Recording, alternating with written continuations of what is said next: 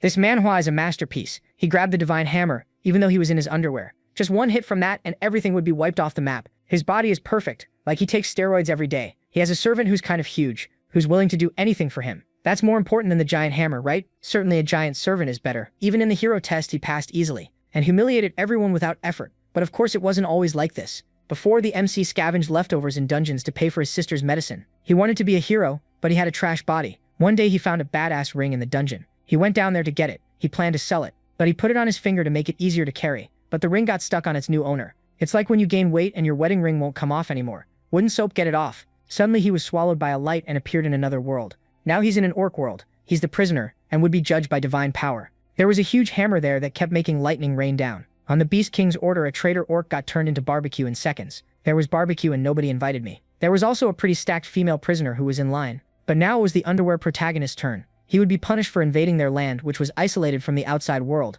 At first he dodges the first lightning bolt. Even the orcs were impressed. Underwear guy doesn't want to die. But soon he gets hit by another one. He dies to the divine lightning. But thanks to the ring, his body starts repairing itself and building an ultimate physique. Then he gets hit again and again, but the system keeps rebuilding his body. The lightning hits him again. But 40% of the ultimate physique build was already done, and he gained divine eyes. Underwear guy walks. Something was calling him. He was heading toward the divine hammer. His body was getting more and more muscular, and he also gained inventory and absolute duplication skills. No one had ever gotten that close to the hammer of the divine king before. The Beast King himself is impressed. As he touches the hammer, the boy asks if it's the one calling him. Suddenly the hammer starts to rise. His body had already reached 100% completion, and he gained a special status called the Chosen One. Lightning crackled everywhere, and the boy lifted it with a single hand. Thor, is that you? The hammer that used to be huge now fit in his hand. Underwear guy will make good use of this item. This was the divine hammer, and its powers were locked because the boy was still level 3. Now he can see his stats and feels stronger. That's because he reached level 3. While he was checking, a shadow moved quickly behind him. It was a giant orc ordering him not to touch the divine hammer. He is the general of the beast army. At that moment, the boy remembered the divine eyes skill he had, and used it on the orc. His name is Ryuga, and he's level 84. Because the boy just stood there staring. The general thought he was challenging him, and almost chopped the underwear guy's head off with a sword slash. Obviously the boy didn't want to fight since the big guy is level 84 and he's level 3. Those 81 levels of difference seem kinda unfair. But the orc general didn't seem to care. The strike was so powerful it created a massive airwave. Underwear guy had blocked that strike. It wasn't easy. His hand was shaking from the impact. The orc says it was just luck. But underwear guy says this is all a misunderstanding and that he should listen. But the giant doesn't seem very rational. So he grabs the boy by the neck, lifts him into the air like he's a butterfly. I thought we were gonna get that Hulk smashing Loki scene. But up in the air, the protagonist realizes he has a skill to copy other skills. All he needs is to touch near the target's heart. So he jumps and touches the big guy's chest. I don't know if it was because he touched the male orc's nipple, but he suddenly struck a pose. Gay. With that, underwear guy was flooded with skills. He could choose any one of them. Meanwhile, the orc was furious. He wanted to rip him in half. In the rush, the boy chooses the Heaven Shaker skill, since it's compatible with the hammer. He came in full force to use the skill. Realizing it was his skill, the orc panics. For someone who only has a hammer, every problem is a nail. And here comes the hammering. The orcs watching almost had their jaws drop. Smoke filled the area, and when it cleared, nothing had happened. Since the kid is only level 3, his weapon still wasn't doing anything. So yeah, he's totally screwed now with this chunk of hammer. The orc grabs his sword and rushes straight at him. Don't do it to me! I beg you! And suddenly someone tells him to stop the fight. The whole tribe is surprised since the Beast King himself was acting. An explosion occurs at the altar and there was the king kneeling. Everyone is shocked and the king says it seems he has been chosen by the divine hammer and it is probably a sign from the gods. For hundreds of years, he was the first to achieve this feat.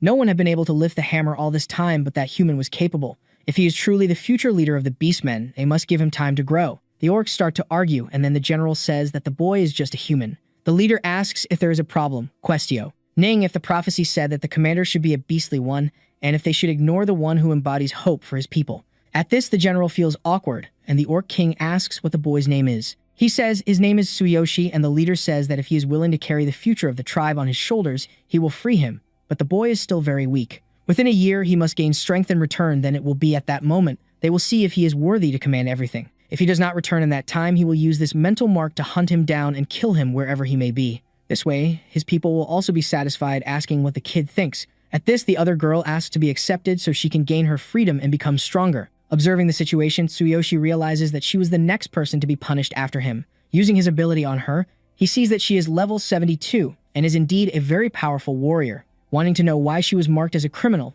but that no longer matters. Thanking her, she thinks that all that has happened was surely a miracle. First, he needs to survive this so he can return to his world. Accepting the leader's offer, he says he still has one condition. He wants to take that girl because she could end up being useful. She feels awkward, and the MC thinks that now they are even. Then time passes, and Tsuyoshi in another place thinks that the voice he heard back then surely started coming from that ring. He doesn't leave, but thanks to this ring, he gained all his abilities, but he wants decay. Now how he will find a way back to the real world. Suddenly someone says that the preparations are complete and decided to serve him since he is his savior. Hearing this, the MC already thinks of strange things, saying that from now on they will support each other. Then she says that he gave her a second life besides the fact that no one has ever supported or thanked her so directly, asking to let her continue calling him master. The girl keeps staring at the boy who awkwardly says that if she wants it so much, then there is no other choice. Anyway, they must continue on their path soon, but she says that it is quite late now, asking him to be careful where he steps, and Tsuyoshi, meanwhile, just thinks that this world is very amazing.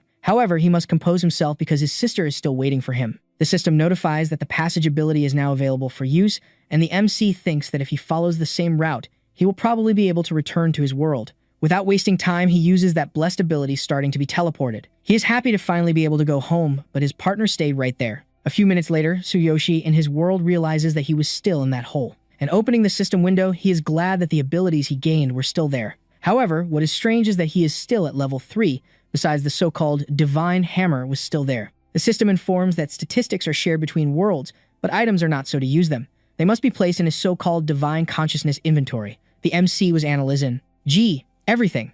And suddenly, the rest of the group appears, asking what he was doing there since the cave is about to close. Our boy, not understanding, asks why they are still there since he has been out for hours. Surely something is not right after all. He spent at least 5 hours in the other world. However, the guy says that he has been there all this time, so they shouldn't delay and will have to leave soon.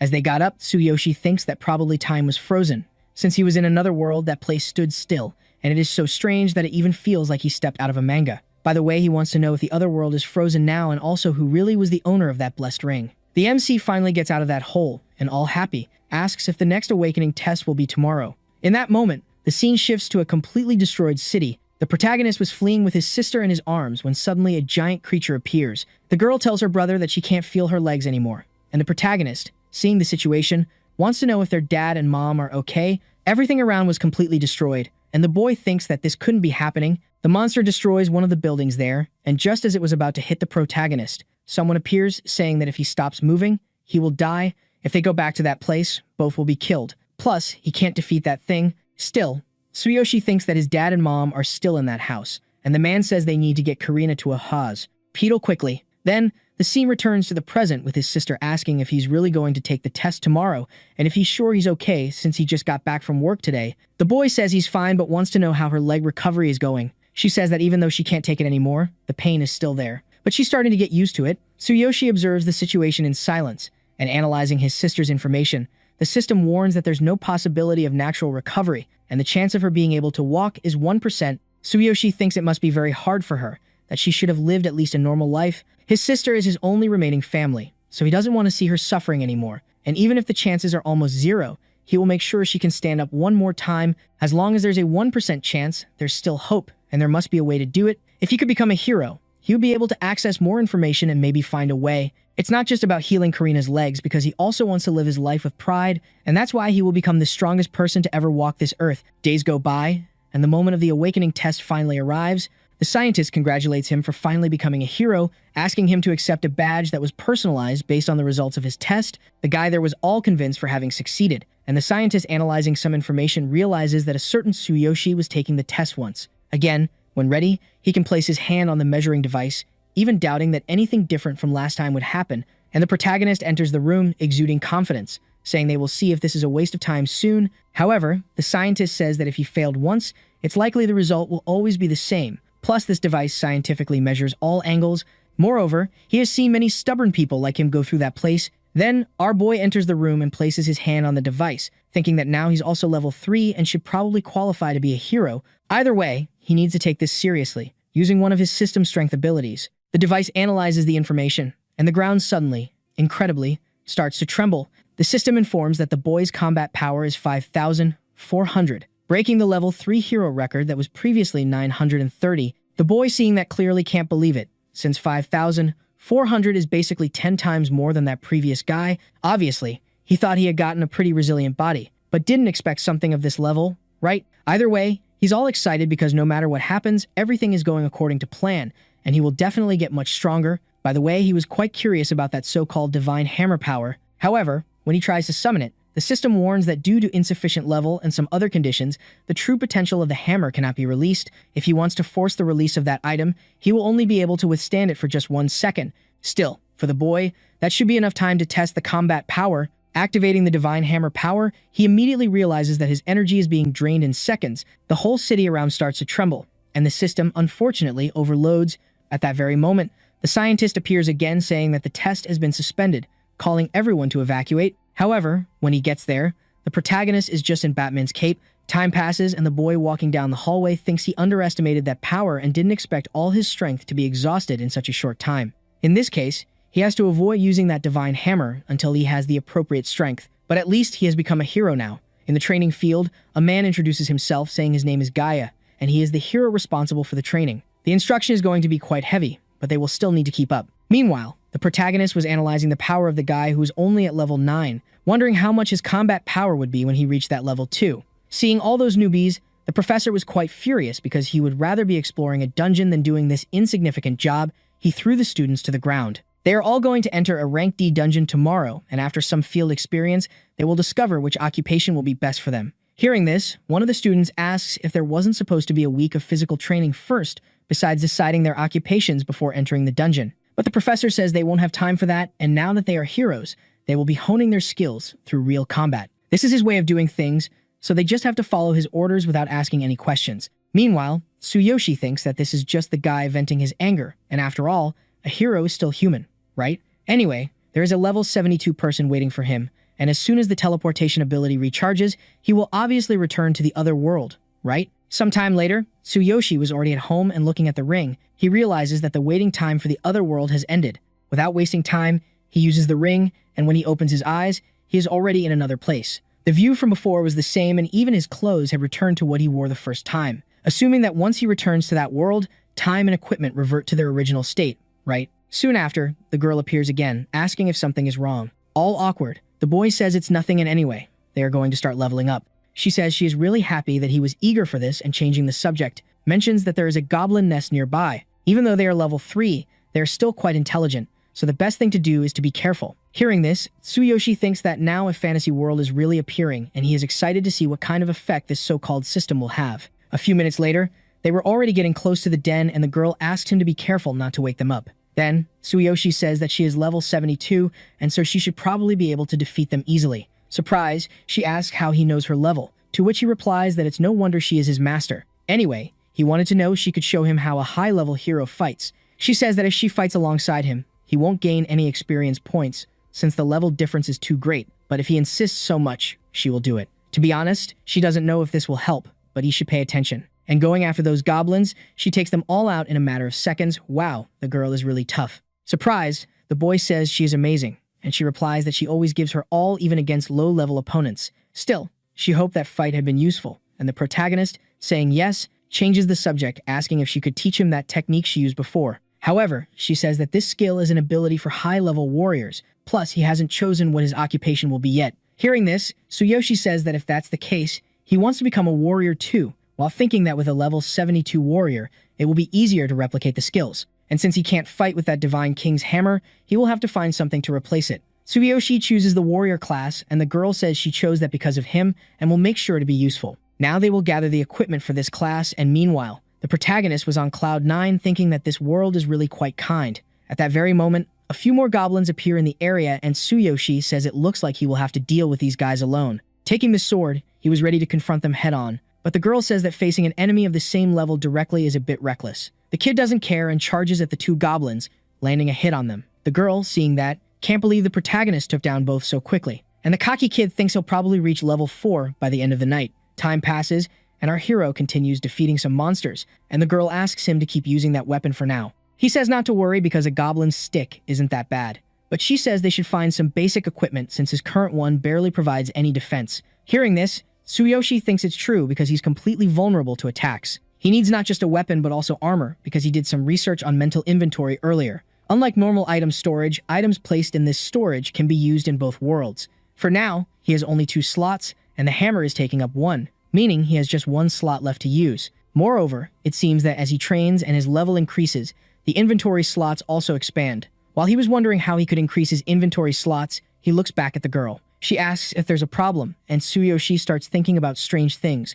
wanting to know what other types of races exist in this world. Suddenly, the girl notices something, and a bunch of goblins appears. The girl says that goblins get stronger the deeper they go, and Tsuyoshi, hearing this, asks if that means the experience points gained will also increase. If that's the case, he doesn't need to interfere because if that happens, of course, he won't gain experience. Man, this guy is so capitalist. With just a goblin club, he charges at the other monsters, taking them all down. The kid gains a bit of experience, saying that the higher the enemy's level, the more experience you gain. Wow, we have a Sherlock Holmes here. Meanwhile, the girl thinks the protagonist's potential is unbelievable because he's doing all this despite the level difference. The further they went down, the more goblins appeared. But for the protagonist with that explosive power, the numbers had become completely irrelevant. The girl was just cheering for him from afar, and the boy thinks he never expected the experience bonuses in this world to be so great, and he was getting stronger, much more than he thought. When he worked as a cleaner, heroes used to complain that those monsters hardly dropped any experience. If you don't repeatedly enter dungeons and level up, it would be a distant dream. However, in this place, it's different since he can keep all this experience. Time passes, and the kid thinks that at this rate, he'll go straight to the boss, and soon after, a different monster appears in the tunnel. Tsuyoshi, seeing the situation, wonders if that's the goblin boss. And the girl then says that this time, the boss was possessed by darkness. Hearing this, Tsuyoshi wonders if that thing also exists in this world because that black goblin that killed his father and mother could probably be of the same race as this one. Then, the girl says that enemies possessed by darkness are quite powerful, and besides that, the boss there is level 6. Moreover, darkness doesn't just have a terrifying power, its very existence is a mystery. Because of this, she will deal with that thing. But it's obvious that our hero doesn't think he knows if there's any connection between darkness and the other worlds. Still, he will kill them and avenge his father and mother. The kid, filled with pure hatred, charges at that goblin, but in a matter of seconds, he takes a hit and is thrown far away. What is this? Why so much ignorance? The monster charges at the protagonist, but of course, the girl wouldn't let that happen. Our hero, meanwhile, is still standing, thinking that he refuses to be killed by a monster like him. Activating a physical enhancement skill, he says that if he doesn't have a weapon, then he'll use his body. With just one punch, he pierces through the creature, saying he will end any kind of darkness. Man, this kid is tough. Then, the system alerts him that his arm was damaged, and the protagonist, seeing the situation, realizes he definitely used too much force. Falling to the ground unconscious, the girl says not to worry because there are still some medicines there. A few hours pass, and the protagonist finally wakes up feeling much better. The recovery speed is much slower than medicine in your world, but the effects are quite significant, and perhaps the pharmacology of this world has a much older history. Anyway, you're feeling much stronger than before. Wow, I got the reference for that pose. Without wasting time, the girl says they're going to get the rewards now. Suddenly, the system appears, stating that rewards have been added since the record for the shortest time to defeat a boss in that cave has been achieved. Tsuyoshi, seeing it was a treasure chest of darkness, is surprised since they are extremely rare in his world and hardly found at auctions. He had used all his effort and finally receives this reward. This world is truly blessed. Opening the chest, the system notifies him that he received the Black Goblin set, and the girl says that this outfit will definitely be very useful. The system asks if he wants to save this in his inventory, but then Tsuyoshi remembers that he only has one space left. Wondering if all that armor will be recognized as a single item, incredibly, it worked, and the girl, looking at our boy's expression, asks if something is wrong. Changing the subject, our hero asks if she knows how to sew, to which she replies that she has been making her own clothes since she was little, so she has a kit with her. Time passes with the two outside the cave, and the girl finally finishes making her clothes. The boy, all happy, puts it on, thinking that now that he got his equipment, it's time to go back. A few minutes later, the protagonist returns to the real world, thinking that after spending time with her, they finally found a place to stay. Even so, he had to wait for the poor girl to sleep to finally return to his world. Still, he really managed to get a lot of good things this time. However, he can't keep stopping time in this world forever because he needs to sleep a bit too. The next day, the system appears to our hero, asking if he would like to wear that Black Goblin kit. Selecting yes, the system equips it on him, and man, he looks like a beast now. Still, he would get into trouble if he went out and the other heroes saw him in this outfit. Besides, wearing this type of equipment as a novice will clearly attract a lot of attention. The system, however, suddenly appears, asking if he wanted to hide his equipment. Selecting yes, it remains on his body but is concealed. Wow, how convenient. Then the protagonist says there are only a few minutes left until a certain meeting, and suddenly his phone rings. A nurse asks if he is Karina's brother because some people are at the hospital and want to take her, saying he owes money. Hearing this, Tsuyoshi thinks that in the past, He had no choice but to borrow money, but he still wants to know why they are doing this when he is paying every week. The phone hangs up, and the boy, furious, obviously heads towards the hospital. Inside the hospital, the MC's sister asks what they want from her. The man says she may not know, but Tsuyoshi borrowed money from them and didn't pay on time. However, the guy thinks he only lent money to that idiot because the boss liked that girl, as she would be worth a lot in the market. Anyway, she is just a child, so they can just take her. Hearing this, Karina says her brother would never make such a deal and probably tricked him. The man says her brother's payments barely cover the interest, asking when he will return the rest. However, if she goes with them, she can leave with all of this easily. If she refuses, he knows very well what will happen. Suddenly, the door shatters, and the MC appears, pure rage. Now it's bad for the guy. In this, the man says he finally decided to show up, asking why he is so angry since that's what they agreed on. Moreover, he doesn't need a crippled sister, and soon after, Tsuyoshi punches the man in the face. The guy spins like a Beyblade, and the MC, meanwhile, is just buffed up. With increased speed and strength, he's a beast. The other security guard charges at him, and the boy, fueled by rage, counters the guy's punch. Man, that's what happens when you mess with the brother's sister. The two were already in deep trouble, and the loan shark says no one has ever challenged him. Pulling out a .38, he shoots at the MC, who catches the bullet with his hand. If the bullet didn't work, there's nothing more to be done. The guys are in deep trouble. Tsuyoshi, exhaling testosterone, thinks he's a hero now, and meanwhile, the extras were trembling in their boots.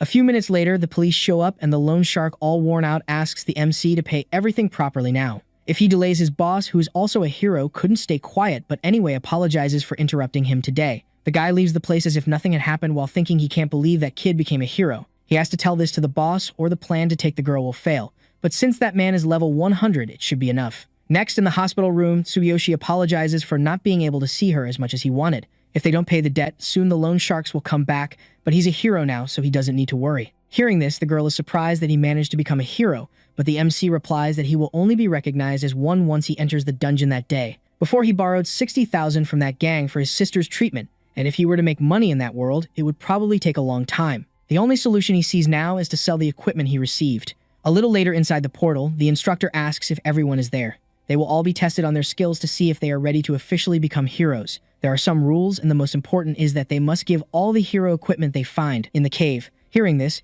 Tsuyoshi thinks he has heard of these terms before, but anyway, he thinks there isn't much to be found in a low-level cave. Soon after, the man says that regarding the test, they can relax because he is a level 9 warrior, and as long as they follow his instructions, they won't have problems passing the exam. In exchange for becoming official heroes thanks to him, each of them will pay a total of 20,000 yen. He asks if everyone understood, and the protagonist then asks why they have to pay an additional fee if he is already receiving all the equipment from the cave. Soon after, an adventurer asks not to encounter that man because he is a member of a guild called Crazy Wolf. Still, Tsuyoshi doesn't want to pay a man like him who says these are his rules. If you're too poor to pay 20,000 yen, then you have to sign up for a test alone. Everyone around starts discussing, saying that not a single intern has managed to achieve that feat of doing everything alone. Hearing this, the protagonist says it's not such a bad idea, and sometime later, everyone was inside the portal. One of the evaluators asks if he really wants to take a test alone and is there just to confirm if it's true. No one has ever passed a test like this, and even though it's a rank C cave for the Hero Union exam, it's a suicide mission for a new intern.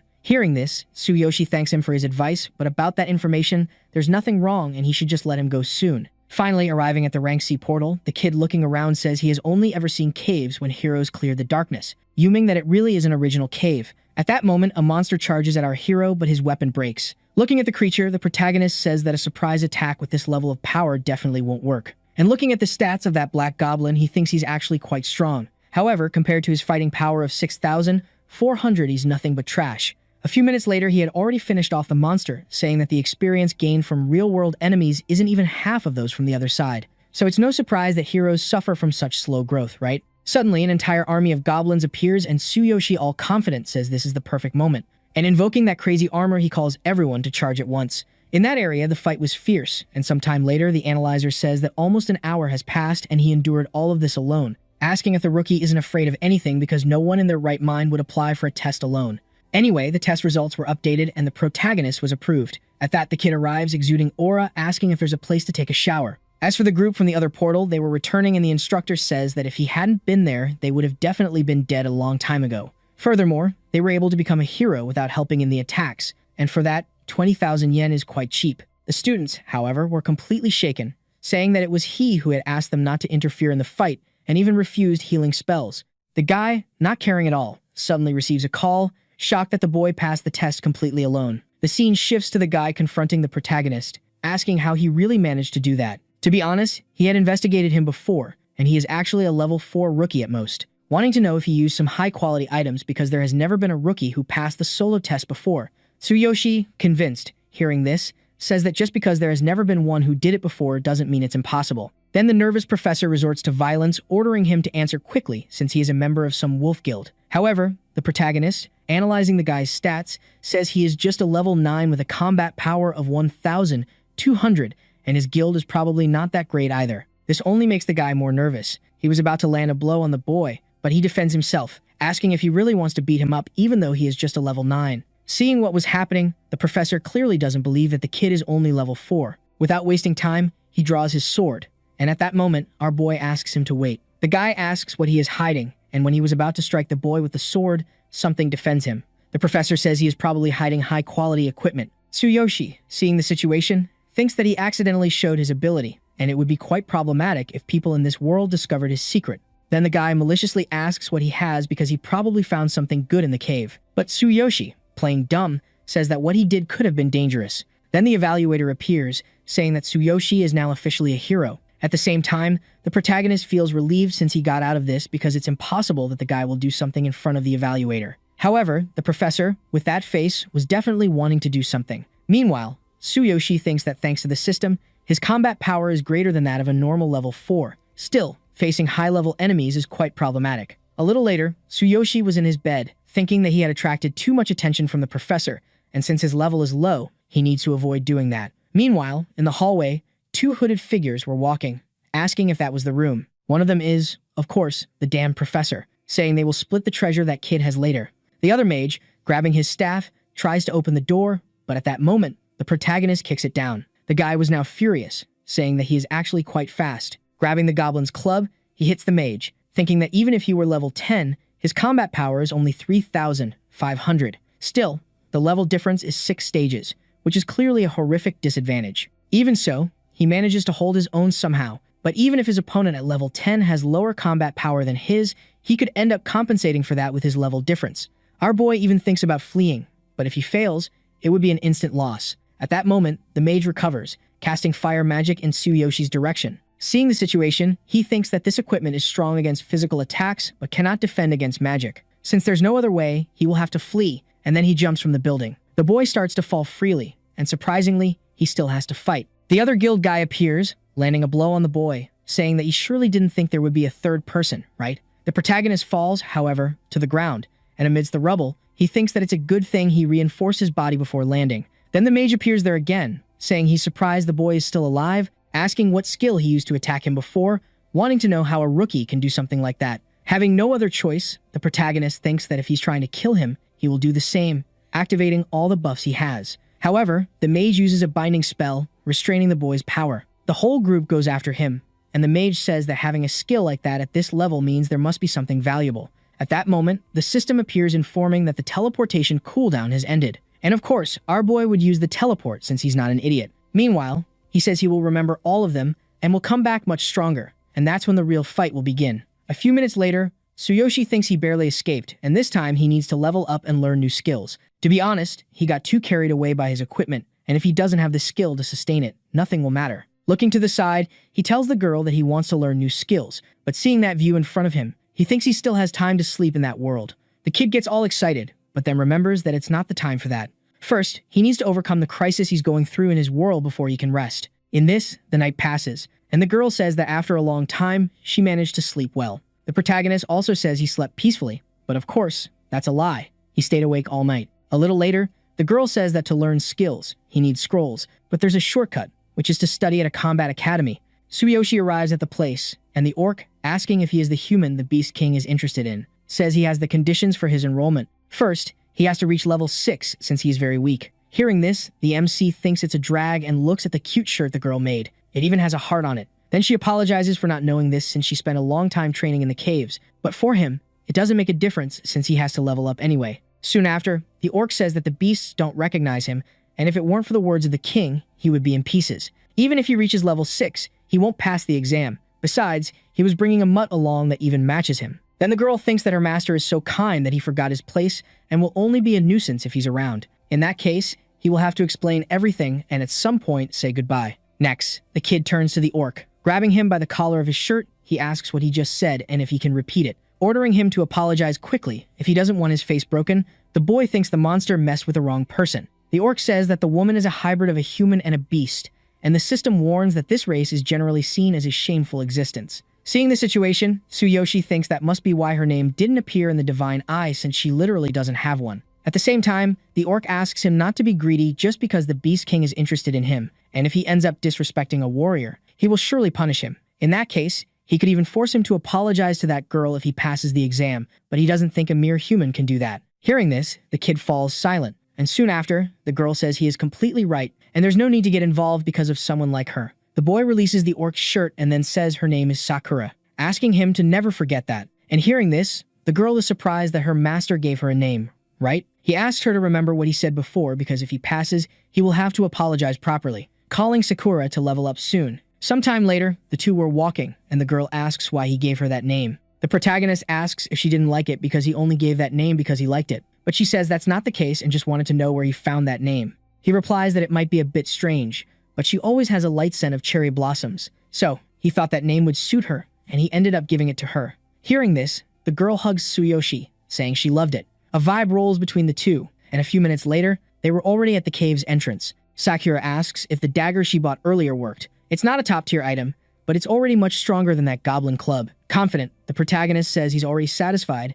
and just lifting that hammer makes any weapon feel very light. At the same moment, a bunch of monsters appear, and Tsuyoshi asks Sakura to stay back and continue teaching him the same way as always. Since he needs the experience, he doesn't want her to interfere. The girl gives instructions to the protagonist, and he keeps defeating the monsters. Activating his supreme physique ability, the monsters tremble at their core, and the boy says that with this level of power, they can't even scratch him. Sakura, watching from afar, thinks that the master's defense was to be expected from someone chosen by the divine hammer. Low-level enemies are no match for him, and with that, he could level up quickly. Then, Tsuyoshi says that against fast enemies, speed is more important than power. After all, in this world, leveling up is quick, and there's no need to compete for resources that allow monopolizing experience. Those three have a combat power level of at most 3,900, but their levels compensate for that. Besides, no matter how high their combat power is, with that level difference, it's almost impossible. In addition to being at a numerical disadvantage, considering their abilities, winning will be difficult, so he needs to reduce the level difference and acquire at least 4 new skills.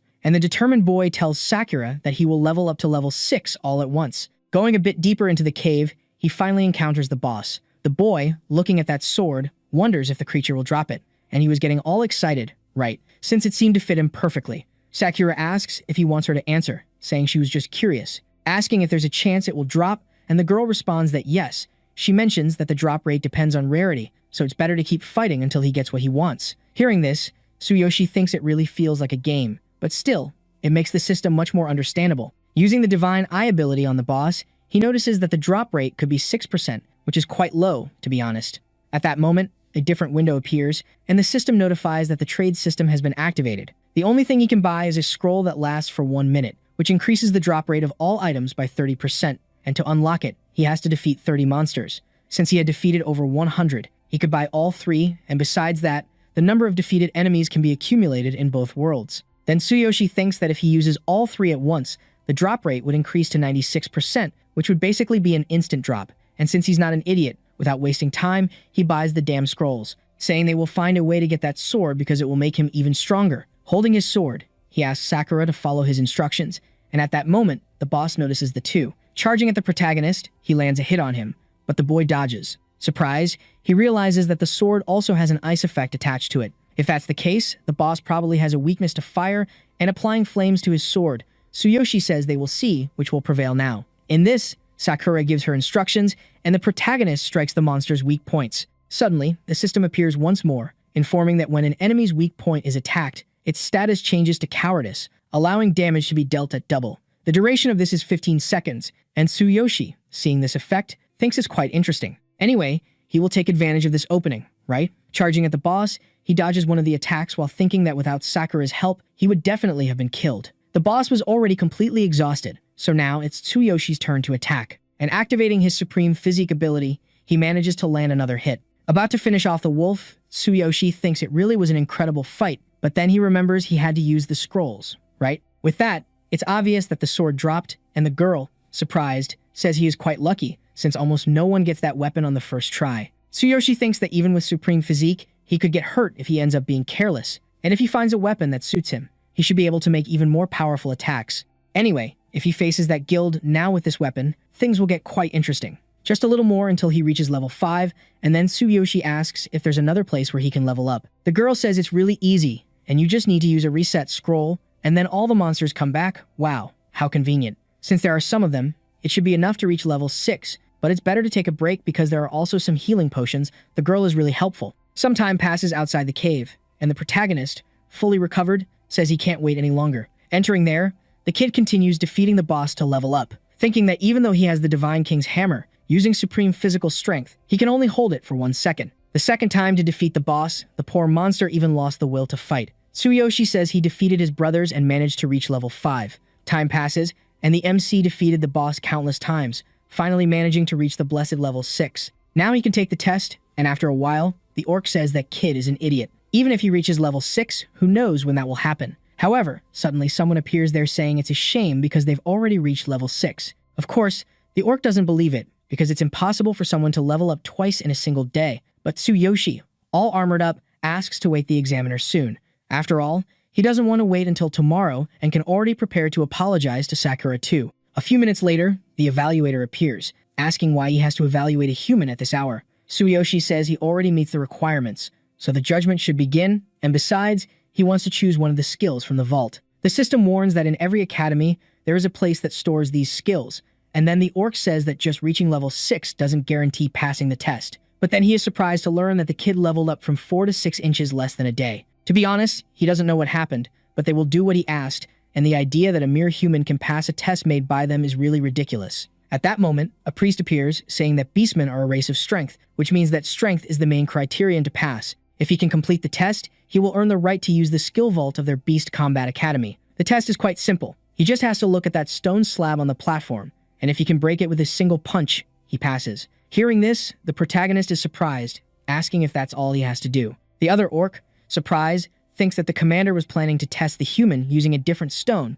because even level 10 warriors have difficulty breaking one of those. The commander approaches the stone, saying that this is easy for a beastman and will show how it's done, thinking it wouldn't be difficult if it were a normal stone. But now that they're talking about a human, this story is quite different. That's the case. Even he, who is level 20, needs to give his all, and by landing the punch, he manages to chip part of the stone. The orc, all confident, says it's quite simple, saying they will see what the protagonist has too. At that moment, he approaches the stone, saying he will try, thinking that thanks to his supreme physique, he can exceed the expected power of his level. However, just to be safe, he will adjust the enhancement and increase the impact of his fist's power. From the boy's arm, some crazy lightning starts to come out, and the system warns that 50% of the strength has been concentrated in the right arm. The orc says that although it's easy for beastmen, for a human, it must be difficult. But the kid, not caring about anything, lands a punch on the stone that shatters it completely. The orc, seeing that, is clearly left speechless. Tsuyoshi, not understanding anything, asks if he put in too much strength and that it really is quite simple,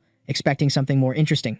Meanwhile, Sakura is all happy, saying that now he can access the skill vault. The two monsters remain in shock, and Tsuyoshi, approaching them, asks if this counts as his approval. But then he makes an excuse, saying he failed because he wasn't watching, asking how he did that. In that case, let's do the test again, but this time with an iron bar. It's quite simple. He just has to bend an iron bar using his strength. A few minutes later, the protagonist obviously uses the little stolen powers from the system and easily manages to bend that thing. Time passes, and the orc continues trying other tests, including fights, but Tsuyoshi passes everything calmly. The kid was already los, in patience, saying he had completed it 3 times, asking if he had passed this time. Man, there's no other way. The kid is too strong. He's going to have to pass the boy. And now, as I promised, he's going to have to find a way to apologize to Sakura. The orc, for his part, says it's all good. Anyway, a warrior has to keep his word, apologizing to Sakura for everything he had said last time. The girl, meanwhile, was a bit embarrassed, and Tsuyoshi asks her not to be so reserved because it's only fair he asks for forgiveness, right?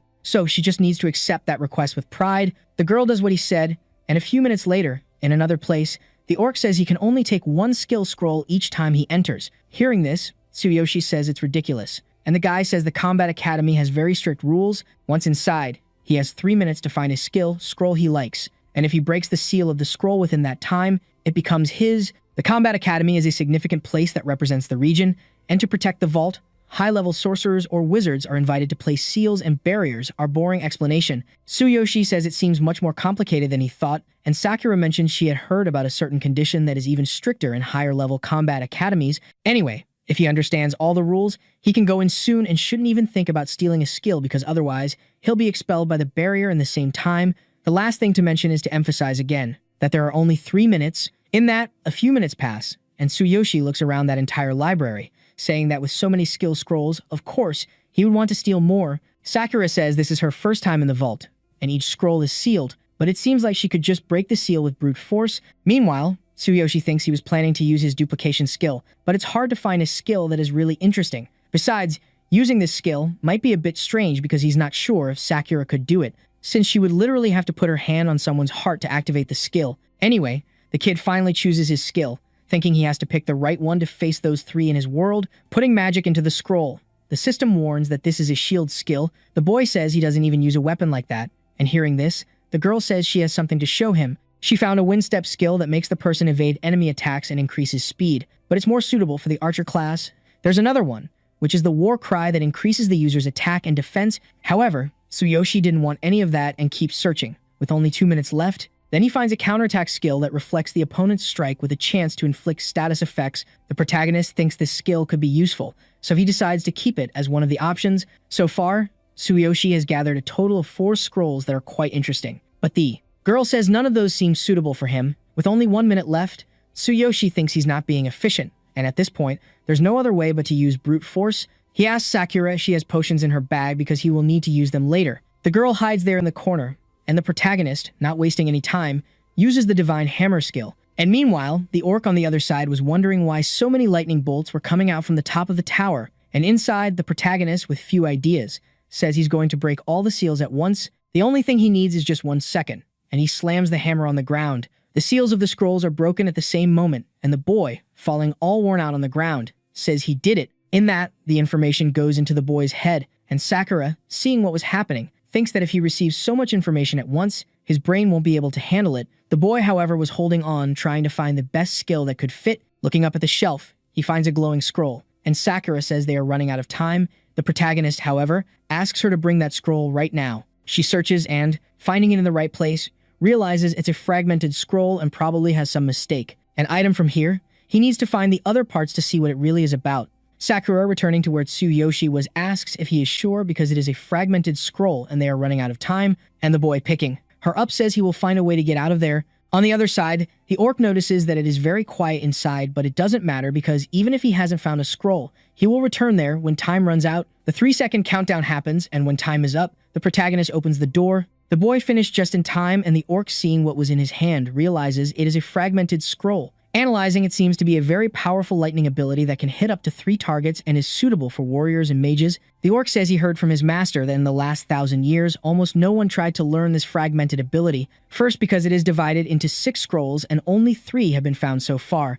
and collecting the rest without any clues is almost impossible. Moreover, anyone who tried to learn it in the past died due to the impact of leveling up. Hearing this, the boy already thinks he messed up. But then a mage says there was someone who was able to master this ability 1,000 years ago. The Beastman King, known as the Divine King, who also used the Divine Hammer artifact, acquired this ability, and it was the only one left behind at that time. At this, Tsuyoshi becomes curious, asking why such an important ability was thrown in a dump like this. The orc, however, says that no matter how powerful the ability was, it doesn't make sense if no one learned it. Tsuyoshi gets all excited, saying that this could be perfect for them anyway. The two start to leave, and the priest says that this fragment is just the beginning. NG, and if they manage to get the rest and master the ability, it will depend completely on their strength and luck. At the same time, the orc looks at the girl, asking if she is the hybrid who was supposed to be executed. That human probably still doesn't know about her true identity, asking if she intends to throw him away too, and the girl, changing her gaze, immediately says that it is none of his business. Wow. The priest gives up on talking and then says he will see how far they can get.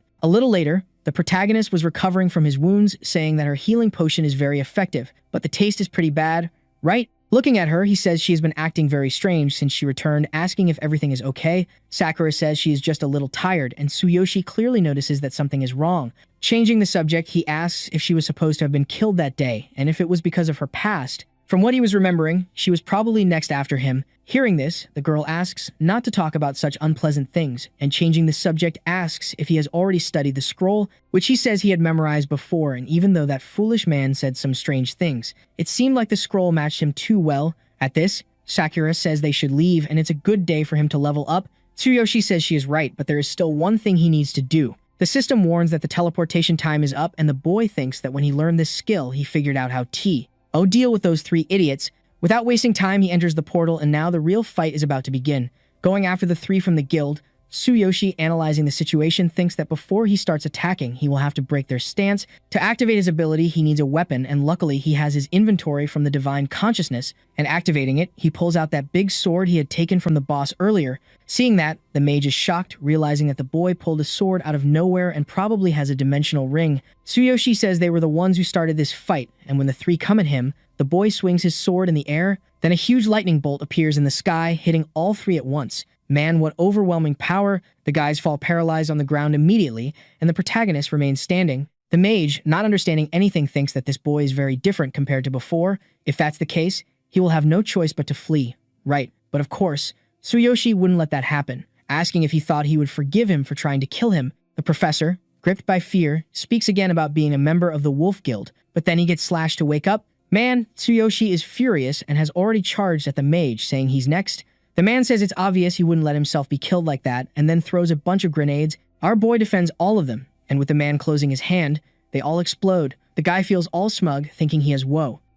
But then in the smoke, the kid appears again. Pure hatred in his eyes, he says that if it weren't for his peak physical condition, he would have definitely been killed by now. Activating that overpowered armor, he thinks he will take them all out at once, thinking that of course, he wouldn't let any of them get away. The three may be from the Wolf Guild, but all this happened because they were at a much lower level. At that moment, Tsuyoshi looks to the side and spots a bag. Picking it up, he realizes there's a ring inside, and the system alerts him that it's a dimensional ring. Tsuyoshi, of course, without wasting time, puts it on, surprised that no one had ever used it before. The kid, laughing with that crazy look, thanks the other three for the loot. A little later, the police had already arrived at the scene, and Tsuyoshi thinks it's a good thing he left early. He carefully erased his traces and took everything valuable, so they won't find anything about him, but at least he's safe. Meanwhile, Tsuyoshi was bragging about having gotten the professor's phone, and suddenly it starts ringing. When he answers, a girl speaks, and Tsuyoshi thinks it's the high school teacher. Thinking she should have sent his withdrawal notice, he asks her what happened. The teacher says he isn't going to school even though the holidays are over, and understands that he might want to leave school for his sister's sake due to their financial situation. However, she doesn't want to see a student abandon their studies, and hearing this, Tsuyoshi thanks her, mentioning that the problem isn't due AC money. The kid remembers his past, and man, that school didn't seem very friendly at all. Then she says she understands, but he can change his life if he doesn't stop studying. Regarding his tuition fee, she will try to do something about it so he doesn't have to worry. So he just has to be brave and go to school tomorrow. Saying he can't just become a janitor, Tsuyoshi thinks his teacher still doesn't know he has become a hero, besides being the only one who always cares about him. Then the teacher says that Tsuyoshi is a strong person, so he shouldn't run away from his problems and should continue studying. She will help him as much as she can. And hearing this, the MC thinks he thought he didn't want to go back to school because he has no good memories there, but now he's not the same person anymore and will make those idiots pay. And thanking the teacher, he says he will go to school tomorrow. The scene shifts to a man saying that 3 people were killed by an unknown hero and their items were looted. Besides that, the dimensional ring they gave them was also stolen. But little does he know that this item has a tracking device. He already knows exactly their location, and it's obvious they won't let this thief go unpunished. Oh boy, things just got serious. Meanwhile, the protagonist was taking care of his sister, asking how she is, to which she replies that she's fine as long as she walks slowly. Hearing this, Tsuyoshi thinks that as soon as his sister found out he was going back to school, she insisted on going with him so she wouldn't be a burden going to school. OL in a wheelchair is quite difficult, and that's why he bought those prosthetics so she could walk, even if just a little. Even though the price is ridiculous, he managed to buy them with the money from those 3, but now there's nothing left. He also can't sell the dimensional ring, so he will have many opportunities as a hero. Even so, looking at his sister's face, everything he went through was worth it. That's right, this guy is a true brother. The 2 walk through the school, and the bad looks start to appear. The blonde girl says that the girl was attacked by darkness, besides losing her parents and her legs being pretty messed up. The other one asks if it wouldn't be better if that kind of person was already dead, and she's already been irritated for a while by that girl acting as if she were innocent. Hearing this, the blonde girl at least has a bit of sense, right, asking if she's going to threaten him again, and if it wouldn't be bad if the school found out. However, she doesn't care at all. because no one dared to confront her back then, and probably the same thing will happen this time. A little later, in the principal's office, he says he should thank teacher Lily, because if he hadn't asked her personally, he wouldn't have allowed the kid to return to school. The teacher says she knows that very well, but the boy has his own circumstances and she had already given him some instructions. With everything resolved, Tsuyoshi thanks her and the two leave the room. The old man, however, continues to stare at Lily, thinking that he doesn't care a boo to the student and is only interested in her. After all, he really needs a lover just like him. What a conceited guy. In the hallway, Lily says she will cover his enrollment fee, so he doesn't need to worry, and Tsuyoshi, hearing this, apologizes and will definitely return the money. Then she says they could discuss it later, and that he's already in his 3rd year, so he should prepare for his exams. Besides that, Tsuyoshi seems more excited compared to before. Asking if it's true, he says he has been working hard in recent days and will definitely live up to her expectations. Meanwhile, he thinks he wanted to tell her that he is a hero, but the issue with that guild is still unresolved, so he needs to be more cautious. However, of course, he will find a way to show that he is not the same as before. A few minutes later, the protagonist enters the classroom and a cocky guy says he thought he had been expelled. The guy with the weird hairstyle asks if they should deal with him again because his allowance had decreased after he disappeared. And out of nowhere, one of them charges at Tsuyoshi, saying he doesn't care about his family and all he wants is his money. The paper ball flies towards Tsuyoshi, who, without looking back, catches it with his hand. Man, the kid's reflexes are on point. Looking back confidently, he invites the two to go to the bathroom later. Hearing this, of course, he would just get more nervous, and a few minutes later the bell rings. A muscular guy at the bathroom door says that place is currently in use, and meanwhile, the protagonist was inside with those two bullies, wanting to know where the kid's money is. He asks what will happen if he doesn't hand it over. Charging at them, he grabs both their hands, which surprises them with Tsuyoshi's strength. He thinks that his former self didn't have the courage to protect him, but now it's quite different. Analyzing the three, the system warns that none of them have combat power and are not even a threat, and without wasting time, he delivers a flying kick to both of them at once. The bully there, not understanding anything, was still processing everything that happened, wanting to know why that weak Tsuyoshi suddenly became a completely different person. Suddenly, the guy guarding the bathroom says the boss is there, so they should get out of there quickly. With no other choice, the guy leaves. Looking back with nothing but hatred, our boy, without moving a muscle, thinks that the kick the guy took wasn't enough. Anyway, good thing he held back his strength, because if he had used his maximum, those three would definitely have been done for. At this point, the scene shifts to Tsuyoshi's sister, and suddenly, someone opens the door. Those two idiots from before appear intimidating Karina's friend, saying that if she does anything, next time they will hit her in the face. Looking at the protagonist's sister, she says she hasn't been coming to school for a long time. During that time, there was no one to use it, which was quite annoying. Asking how she will compensate for that, the poor girl says she has no money, and the girl asks if those things on her leg can't be sold. Man, these girls don't hold back. Desperate, Karina tries to argue because her brother worked hard to buy it for her, so it's very important to her. The other one says it seems that without that prosthesis, she won't be able to walk and, getting up, slaps the poor girl. The funniest part is that no student does anything, and suddenly, the teacher appears telling everyone to go to their seats, and, leaving for now, the girl says she was lucky ordering her not to leave after class because their conversation isn't over yet. Class starts and Karina, almost having a panic attack, thinks she has to find a way to escape as soon as class ends. A little later, in the protagonist's classroom, class finally ended. Lily, calling Tsuyoshi, asks if he is getting used to school after being absent for some time. Moreover, she wants to know if she could do something to help him today. Man, that teacher is really nice, no doubt. The boy, all smiles, says that everything is fine, and the teacher says that if that's the case, instead of being scared like before, he should tell her when he is being bullied. And Tsuyoshi, without hesitation, of course says that he is really fine. Anyway, she is very happy that he's getting used to school again, and if anything happens, he can call her. At that moment, Tsuyoshi was almost leaving, and, out of nowhere, someone calls him.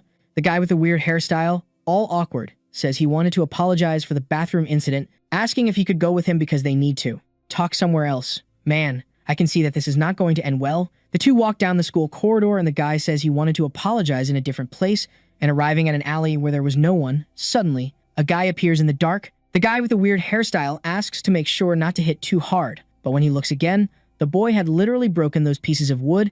Man, Tsuyoshi is something else. He didn't even need to protect himself. Seeing the situation, our boy says he knew he was up to something, but didn't know it would be something so low, right? In the same instant, he delivers a flying kick to the guy's hairstyle, which goes flying down the corridor. The other two also don't get away unscathed and are taken down in seconds. Tsuyoshi says they still haven't learned their lesson and are really quite pathetic. The bully, not caring at all, charges at Tsuyoshi, who says that if he weren't in school right now, he would definitely kill him. Hearing this, the guy freezes instantly, wondering if he is really afraid of that boy, who, at the same moment, gives him a bunch of slaps to the face. What the heck? Why humiliate him so much? Then the protagonist says he is really late to pick up his sister. But anyway, he is saved by the law. After all, a hero shouldn't kill a civilian, right? Poor Karina, meanwhile, was walking down the corridor, thinking she had to find a way to escape soon. However, to make matters worse, she still has to walk up those stairs, right? Oh, what a tough situation. At that moment, someone pushes her, and the girl asks if they think she could escape through the back gate so easily. Obviously, they already knew she would go that way, ordering her to get those things off her leg quickly. What the heck, man? The girl is all messed up on the ground, begging not to take those braces off her. On the other side, Tsuyoshi was looking for his sister, and suddenly, someone calls out to him, asking if he is Karina's brother, who replies yes, wanting to know where his sister is, and she says she went through the back door, asking him to go check. Tsuyoshi, walking down the corridor, thinks that something probably happened. That girl from before acted strangely and is probably scared of something. Anyway, he has to find a way to locate his sister, right? Reaching the stairs, Tsuyoshi wonders if Karina really went that way. But looking down, he comes across that scene. His sister was all messed up on the ground. Looking up, she sees the protagonist and asks why he came there, saying it's her fault because she fell down the stairs, and Tsuyoshi, not wasting any time, uses the system that informs him there are many injuries caused by someone. Then, Karina says her prosthetic is broken, and she didn't want to cause him any trouble, and Tsuyoshi, helping his sister up, says they are family, asking to go home soon.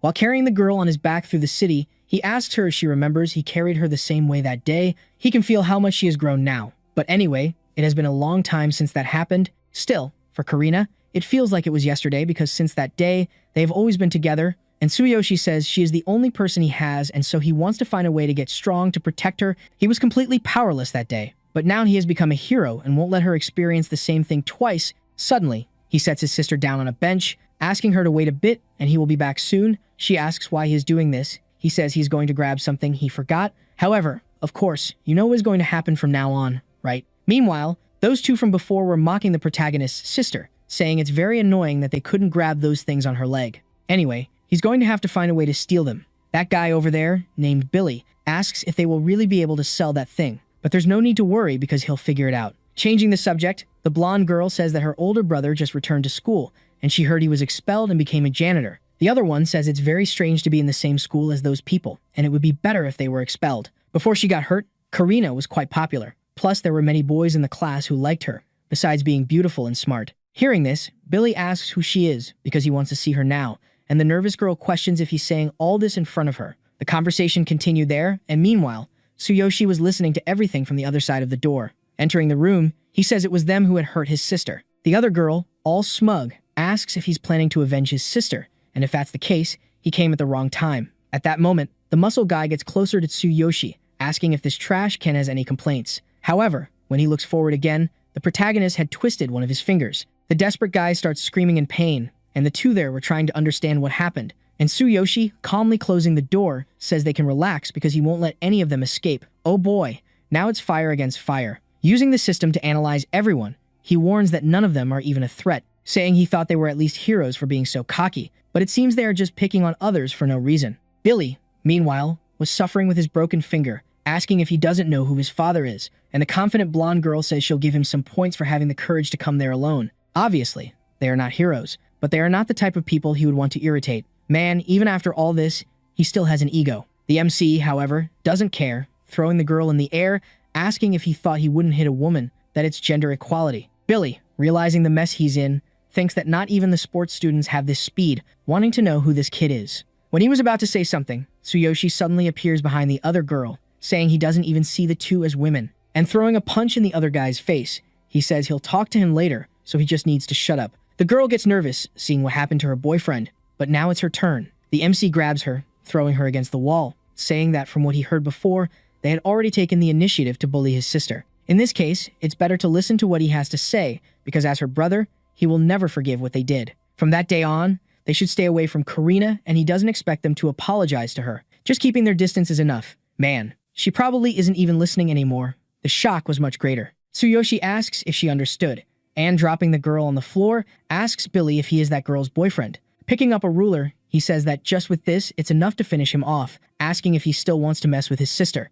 If he were a hero, the story would be very different since he would have killed him a long time ago. Hearing this, Billy says he is the son of the leader of a guild called Blue Cobra, and his father is a level 10 hero. At that, Tsuyoshi remembers that those guys from before who went to the hospital were from that guild. And getting even more annoyed, he says it's quite funny that he keeps meeting people he doesn't like. Suddenly, he summons a lightning bolt, imbuing the ruler, and without understanding anything, Billy asks if he is a hero. However, the kid wasn't looking for any more conversation and slashes him with a ruler. The poor guy gets electrocuted, but the system warns that if he doesn't use a decent weapon, the damage will be reduced by 90%. Our boy, dropping the ruler, says that much pain should be enough and starts to leave the place, revenge completed. Besides that, they shouldn't forget that these are their first and last chances to fulfill their promise. Otherwise, they already know very well what will happen, right? A few minutes later, Billy, all beaten up, asks if the MC has already left. The girl says he should go to the hospital. He replies that he's fine, and besides, he didn't know that guy was a hero. Showing the mark on his neck, the girl says he has to do something, asking him to call her father.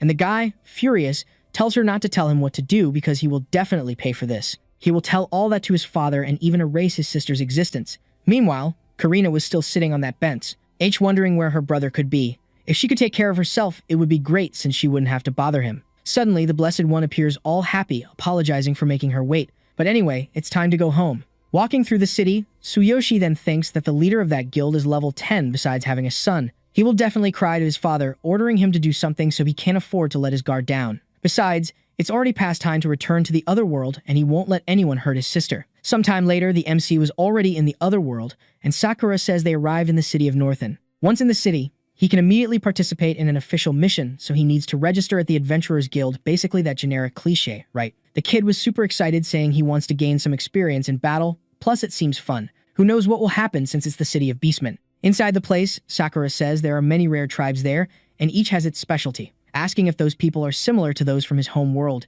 mentioning that there is a rule that must avoid a fight that could cost his life outside the arena. Still, that kingdom is a city of Beastmen. After all, there are many of them there, right? Hearing this, the protagonist gets excited, saying it's the first time he's seen a human in this world. He gets closer to talk to the two, but they didn't seem very friendly. Ordering him not to come any closer, our boy, not understanding anything, asks if there's a rule for greeting, and Sakura steps in to say it was a misunderstanding. The two start to walk away annoyed, and Sakura says he shouldn't talk to the adventurers around in this city. Most of the adventurers, especially the humans, are alert all around, and the protagonist looking at the city says it seems those people are whispering something. The girl apologizing says it's because she's a half-breed and the beastmen hate hybrids. Anyway, they should hurry to get registered at the Adventurers Guild, and our boy, extending his hand to her, says that discrimination exists everywhere, so she doesn't need to think too much about it, right? A little later, Tsuyoshi was looking at a mission board in the guild, saying it's like in the anime. Arriving at the guild counter, Sakura says they came to register as adventurers, and the attendant, who is a beast,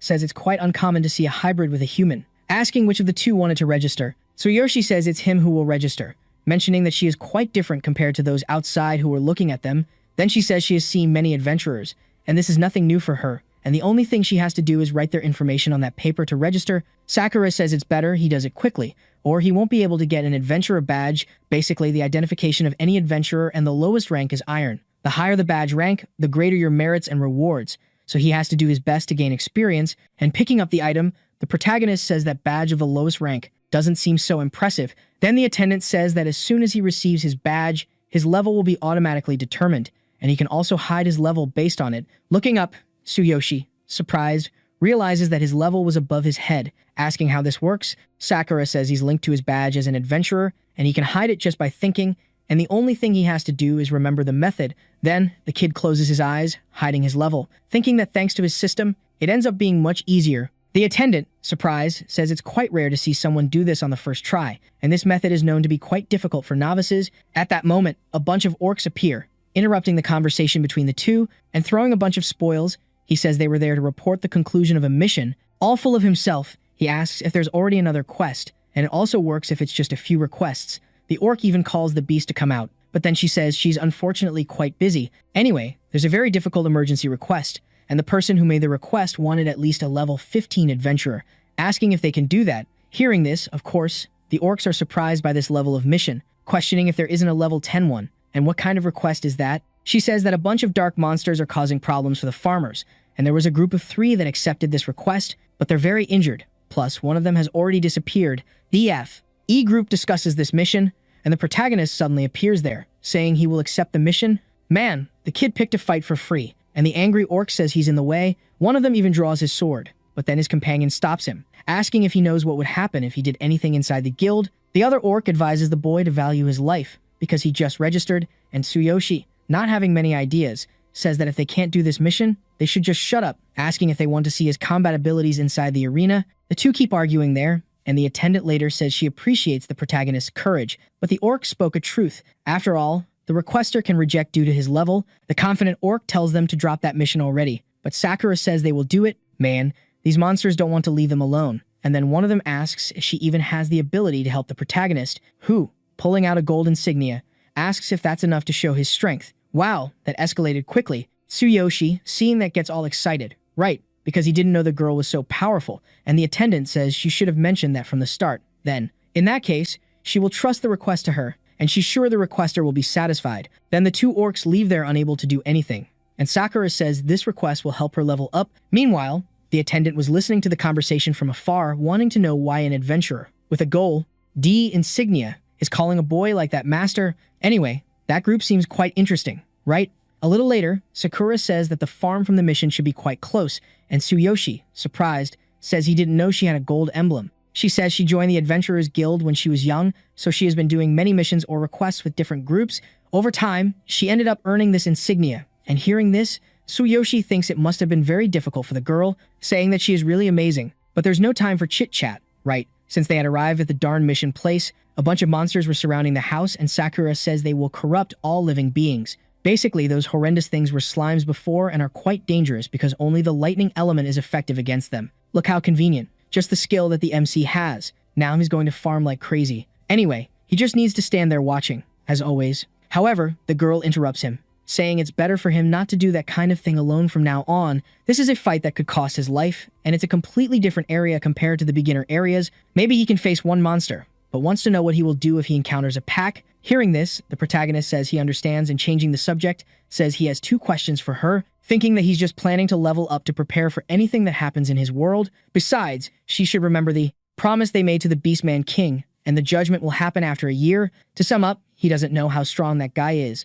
so his first question will be that, because he doesn't know how strong he should be to prove his strength and abilities within a year. And hearing this, Sakura says that to be honest, it's impossible for him to pass that man's test in a year, starting with this level now, for sure. After that period, he won't be able to do absolutely anything. First of all, it is already an achievement to have come out alive from that place, and, at the very least, he must avoid being killed in the trial, asking if he knows the rule regarding the level system. In this, Tsuyoshi asks for further explanation, thinking that he knows both worlds have the same level system. The higher the level of his combat abilities as an adventurer in this world, the greater his combat skills will be in his world as a hero. Aside from that, he knows nothing more, and then Sakura says that the level limit for adventurers is level 100 and, additionally, the current Beast King is at level 92. The reason the Beast King reached this position is due to his completely unmatched combat abilities. The reason he said it is impossible for him to pass the Beast King's trial is that there is a limit to how much a person can grow. Basically, the higher your level, the harder it is to level up, and as you can see, her example has been an adventurer for over 20 years and is still at level 72.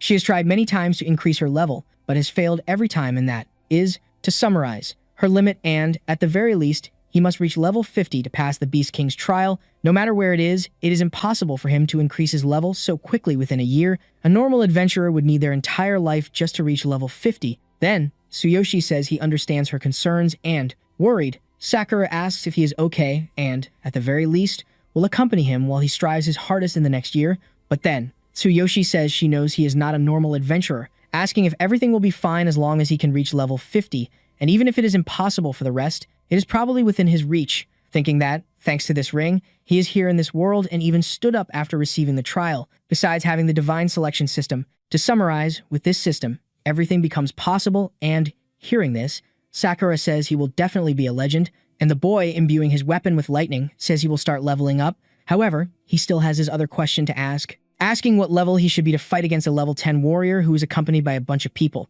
She says she doesn't know why he asked that question, but in this situation, with so many enemies, he needs to be at least level 12 to have a certain advantage, and Tsuyoshi, without wasting time, says that if that's the case, he will reach level 12 inches a week. Suddenly, that darkness monster charges at the protagonist, who asks to leave the rest to him, thinking that he will use the system to its maximum capacity from now on. Boy, the farming is about to begin. Despite the weakness of those monsters being thunder, Their core is also marked with a weakness. The boy charges at the slime, and Sakura says he cannot be hit, otherwise he will be corrupted. With his magic sword, he manages to find the monster's core, thinking that, with his supreme physique, he can withstand its attack. In a few seconds, he splits the slime in half, but the core had not been cracked. The monster recovers from its injury and, at that moment, charges at the protagonist, who, activating his supreme physique, says he has chosen the wrong opponent, and just with brute strength, he finishes off that creature. Boy, the dude is way too strong. Seeing everything from afar, it's clear that Sakura doesn't believe it, thinking that guy seems to make things possible after all, and Tsuyoshi, finding the monster's core, finally finishes it off, saying that it seems that this mission will be much easier than he had thought. Then, time passes in all the darkness, slimes have been defeated. Tsuyoshi thinks it was as Sakura said because it's much harder to level up now, so he has to think of a plan to level up quickly. So he will reach level 12 inches less than a week and then level 20 inches a year. Next, Sakura appears, handing some potions to the boy, who says she had come prepared, buying everything in advance from the merchants. They had to find a way to stock these items next time. But then she says the protagonist has no money and this type of item isn't cheap. Hearing this, Tsuyoshi says he will try to do something about it, asking her to explain the situation later because he didn't consider his finances or anything like that, thinking that he had only focused on leveling up, completely forgetting that money is important, and even if he spent the girl's savings, he surely wouldn't say anything. Poor guy. In that moment, the girl starts giving a huge explanation about the price of each item, and the protagonist gets discouraged right away, right? To put it simply, they were quite poor now, and as soon as they finish this order, the Adventurers Guild will calculate and consider the rewards later. Changing the subject, Tsuyoshi says that the boss must be inside the warehouse, and since he is the only one left, they will finish that faster. But then someone suddenly appears asking who they are to enter his farm without permission. The owner of the place asks if they are adventurers and why a hybrid and a human are inside his farm. The other beast asks if they had exterminated those monsters from before, but it's almost impossible that this was accomplished by a human, as he seems quite weak, right? Apparently, that other group there are adventurers too who are going to fetch that mission, all this to get an item from the boss called Cardiolus. Hearing this, Sakura is surprised, asking if that thing really drops from that boss, and the orc says that he indeed made a request to the guild, but didn't expect them to come there so quickly, asking if they really don't know what that boss drops. The other beast says that if they don't know this, they should leave the rest to them, and anyway, if they try to interfere in the fight, they won't hold back. Meanwhile, the protagonist was not understanding anything, asking what they were talking about. In that moment, the girl says that there is an extremely rare drop, and after being purified, it can be used to enter a dark area. Any adventurer who wants to level up obviously wouldn't let this chance slip away. Then Tsuyoshi, not being an idiot, of course wants that item at all costs, right?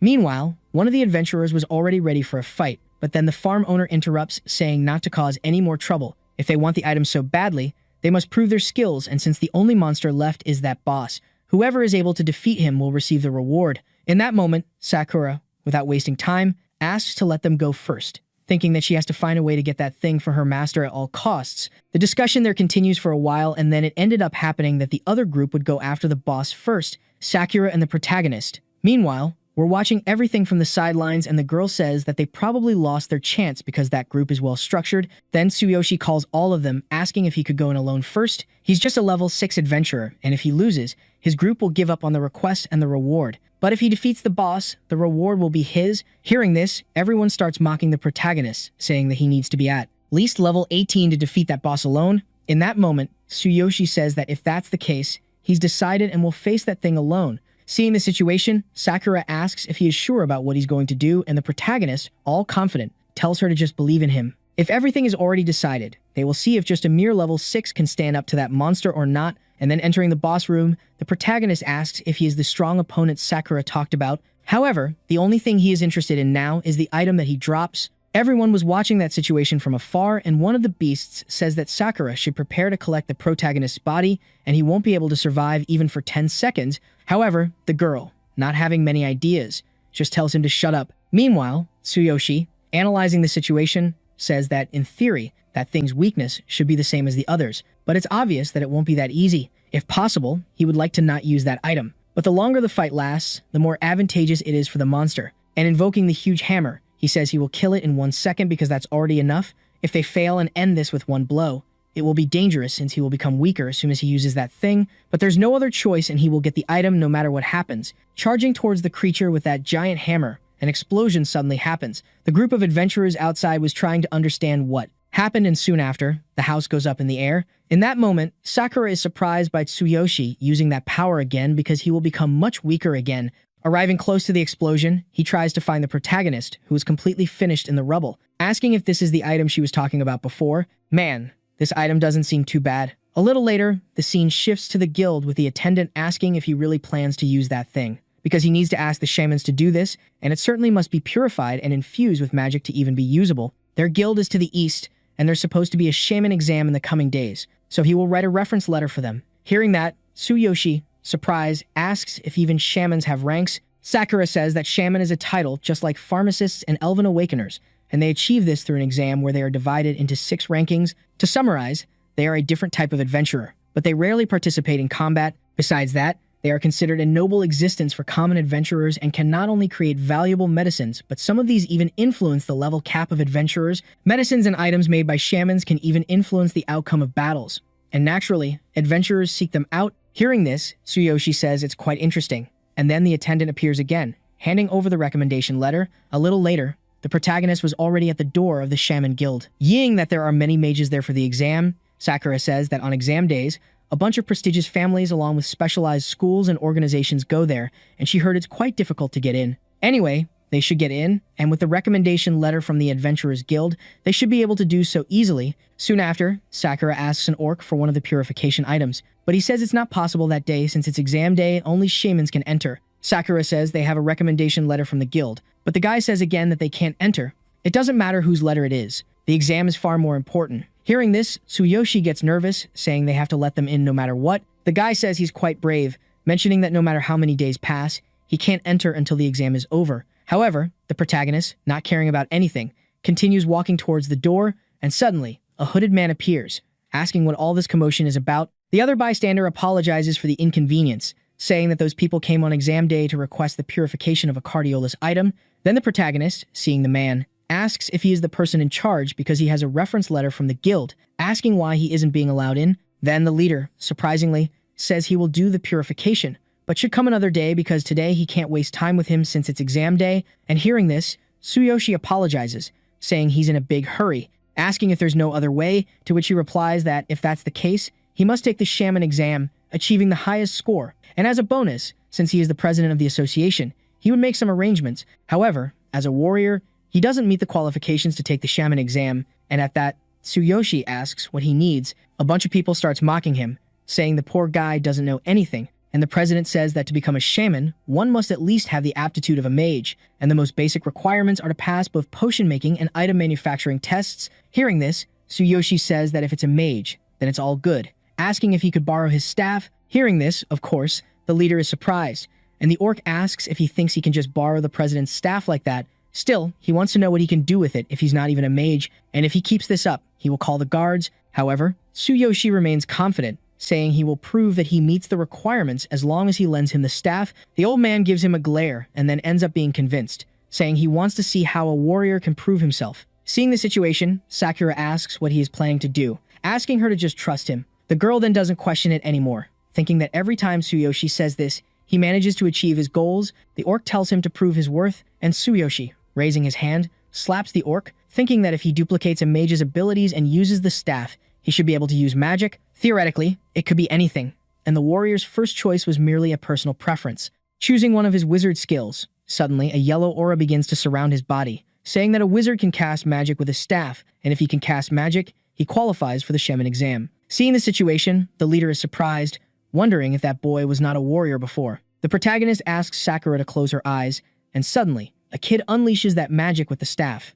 The president, with a reflex, invokes a magic barrier, thinking that this is a basic light magic, and it is enough for a standard adventurer. However, his magical shields obviously cannot be broken with this mediocre level of strength. Our boy, however, continues to apply more and more force, and the glow becomes more powerful. Incredibly, the president's barrier shatters, and that light envelops the surroundings. The kid, after making all that mess, then asks if he is qualified for the shaman exam now, and the leader, having no other option, ends up accepting the boy. A little later, Tsuyoshi was in the shaman test hall, and all the beasts were outraged that a human was there. The kid says he feels like everyone is looking at him as if he were an enemy, and Sakura says he is the first human to take the shaman exam. There are no rules prohibiting human participation, and these 3 classes each have their factions, so entering a different faction will naturally be seen as a type of provocation. And hearing this, Tsuyoshi says he just wanted to purify that item from before and has no intention of bothering anyone. Meanwhile, a beast was arguing with the president, Ask. Ingif, what they did would not affect the honor of the beastly shaman faction. As vice president, he also doubts that the human can make potions, since he doesn't even have a basic staff. However, the old man says he had lent his staff to him, and the goal of today's test is to see if that boy can make potions. To summarize, he is just curious about his potential, thinking that it was just a brief movement, so maybe no one had noticed, but he could feel magical waves coming from him.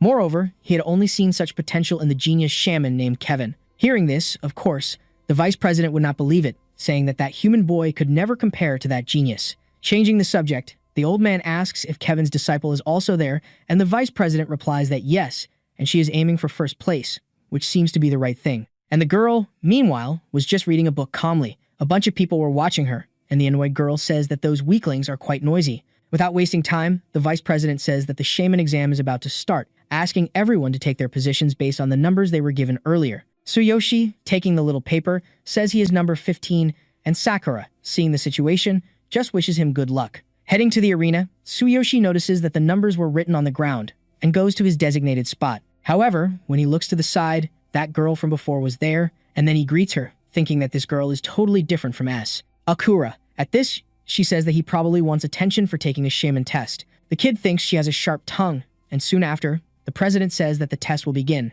Everyone must make potions alone, and since they chose the path of becoming shamans, they should obviously have prepared for it. Tsuyoshi, looking at everything on the table, didn't even know what to do, and the girl says that if that's the case, he should just go home. The poor guy just gets more irritated, and starting to analyze those components on the table, thinks that the way potions are made in that world is still quite old-fashioned. At this, the old man says it will be the vice president who will announce the details of the test, and banging the staff on the ground. The protagonist, when looking at his paper, had already received his mission. Basically, he will have to make 3 basic energy potions in 1 hour, then they will see how the other participants perform. The old man says that the first obstacle is selecting the materials, and on the refining table, there are a bunch of materials, plus it requires a certain level of knowledge to choose. Most amateurs do not know that there are 9 types of materials for potions, and if even one is wrong, the correct potion cannot be made, and that is where many will be eliminated. The protagonist, meanwhile, was watching everything that was happening, wondering if there are so many people who do not know what to choose. Then, that girl from before says that normally when a magician makes a potion,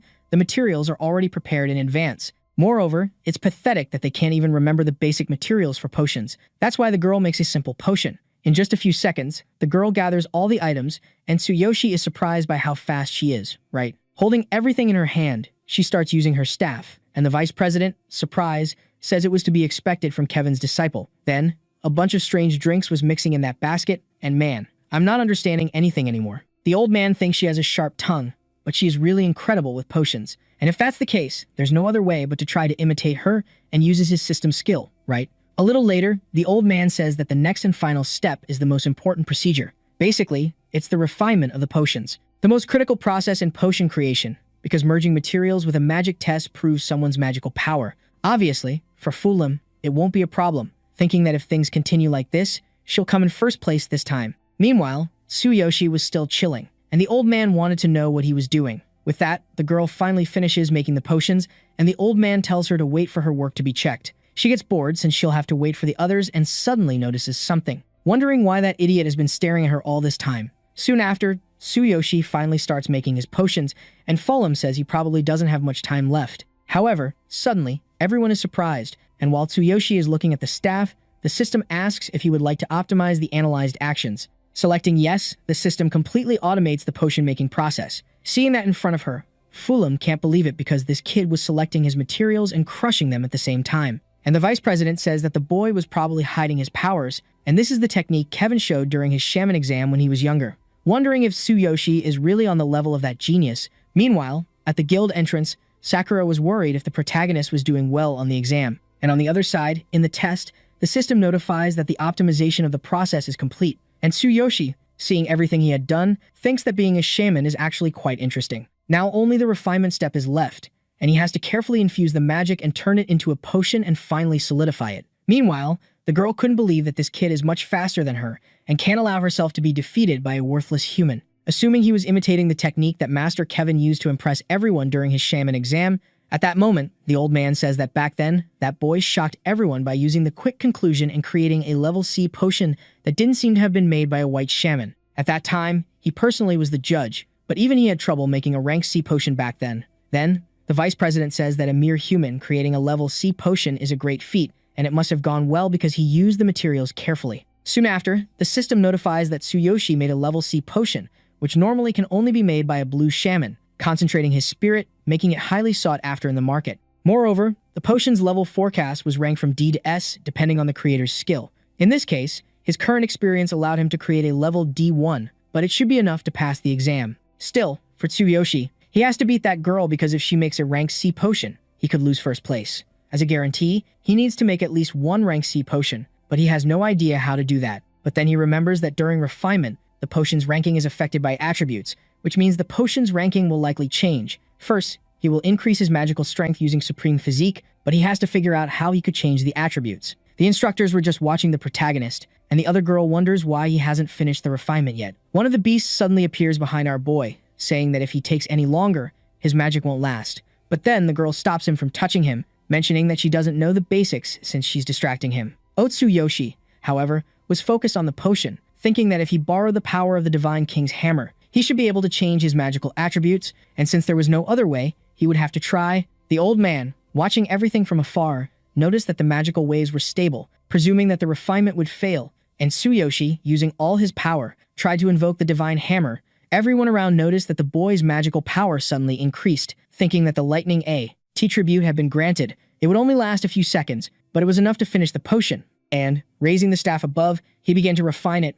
A little time passed, and, finally, the basic energy potion was completed. Tsuyoshi, tired, said he didn't expect that changing attributes and using magic would be so exhausting, wondering if it was really enough to surpass the girl, and the vice leader, surprised, said that despite the energy being unstable, he still managed to refine and solidify the potion. Wanting to know what the hell that kid had done, a little later, the old man finally began the evaluation process of the potions, saying they would decide the grades. The two went from table to table, seeing all kinds of potions, from good to bad. Then it was Fulim's turn, and the vice leader said that this aroma seemed quite promising. Surely, it was a basic level C potion, and hearing this, Fulim thought that thankfully, he didn't embarrass his master. Thanks to his intense training, his refining speed had increased much more, and Tsuyoshi, seeing that from the side, said that a level C potion was indeed impressive. Then, the old man appeared, saying it was his turn, asking what he thought of his results, to which he replied that he did what he could. Then the leader said he would analyze him and, when he opened the potion,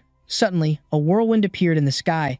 Lightning particles flew out of the potion and the old man, not understanding anything, wanted to know if there was some kind of natural phenomenon. And the vice leader said that a potion causing such an effect was probably at least rank B. To Fulim, however, it was obvious that he didn't believe it because only someone with the same power as Master Kevin could create something with a B grade. Everyone around couldn't believe what they were seeing, and the old man calmly continued to analyze the potion, saying they were indeed wrong and that this human boy could be an even more terrifying existence than the genius Kevin himself, and without a doubt, he would take first place in this shaman test. Meanwhile, Sakura continued to wait for the protagonist, and the poor girl couldn't stop worrying. Suddenly, the Blessed One appeared, all happy. He apologized for making her wait too long, informing her that the exam had just finished. She asked how he had done, to which he replied that he did very well and ended up taking first place. Suddenly, the old man appeared again, saying that despite all that power, the protagonist only wanted to purify that item, and since he took first place in the test, as they had agreed, he would fulfill his wish. Then, the curious vice president asked who his master in potion making was because it was impossible that he didn't have one,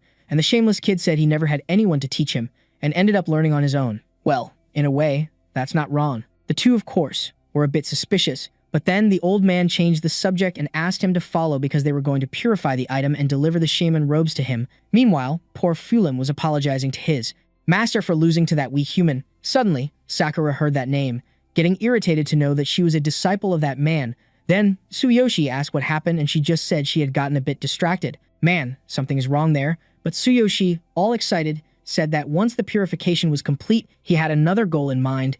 A little later, that old man was already performing the purification process. Then, the vice leader said that the item was full of dark power, so a specialized ritual was necessary. He was very lucky, and the president was doing this for him, and Tsuyoshi asked what kind of spell a shaman uses, and Sakura said that shamans are also a type of mage, and the more powerful the spell, the greater the summoning, and this purification ritual is probably a form of specialized magic. Then, The purification process was finally complete, and the old man asked to infuse his magic into the cardiolis, and only he would be able to use it. The cardiolis is classified into low, medium, and high levels, and even if it is low level, adventurers often die in the dark area. After all, it is still part of the dark area. Moreover, what he has now is of medium level, and the greater the difficulty, the greater the rewards. However, it is completely different from a beginner area. From his experience, his group will need at least 1 tank, 2 warriors, 2 offensive mages, and a pharmacist, asking if he has already decided who the members of his group will be. However, a shameless kid says he is alone,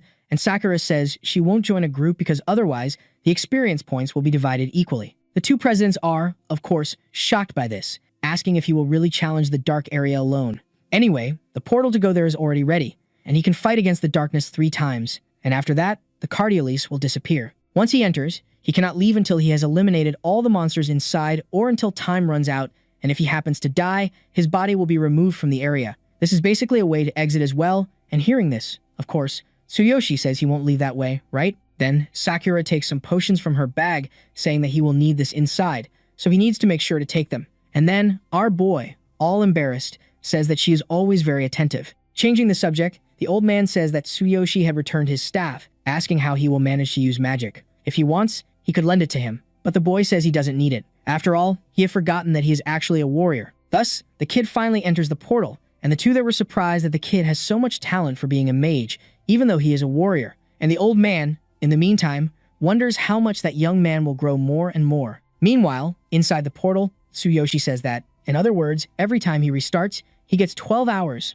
and then the entrance opens again. In that case, he will defeat all the monsters as quickly as possible because he can't afford to wait, right? Observing those monsters in front of him, he thinks he needs to be careful not to get surrounded. He can't underestimate them. The only thing he has to do is finish off the group quickly, increasing his attack power with his supreme physique. And, with a kick from above, he takes everyone out at once. The boy is surprised to be getting 500 XP per monster because it's almost the same as a small boss in his original world. There, the experience points are much higher than in his world, but anyway, after completing the 3 rounds, he will exit and might even level up twice. Next, the paralysis effect that Tsuyoshi had placed on those monsters ends up deactivating. Countless monsters charge at the protagonist, who had no choice but to activate his supreme physique. Then things just get easier, right? This ability is very broken, and he says that at this rate, he will level up quickly and might reach level 7 just on his first attempt. Meanwhile, outside the portal, the old man asks Sakura if she is worried. He has never heard of anyone entering the dark area alone, and even if they have exceptional power, he still has his doubts. However, Sakura,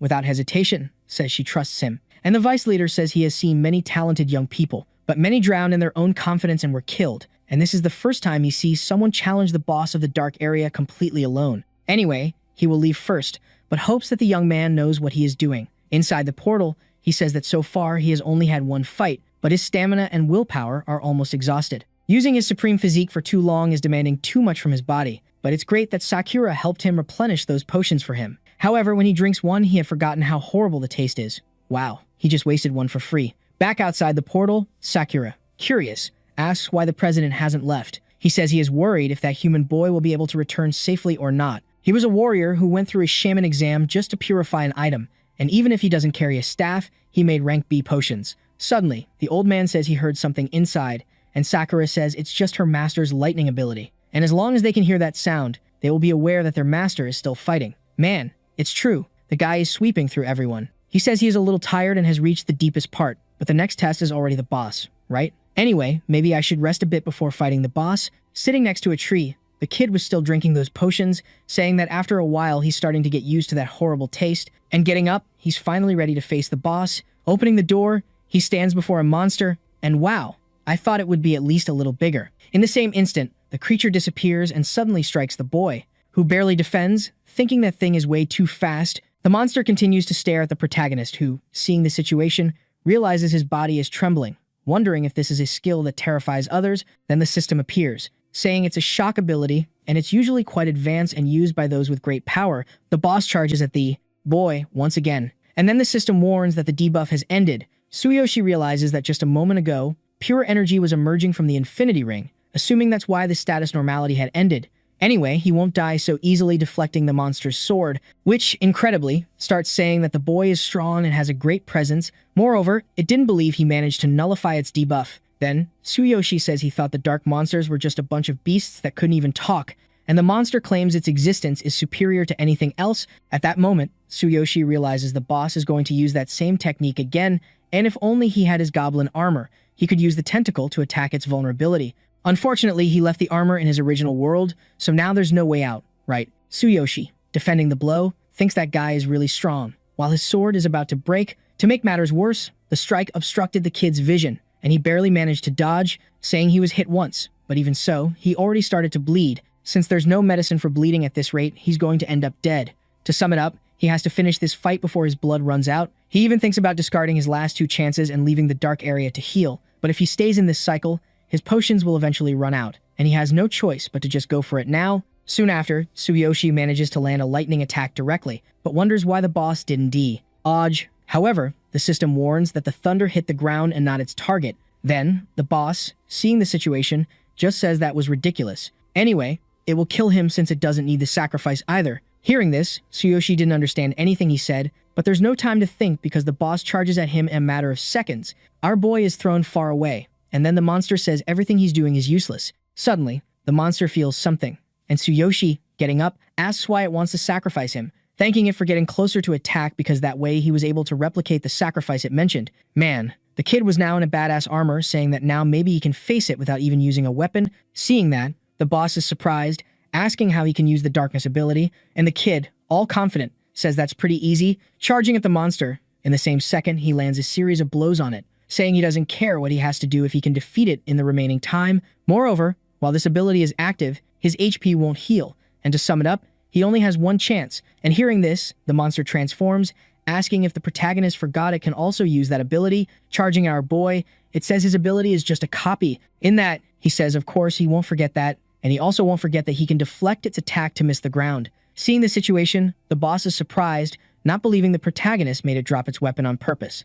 To the ground, and the kid charging at the monster says what he wanted was its blood, since it doesn't have the weapon. Now, they will see how it survives that attack. In that, the boss takes the hit directly and ends up falling to the ground. At the same moment, the protagonist's ability is deactivated, and the kid is exhausted, talking about how the sacrifice ability is powerful, but combining it with supreme physicality puts a lot of strain on his body. Suddenly, the system appears, dropping the items that the boss had. One of them was that sword that has a bleeding effect. The system warns that he still has 2 chances to complete the dungeon, or if he wants, he could leave. But if he continues, he will receive a 50% experience bonus. Our boy, without thinking, selects to restart the dungeon, and at that moment levels up to level 7. Still, he can't believe that his body hasn't fully recovered after leveling up. If he goes for the second round of the dungeon, now he will definitely have to use the same ability, wondering if his body will really hold up. The plan was to level up 6 times in a week and reach level 12, which is why he can't ignore this XP bonus. To sum up, there's always a price to pay to become stronger, and without wasting time, he selects to start the dungeon again. Meanwhile, outside the portal, the old man thinks that it has been a long time since the protagonist was inside, and he should have come out by now. Anyway, there's no need to worry because he might have chosen to continue challenging him, as it could give him a much greater XP bonus. However, in his mind, the leader was complaining whether Tsuyoshi was really defeated or if he intended to keep challenging the boss again. At that moment, the girl says that Tsuyoshi promised he would come out after the first round, but she is still hearing the sounds of thunder. Soon after, the vice president appears, realizing that the first round has already ended, and since Tsuyoshi isn't there, he probably hid somewhere. The old man asks him to be careful with his words, but the man asks if he thinks that boy can really break through the intermediate dark area completely alone. If the first round has passed and he still hasn't appeared, it means he is trying again, which likely means he will die. However, Sakura, still hopeful, says that he will return safely, and the fact that she can still hear the boy using his abilities means he is still alive. Hearing this, the vice president says that if he dies, she will be more responsible than anyone for giving the boy such great confidence. Suddenly, the girl gets really angry, telling everyone to shut up, and then the two go quiet at that moment. Then the old man orders them to stop mentioning that no one will say anything until that boy appears. The vice president starts to leave and then says he is just speaking the truth, and it's time to face reality, right? The president just asks him to go away, and seeing the situation thinks that guy was an idiot to the point of not even sensing that girl's bloodlust. Incredibly, her abilities seem to have no limits. Suddenly, the portal starts to glow and Sakura realizes that the thunder has stopped. The vice president, seeing that, says it was expected, and at that moment something comes out of the portal. The old man starts to prepare, thinking that the portal has broken, but who comes out is the protagonist, all battered. He apologizes to Sakura for the delay, but still managed to use the portal 3 times and ended up leveling up to level 9. Falling to the ground completely exhausted, the two presidents were shocked by the protagonist's feat. Anyway, They should let that go and start treating the kid. A little later, the president says that both his muscles and nerves are severely injured, and it's a miracle he survived. The MC thanks for the help, and Sakura angrily says that he always breaks his promises. He apologizes, saying he will be more careful, and it's just that he couldn't resist that XP bonus. Then the old man asks if he really did that challenge 3 times. To be honest, he wouldn't have believed it if he hadn't seen it with his own eyes and doesn't understand why he did it completely alone, thinking that the black aura that came out of him at that moment was much stronger than the bosses from the portal. The powers of this boy are not only incredible in medicine but also in combat, and if Kevin was a genius, the MC is something far beyond. Then the vice president apologizes for everything he did and for underestimating him. At least he admitted his mistake after everything. Then Tsuyoshi says it's no problem, and since he treated him, he doesn't need to worry. However, he says that the healing ability T-Hey used was of intermediate rank, and even though they did their best, they cannot help with the deeper wounds. When he came out of the portal, he had numerous internal injuries, and if they had been delayed a little longer, he would surely have died. Then the old man says it seems that the protagonist used some kind of secret technique, asking him not to use it again. Hearing this, Tsuyoshi thinks that the sacrifice skill seems to be messing with his mind, and little by little, killing is becoming the only thing he thinks about. Since it is a huge risk, he wanted to know what to do, and in the meantime, it seemed like something was watching the MC. Sakura asks what was happening, and the boy, changing the subject, says it's nothing, thinking that this ability is not only damaging his body but also his mind, and in this case, it's better not to use it ever again. Shortly after, the old man hands some medication to the MC, asking him to take it once a day to get better. That medicine is Kevin's favorite and will be of great help to his body, but he believes it's better to visit him someday. Man, I still want to know who this guy is. If he has talent, he is sure that he will accept him as an apprentice, showing him more and more knowledge of the medicines. Besides, he is one of the few people in this continent who possesses such a skill of the law of ruin. Hearing this, Tsuyoshi doesn't understand anything, and the vice president is surprised that he has no idea about anything, even being an adventurer. My god, what a long explanation. But basically, there are laws that govern the sky and the earth, and the magic used with them has unimaginable power. There are 12 laws in total, but all are hidden in unexplored lands, and at the moment, the law of ruin is one of them that is being updated and transmitted by prominent wizards. The reason Kevin is called a genius is simply because he mastered the 12th law, and thus his magic improved a lot, where it has been of great help in the production of medicines. To sum up, if it's him, he will probably be able to completely heal the protagonist's injuries. Tsuyoshi gets all excited, and the old man says this is not the best time to meet him. But since he has trained him before, if he takes him this letter of introduction, he will surely meet him. Moreover, he should get some rare items and valuable medicinal materials to trade with him.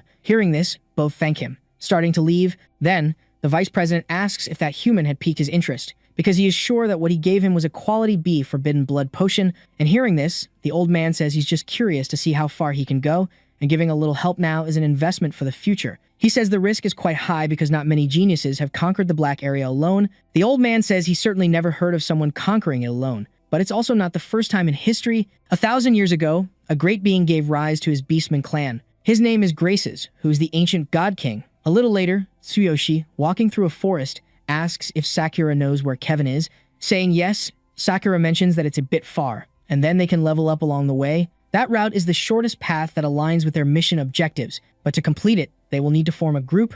Basically, here it is, the so-called mission point. Many adventurers gather there, and after a certain time, they move to other places, and since he heard it was along the route, he decided to take him there. Surprised, Tsuyoshi says it even looks like a mission market, thinking there are many more varieties of caves than in his world, and maybe he should test his level 9 skill while he's there.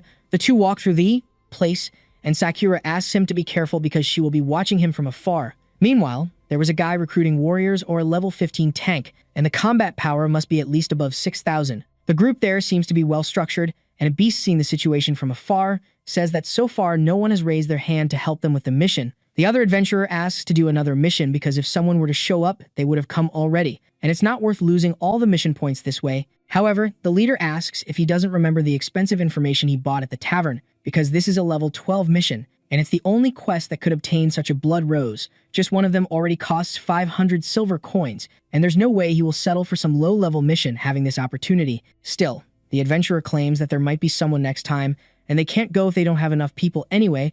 Then suddenly, our boy appears, asking if he could join, and he is a warrior, and although his level is a bit low, he is quite confident. Hearing this, the whole group gets excited, and the leader asks what level he is, but then he loses hope right away upon learning that he is only level 9. Obviously, they can't take on a mission like that, asking if he is joking with them. At that moment, the portal opens, and the system warns that the entrance will close in up to 10 minutes. One of the group members says that if they miss this chance, they will end up wasting another day, urging them to make a decision quickly. After all, there's no bad idea in using a level 9 adventurer, as long as they have enough people. And with no other way, the guy says he will give the protagonist a chance. So when they are inside, he can't do anything alone and must listen to their instructions. Incredibly, Tsuyoshi accepts everything, saying he is happy to be joining a group for the first time. A few minutes later, they had already entered the portal, and right away they come face to face with a giant rhinoceros. The group panics immediately, seeing that the monster is level 16, and the leader says it's okay since they are level 15 and have worked together to complete a bunch of tough missions. They will just do what they always do, and they will definitely be able to defeat that thing. If it doesn't work out, it's a shame, but they will have to use that item to return to the real world.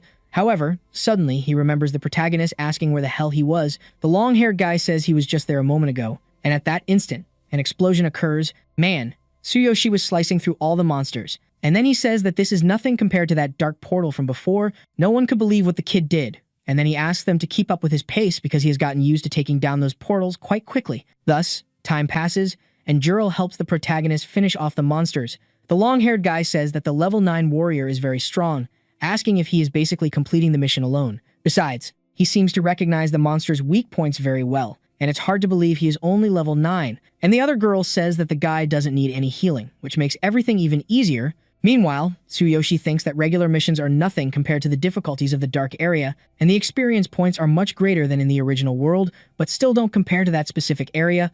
Even with those things being level 16, the level 11 ones in the dark area are much more effective, and they don't seem to have even half the strength of the monsters from the darkness. As long as they avoid those spikes, these monsters pose no threat. Plus, the Divine Eye lets him see all the monsters' weaknesses. This mission supposedly involves collecting blood roses, wondering if he could give them to Kevin as a keepsake. Then he says that the fight against the boss is approaching, mentioning that those monsters are weak against fire, asking if he could use a fire spell to attack.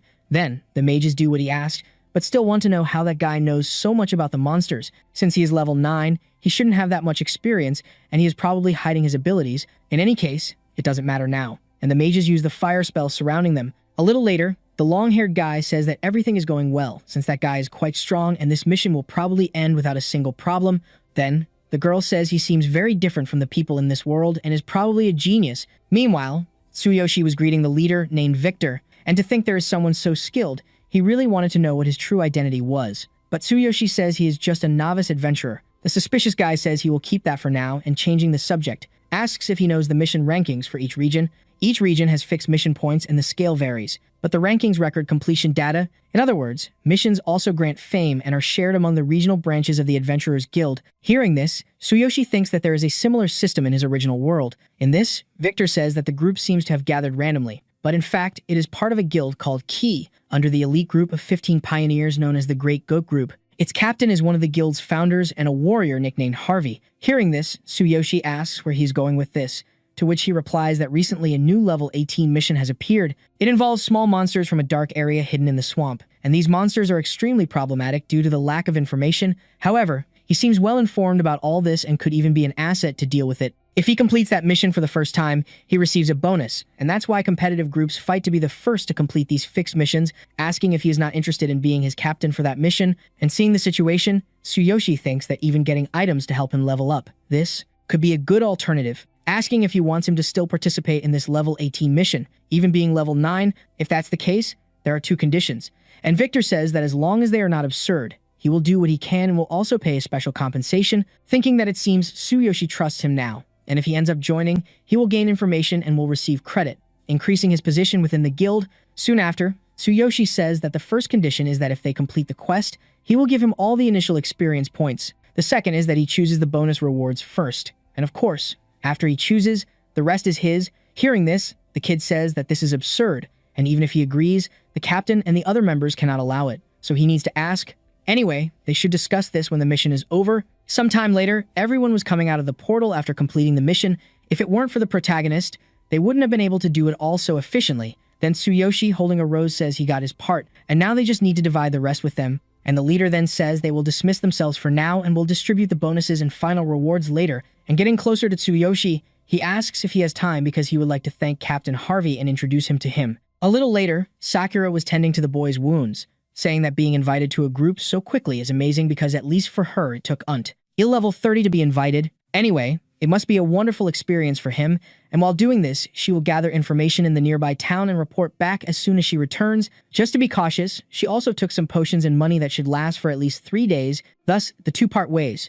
And Sakura, looking at the protagonist, thinks that this situation is perfect because she needs to investigate more about the genius Kevin. After all, her plan to kill him might need some adjustments. In this, the scene shifts to another place with Victor talking about the protagonist to the guild leader, asking if a level 9 warrior will really lead his elite group whose average level is 16. However, the boy says that this guy is incredible, and thanks to him, they obtain the blood roses without a single problem. Still, for the armored guy, a level 9 warrior does not qualify for anything, and Victor must have gone crazy after hanging out with those idiots. Victor says that if he doesn't believe him, he should meet the boy for himself because he brought him, and he is waiting outside. The man says he is very brave to bring someone like that here, and hearing this, Victor gets nervous, thinking that he has always been mocked, but this time he will prove him wrong. Incredibly, the guild captain goes to meet the protagonist, and then the boy appears. Introducing himself, he says his name, mentioning that he is just a level 9 warrior. Then the overly confident armored guy says that the kid seems too weak. Victor asks him to just ignore it, and then the guild captain says that according to him,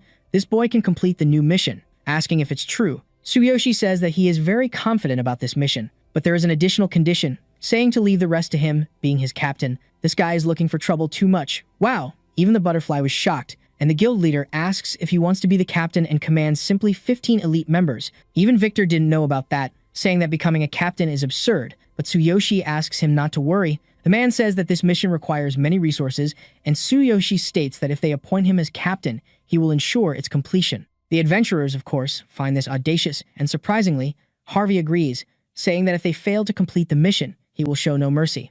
However, Tsuyoshi reassures them that everything will be fine, and that if they work together, they can finish without a single problem. The armored guy, confused, asks if Harvey will really trust this guy who is a level 9 failure, but they have no other option because without that kid, they would only be going. He asks if they are aware of how much others laugh at their guild because they achieved nothing and were surpassed by other groups. If they secure the first completion and the best performance in this mission, their reputation will recover, and there is no other way now. Even if the chance is slim, they must take advantage of it. Moreover, if it's just a blow, it's obvious that he won't let that kid off easily. As time passes, the day of the mission finally arrives, with the protagonist being its captain. The other group sees that the guild has changed leaders, and Victor says that the captain of that group has always seen them as rivals. Because of this, the entire team is under a lot of pressure. After all, the current situation has been quite difficult lately. Hearing this, Tsuyoshi says he understands the situation and, passing by the beast, accidentally bumps into his shoulder. He asks if Tsuyoshi will have the same attitude when they retreat from the mission. But Tsuyoshi replies that whether they achieve the first completion or not, they will find out later. Entering the portal, Tsuyoshi thinks that according to Victor, this mission involves an unknown group of darkness monsters in the swamp. However, with the Divine Eye, there's no problem, and he will show them a first completion performance stronger than expected. On the other side of the portal, everyone is prepared, and Tsuyoshi says he already has a plan, but first wants to know if he is receiving all the initial experience points. Harvey responds that yes, because for them, honor is more important, and as long as they can complete the first phase, nothing else matters. As he had seen, they are desperate for results, and if they fail, they better be prepared for the consequences. Anyway, they will start to hear their instructions as they are. Meanwhile, that armored guy couldn't believe they were letting this guy take all the experience points. Tsuyoshi continues to look at his system, thinking that now comes that thing Victor mentioned, which is hard mode. All rewards are tripled, including experience points, and with triple experience points, if all group members gain, they can level up 1 or 2 levels. At that moment, the system appears for everyone, informing them that hard mode has been activated and all attack and defense power has been tripled. Everyone was trying to understand why Tsuyoshi did this because it's basically suicide. The armored guy says that no one has even completed normal mode, asking if he wants to get them killed and knew he was a fraud, thinking that he was waiting for a chance to ruin his reputation, and the guy literally handed it to him on a platter. Good thing he had prepared for this because he brought a horn to return to the real world. Then Tsuyoshi says that if he brought him there, he obviously has a plan to get him out. The man asks if he thinks they will manage to complete the mission even after failing in normal mode, so he needs to stop making empty promises. And the kid, not caring, just activates his Divine Eye. If there's a swamp, it definitely has a wet area, and those monsters are vulnerable to lightning. Moreover, if he can concentrate more, he can further enhance the Divine Eye. Meanwhile, the other adventurer says it's obvious they won't be able to handle those monsters. In the midst of this situation, Harvey wanted to know if that kid had really deceived them, but he asked them to follow him because he will guide them to complete the mission, even in the hardest mode. With no other choice, Victor gives a vote of confidence to the MC, calling all the mages to help. Suddenly, a bunch of crocodiles appears, and Harvey tells the kid to get out of there. However, Tsuyoshi takes charge, asking the fire mages to attack exactly 1 meter in front of him. In a few seconds, the monsters are annihilated, and Victor is trying to understand what happened. The adventurers begin to gain confidence in the MC, and Harvey is curious to know if that young man is really level 9 with those skills. However, that other guy still finds it impossible that Tsuyoshi analyzed the entire situation under these conditions. Victor asks why he can't just stay quiet, and then our boy says they don't have time to argue. Everyone starts to move, and now it really looks like a group, everyone following the MC. Time passes, and Victor says it seems all the monsters ahead have been defeated, asking what they will do next. The other adventurer says the monsters there are of the dark type and that they are in hard mode, and if they fail there, they won't let it slide. Man, what a boring guy. Victor says it was thanks to him that they almost didn't suffer any damage because this kind of thing was impossible before. Then the guy says not to forget that he is the vice captain and the only thing he is doing is looking out for the group. Next, the system notifies that the swamp cannot be bypassed because the path to the next route is beyond it, and Tsuyoshi thinks it will be much easier than he thought. He says it was as vice captain Luke said. After all, he is just a temporary leader, so if any of them want to leave, he won't stop them. However, now that he is the captain, the only thing he asks is that they follow his orders. Harvey tells them to stop this mess, and meanwhile, the MC thinks that his past self would have been crushed by someone like that.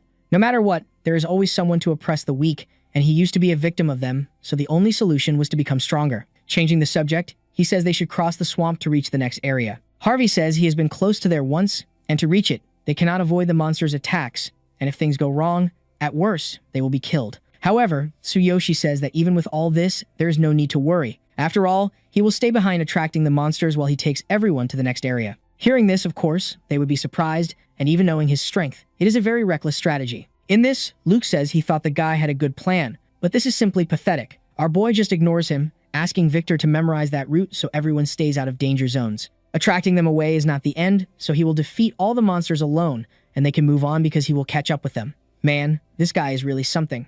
Besides that, he doesn't want to waste any more time asking if he has ever done anything reckless. In fact, he has done a lot, but let's pretend none of that happened. Then the kid starts to enter the swamp, asking them to form up, waiting for his signal. As he steps into that liquid, the MC immediately thinks it is much worse than he thought. But this type of terrain is perfect for lightning attacks, as it is always so convenient. Meanwhile, Luke asks Harvey if he really trusts a level 9 rookie against an entire horde of monsters, and the guy says he is still not sure. Victor, however, says he trusts him because rank doesn't matter, and they should just follow his plan. Meanwhile, Tsuyoshi says that normally being surrounded by so many monsters would scare anyone. However, that is no longer the case for him, and he slashes the creature that appeared. With that, the rest of the monsters are attracted, and all of that was apparently the kid's plan. He thinks that for normal adventurers, that unstable terrain would be fatal, but with his supreme physique, it is no problem. And while attracting the monsters, he asks Harvey to lead the others along the route he had shown. The adventurers were surprised that the boy managed to attract all the monsters, and Victor says he had warned them before,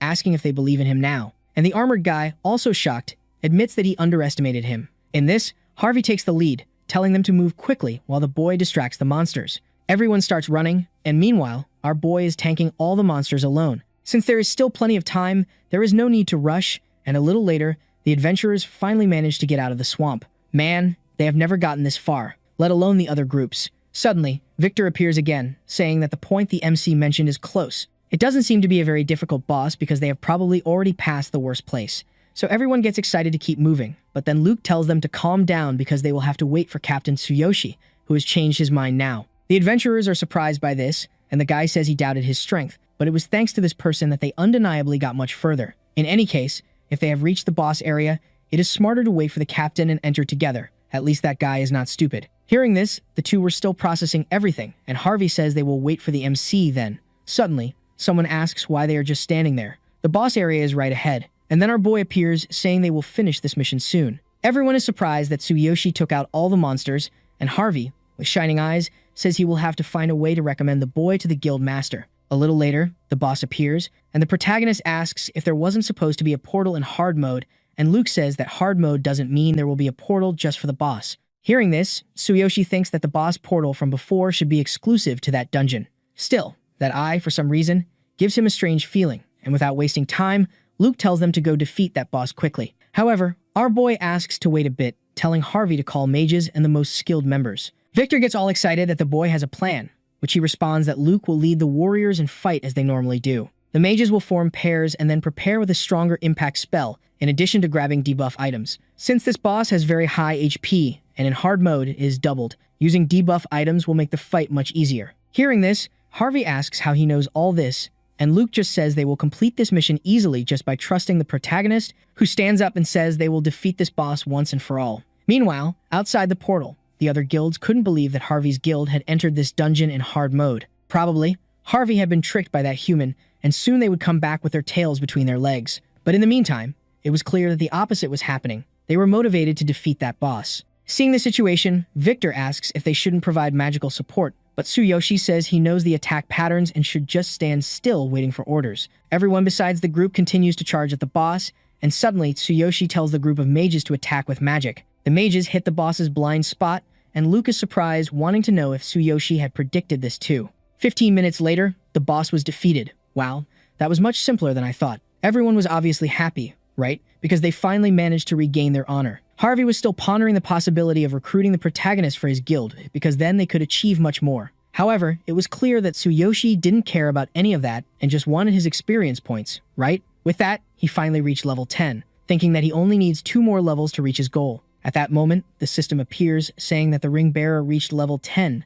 and received his set of black armor disguise. And wearing the outfit, wow, the kid just looked even darker. He thinks it seems like his body also changed, wondering if it adapted to his needs. Soon after, Victor asks who this handsome guy in front of him is, and the protagonist, embarrassed, says he just changed his equipment. Everyone is surprised by that outfit, and even Luke says that if he had shown up looking like that, of course, he wouldn't have been called weak. Then, Harvey says he has a favor to ask, and in the meantime, the guild was waiting for Harvey's group to appear again. Suddenly, a bunch of system messages appear, informing that the group led by the protagonist had completed the mission in hard mode for the first time. Of course, the guy was going to be shocked by that, and suddenly, Tsuyoshi appears with everyone. Victor says everyone is talking about Tsuyoshi now, who responds that this is the second time something like this has happened since he arrived in this world, so it's a bit strange. Looking to the side, Victor asks if they were still there because, in fact, his guild had cleared that dungeon first. The leader of the other guild says it was only because they brought a strong person, and hearing this, Tsuyoshi says he had said something else about him before. And out of nowhere, the beast changes its mind, apologizing for everything, inviting the protagonist to his guild. Wow, what a shameless creature. Meanwhile, he slyly thinks that this boy is definitely not an ordinary person. Then a bunch of people appear wanting to recruit Tsuyoshi for their guild, thinking that talented people are always in high demand. Even in his world, large guilds fight for powerful heroes, and if you are strong, you will be desired wherever you go. And at that very moment, Harvey appears asking to clear the way because he is actually going to his guild. A little later in the capital, the MC's group had already arrived and a bunch of people were staring at them. Near a house, Tsuyoshi asked them to wait a bit, thinking that he promised to meet Sakura near the Adventurers Guild. Entering the establishment, the same thing was happening as always, someone calling the waitress to come out every other moment. Our hero walks past the orcs, and one of them says they are in the middle of an important conversation, asking if he wants to get beaten up. However, at that moment, someone recognizes the guy, saying they think they have seen him somewhere else. Then the waitress remembers Tsuyoshi saying that the guy has changed a lot, and the orcs, realizing it was him who accepted their mission earlier, ask how he got that equipment and probably spent all his money. The MC then just ignores the two, wanting to know if Sakura is there or not. The waitress mentions that she hasn't seen her, and besides those two idiots, no one stayed for long. Hearing this, the adventurers take a moment to understand who they were talking about and, irritated, ask if he is joking with them. Suddenly, Tsuyoshi interrupts him, asking if he doesn't realize that the waitress doesn't like that. Then the orc stops immediately, wondering where that kid got so much strength. In any case, inside the guild, there are guards, and it wouldn't be a good idea to fight. If they want to fight, it will have to be outside, and they shouldn't think they got more powerful just because they got some equipment. The guild waitress tells him to stay inside because if he goes out, he will really get beaten up. The boy, however, was confident, saying he would be fine. Wow, this fight is going to be ugly. The two orcs continue to stare at our hero, and outside, Harvey wants to know what is happening. Suddenly, those two freeze because their captain was there. Wow, I have forgotten they were from that guild. Man, the waitress was watching everything from afar, wanting to know who this boy really is, and then Tsuyoshi says that nothing happened, and those two are just looking for a fight. Hearing this, Luke gets angry immediately, asking if they want to confront his captain man. I find it really funny how much this guy has changed. At that, the adventurers tremble in fear, saying it was a misunderstanding. Then Victor appears, asking what is happening, and Tsuyoshi says it's nothing, and since his companion isn't there, they will just head to the guild. Moreover, since the mission is over, there's no need to call him captain. Time passes, and inside those guys' guild, a beast congratulates them for completing the dungeon, setting a new record. That partner, there is the guild master who wants to know if they really want a human to join for the other missions. Harvey says he has incredible talent, and it was only thanks to him that they managed to complete the quest. However, the other beast wasn't very convinced yet, saying that a human leading a beast guild is absurd. Besides, they have known him for a short time, which raises the possibility of him being a spy from other guilds. Hearing this, Tsuyoshi was confused, and Luke says that those three are the founders of the guild, meaning their opinions carry a lot of weight. And Victor, angry, says that he has always treated them badly for being humans. If Captain Harvey weren't a good guy, they would have left there a long time ago. And suddenly Luke, seeing that he was talking too much nonsense, asks him to just shut up. Harvey says that other guilds are desperate to improve, and with Tsuyoshi's help, efficiency will improve significantly. However, the other beast disagrees, saying they still don't need a leader, mentioning that this attitude is what is bringing the guild down. Hearing this, Harvey asks where he wants to go with this, and if he is questioning his loyalty to the guild. His efficiency may not be high, but they have been fighting together for a long time. The discussion just continues, and Harvey asks for the guild master's opinion. The man says they should follow Redham's suggestion. After all, they should solve all their problems on their own. So the only thing they will do is politely dismiss the human. Hearing this, Harvey is surprised by the response but just accepts it. Soon after, the MC says he only came there because of Captain Harvey, and if that's the case, then he will leave. Giving him a pat on the shoulder, he tells him not to worry. After all, he has companions he can trust. Anyway, it was nice to fight alongside them, and if fate allows, they will meet again, and until then, he will continue to level up. Redham tells the human to take care of himself, and Harvey says he had the potential to change the guild. They lost the opportunity to become much stronger, but of course he doesn't believe it, asking what a human can do, and that mission was probably just luck. Harvey's group leaves, and outside the guild, Tsuyoshi was thinking about whether to level up or find Sakura, because he needs to apologize for tearing the shirt she made. Suddenly, that beast from the other guild appears, asking for help from the MC because they are having a tough mission. The president asked for someone strong. Tsuyoshi was the only name remembered, and his group would accept him depending only on the reward and the terms. So the protagonist asks what the request is, thinking that if he can monopolize the mission and earn more money, it's worth it. The adventurer says it's an urgent request to rescue the daughter of a wealthy merchant, so they need to go with him to the guild master. Boy, let's see how this will turn out. As they walked, Tsuyoshi asks if their guild had really accepted a request like that, and the beast says that a guild needs more than honor, as it requires income, and for any guild requests are part of the revenue flow. Plus, they are competing with other groups. Tsuyoshi says that if that's the case, the reward must be very good, around 5 gold coins, thinking that the request from the farm he accepted before had already received 3 coins. However, the adventurer says that the one who was kidnapped is the daughter of a very wealthy family, and the reward is 100 times that of a normal request, which is about 500 gold coins. Given the current situation, if they help, they will receive half. In hearing this, of course, Tsuyoshi is surprised, thinking that with that money, Sakura would be over the moon. The scene shifts to the guild hall, where a wealthy merchant was waiting, ordering them to rescue his daughter soon. Otherwise, if they fail, they will pay 10 times the reward. The guild leader says that this is absurd, and they are currently devising a plan and will definitely rescue his daughter tomorrow. However, he has already said this many times, and it's clear that the merchant wouldn't be satisfied.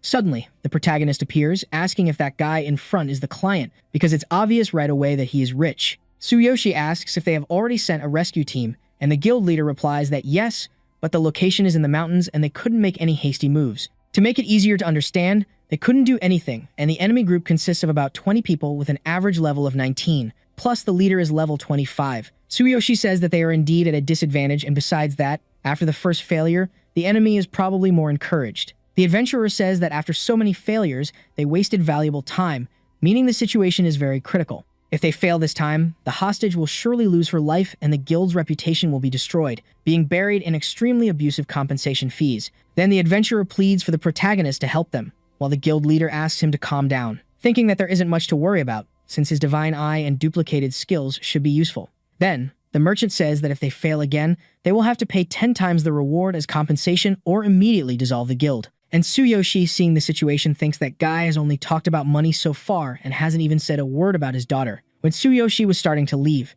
someone suddenly states that the girl can still be saved. The protagonist, confidently, declares that he will rescue the merchant's daughter by the next day. The merchant asks who this human is that is talking so much, and the other adventurer, whispering in the guildmaster's ear, says it's the person he mentioned before. Then, the merchant agrees, saying he will see what happens by tomorrow, but he shouldn't forget the consequence if he ends up failing. Tsuyoshi says that if that's the case, they will make a bet, and if he rescues his daughter, he will double the reward to simply 1,000 gold coins. The merchant was almost refusing, but then our boy says that if he fails, he will pay 50,000 gold coins, simply 10 times what he is asking. asking what he thinks. Boy, this kid is just adding more fuel to the fire. Everyone is surprised, and the merchant, without hesitation, agrees, saying that if he rescues her, the reward will be doubled. Handing the paper to the guild leader to sign, the poor guy was trembling with fear, and starting to leave, he says he will check the results the next day. The other adventurer, surprised, asks why the guild leader signed this, saying that this human pushed the guild to its limits. Questioning where this great confidence comes from,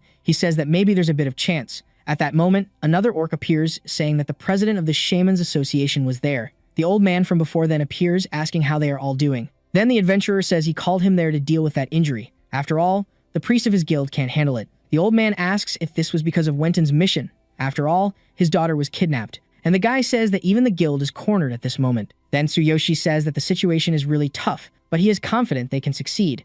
The old man, realizing who it was, is surprised and asks why the protagonist is there, and the other orc asks if they know each other. A few minutes later, Tsuyoshi explained the whole situation to the president of the Shaman's Guild, who says he is in a very complicated situation. Even so, he believes the kid can do it. Seeing the conversation, the guild leader says that those two seem quite close, and the old man is not someone who easily gets close to others. Besides, he used a lot of influence just to invite him. Then the vice leader asks to help Tsuyoshi in this fight since his experience could be useful. Plus, it's also his responsibility to keep an eye on them. Standing up, Tsuyoshi says he doesn't mind, and since his wounds are almost healed, they should go soon without wasting time. Then the guild leader asks if the old man knows Tsuyoshi because they don't know him very well and heard he is very strong. The leader of the shaman says he knows him very well since the boy was recently approved in the shaman's exams and is the youngest white shaman in the north and the most talented he has ever seen. Moreover, he had cleared a Cardiolas completely by himself. He still doesn't know exactly how powerful the boy is, but is sure he is much stronger than they thought. Outside the guild,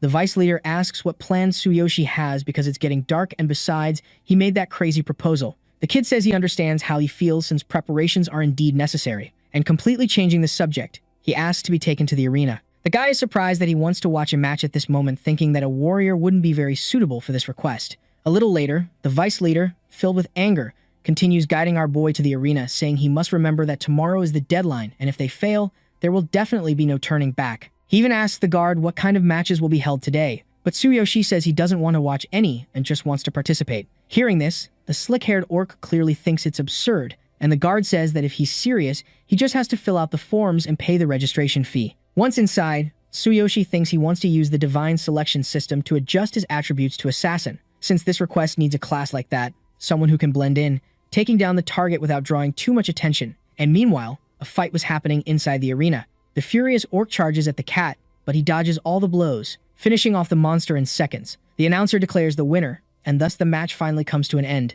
A lot of people were surprised by the skill of that beast, and Tsuyoshi was just watching from afar, thinking it's quite impressive. At the same time, the slick-haired orc says that if he wants to win against an assassin, he won't have a chance since that guy is called the Assassin of the East, who became famous recently. Tsuyoshi asks if the Assassin of the East is really that powerful, and the man, surprised, asks if he doesn't know about the assassins from there. There are many mysterious and powerful guilds on this continent, and the Guild of the Assassins of the East is one of them. Our hero says that this group seems to have a lot of secrecy, and the orc says that you can't learn anything about this guild unless you become a member. A little later, the announcer says there's a new challenger in the arena who asked to fight an assassin and ended up facing Naruto. The spectators at the time think the fight is in Naruto's hands. After all, that guy is just a human. The assassin asks if he really has no experience, and the kid says he will go anyway because experience won't matter. After all, they won't be able to predict the outcome. The emo listening to this still wanted to know where all this confidence came from, and soon the two fighters were face to face.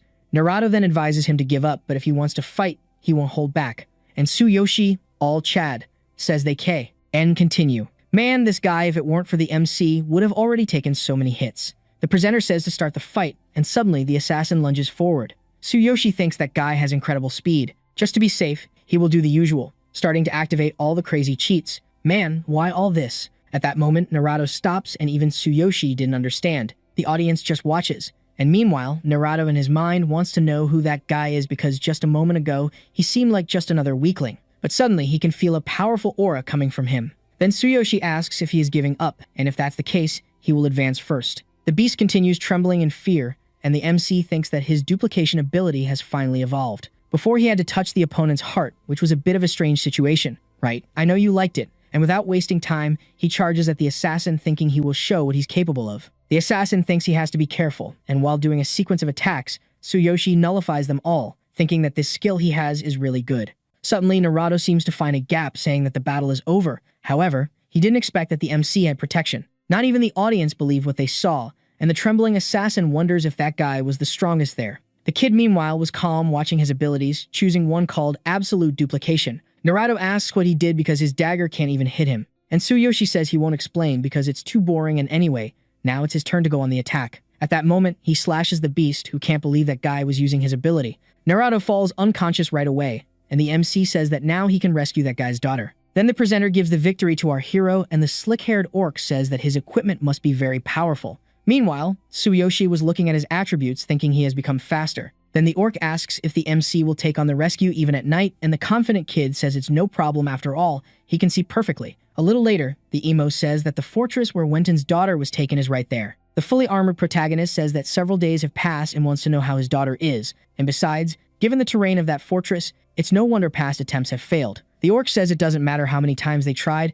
it always ended in failure, and that terrain makes the fortress easy to defend and hard to attack. Besides, the enemies set traps, and knowing the environment, the path to the entrance is nothing less than a nightmare. Anyway, he had seen their skills in the arena, but even so, this request is a huge burden for his guild, asking how to plan an attack with just the two of them. However, when he looks to the side, our boy had simply vanished. Meanwhile, inside the fortress, those guys were quite convinced they had defended against all attacks, and from above, our boy just observes. Then, the system alerts him to all the places that had traps. Tsuyoshi thinks that the divine eye seems to have evolved too, because now he can clearly see the points of the location. And without wasting time, he descends to the fortress, saying that the divine selection system is really very meticulous. Getting closer, he makes a noise in the bushes, and at that moment, the group hears it. An orc comes down, saying it was probably just an animal, and if the traps are triggered, they just have to kill it. Then, his companion says he is inexperienced, so he shouldn't get nervous, because no one would dare to attack this fortress at this hour. Meanwhile, Tsuyoshi from the tree was observing his target, thinking that from that distance he can use the kunai he had received earlier, and getting close to the orc, he grabs him by the head, finishing off his enemy calmly. Man, the kid is fierce. He already wants to go straight to the next one. Getting even closer through the bushes, he watches the other two who were worried that their companion hadn't returned. The other says he will go look for him, and the spiky-haired one says that if the boss finds out, he will definitely get very stressed. At that moment, when he closes his eyes, his companion disappears. But then, when he looks back, there was no one there. However, that other partner had already gone down, and the protagonist says that only one more is left. At the same time, the remaining bandit activates a light magic, saying that if they were trying to scare him, they need to leave quickly. If that's not the case, he will activate all the traps, and as he moves further into the bushes, he wants to know what that terrible feeling he was experiencing was about, assuming it could even be an intruder. At that moment, Tsuyoshi appears and says he can't let him activate the traps. He launches an attack on the remaining bandit, and thus the cleanup was completed.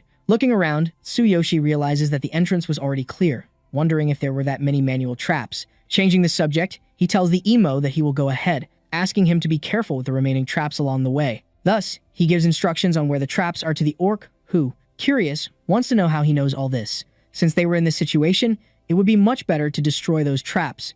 However, our boy interrupts right away. After all, they will need it later. This kid is planning something, The only thing they have to do is follow him, since they are going to rescue the hostage all at once. As time passes, they go through all those traps. A little later, they arrive at the barracks, and the orc says that the merchant's daughter is probably in the innermost room. Everyone seems strong, and if they are surrounded, it won't end well, but without him, he would have died countless times by now. Tsuyoshi says he only did what was right, and then asked him to stop distracting him while he analyzes the surroundings. Hearing this, the orc feels sad, saying that they have cooperated until now, but this is where their paths will part. As he starts to walk away, Tsuyoshi says he is not using him as a pawn, asking if he remembers the traps they left intact until now. Then, the slick-haired one somewhat understands what was happening because he had left all of them to deal with these orcs. And our boy says that's exactly it, as fortresses like this always have significant defenses, otherwise they wouldn't establish a base there. Anyway, those traps will be effective, and they will suffer significant damage, and the only thing they have to do is keep the leader with him.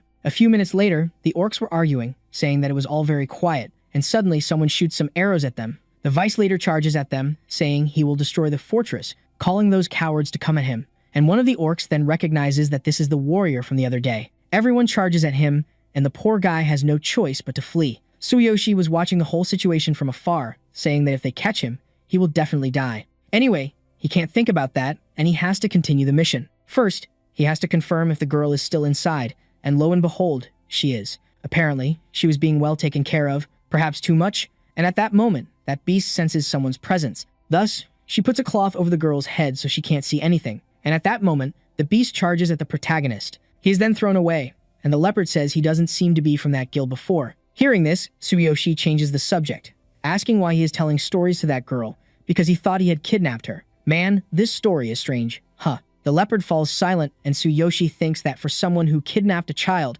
the previous expression seemed very gentle, wanting to know what is really going on. The leopard, changing the subject, asks if he is a killer, because to dodge the traps and eliminate the guards silently is very impressive. Tsuyoshi says he is there on behalf of the Pace Guild to rescue Wenton's daughter, who was kidnapped by his group, and he is only there for work, so they should be professionals, right? But then the leopard refuses to hand over the girl, charging at our hero in a matter of seconds. He manages to dodge the blow, thinking that it's to be expected from a berserk, because there is no useless conversation in battle, plus he gets stronger the longer the fight continues. So he can't afford to take too long, because if his allies return, there will definitely be a big problem. At that moment, the beast tries to kick the boy, who uses his divine eye, and at that instant, an explosion occurs. Surprisingly, Tsuyoshi manages to dodge, appearing behind the leopard, who can't believe that speed. Still, he barely managed to dodge the blow. Tsuyoshi thinks that this focus is definitely suitable for a leopard, and meanwhile, the beast reflects that Tsuyoshi is quite powerful and is certainly not at a lower level than his own, but still wants to know why he is using his sword instead of any other weapon.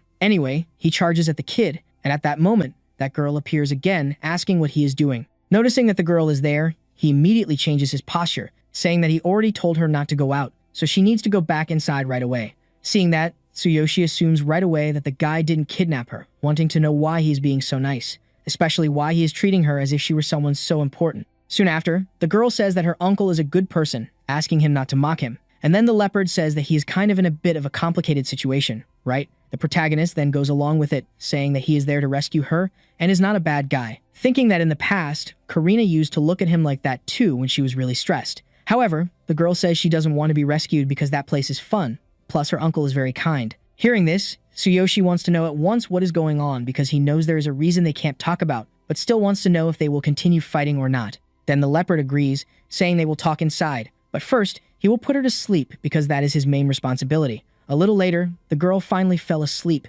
and Tsuyoshi says that she is very attached to him, asking if this isn't just a simple kidnapping. In that, the guy says he works for Wenton and is basically part of a secret gang. Hearing this, Tsuyoshi is surprised, asking why he kidnapped his daughter. He replies that it was for money, just so that old man could extort large sums of compensation from the other guilds. Then Tsuyoshi finally figures it out, thinking that's why all that seemed like a setup. The leopard continues the story, saying he was secretly hired by Wenton as low-level crooks to carry out his plan. Tsuyoshi says that then Wenton fortified the defenses to the point that no guild could get in. However, once the compensation was collected, it would be risky for the girl to be seen on the streets at any other time. But the leopard says that Wenton stole a newborn and raised her as his daughter, all for this scheme, and to him, a child he has already used has no more value. Tsuyoshi, observing the situation, says that in other words, the man was literally planning to kill her. This is not just scum behavior, but still wants to know why he is so attached to that girl, who replies that he was the one who secretly stole her from him and ended up taking care of her, and the more she grew, the greater his guilt became. Tsuyoshi asks if now that Wenton has achieved his goal, there is any hope for the future of that girl, and if he couldn't easily take her to escape. Then the beast says that he was once a homeless person until Wenton took him in, gave him clothes and food, and made him a capable warrior, and because of that, he cannot betray him. Tsuyoshi says that then there is no such thing as freedom in this world because everyone lives for someone else's purpose, but still thinks that he is the true father to that girl, should cut ties with Wenton and run away with her, since it is the best for both of them.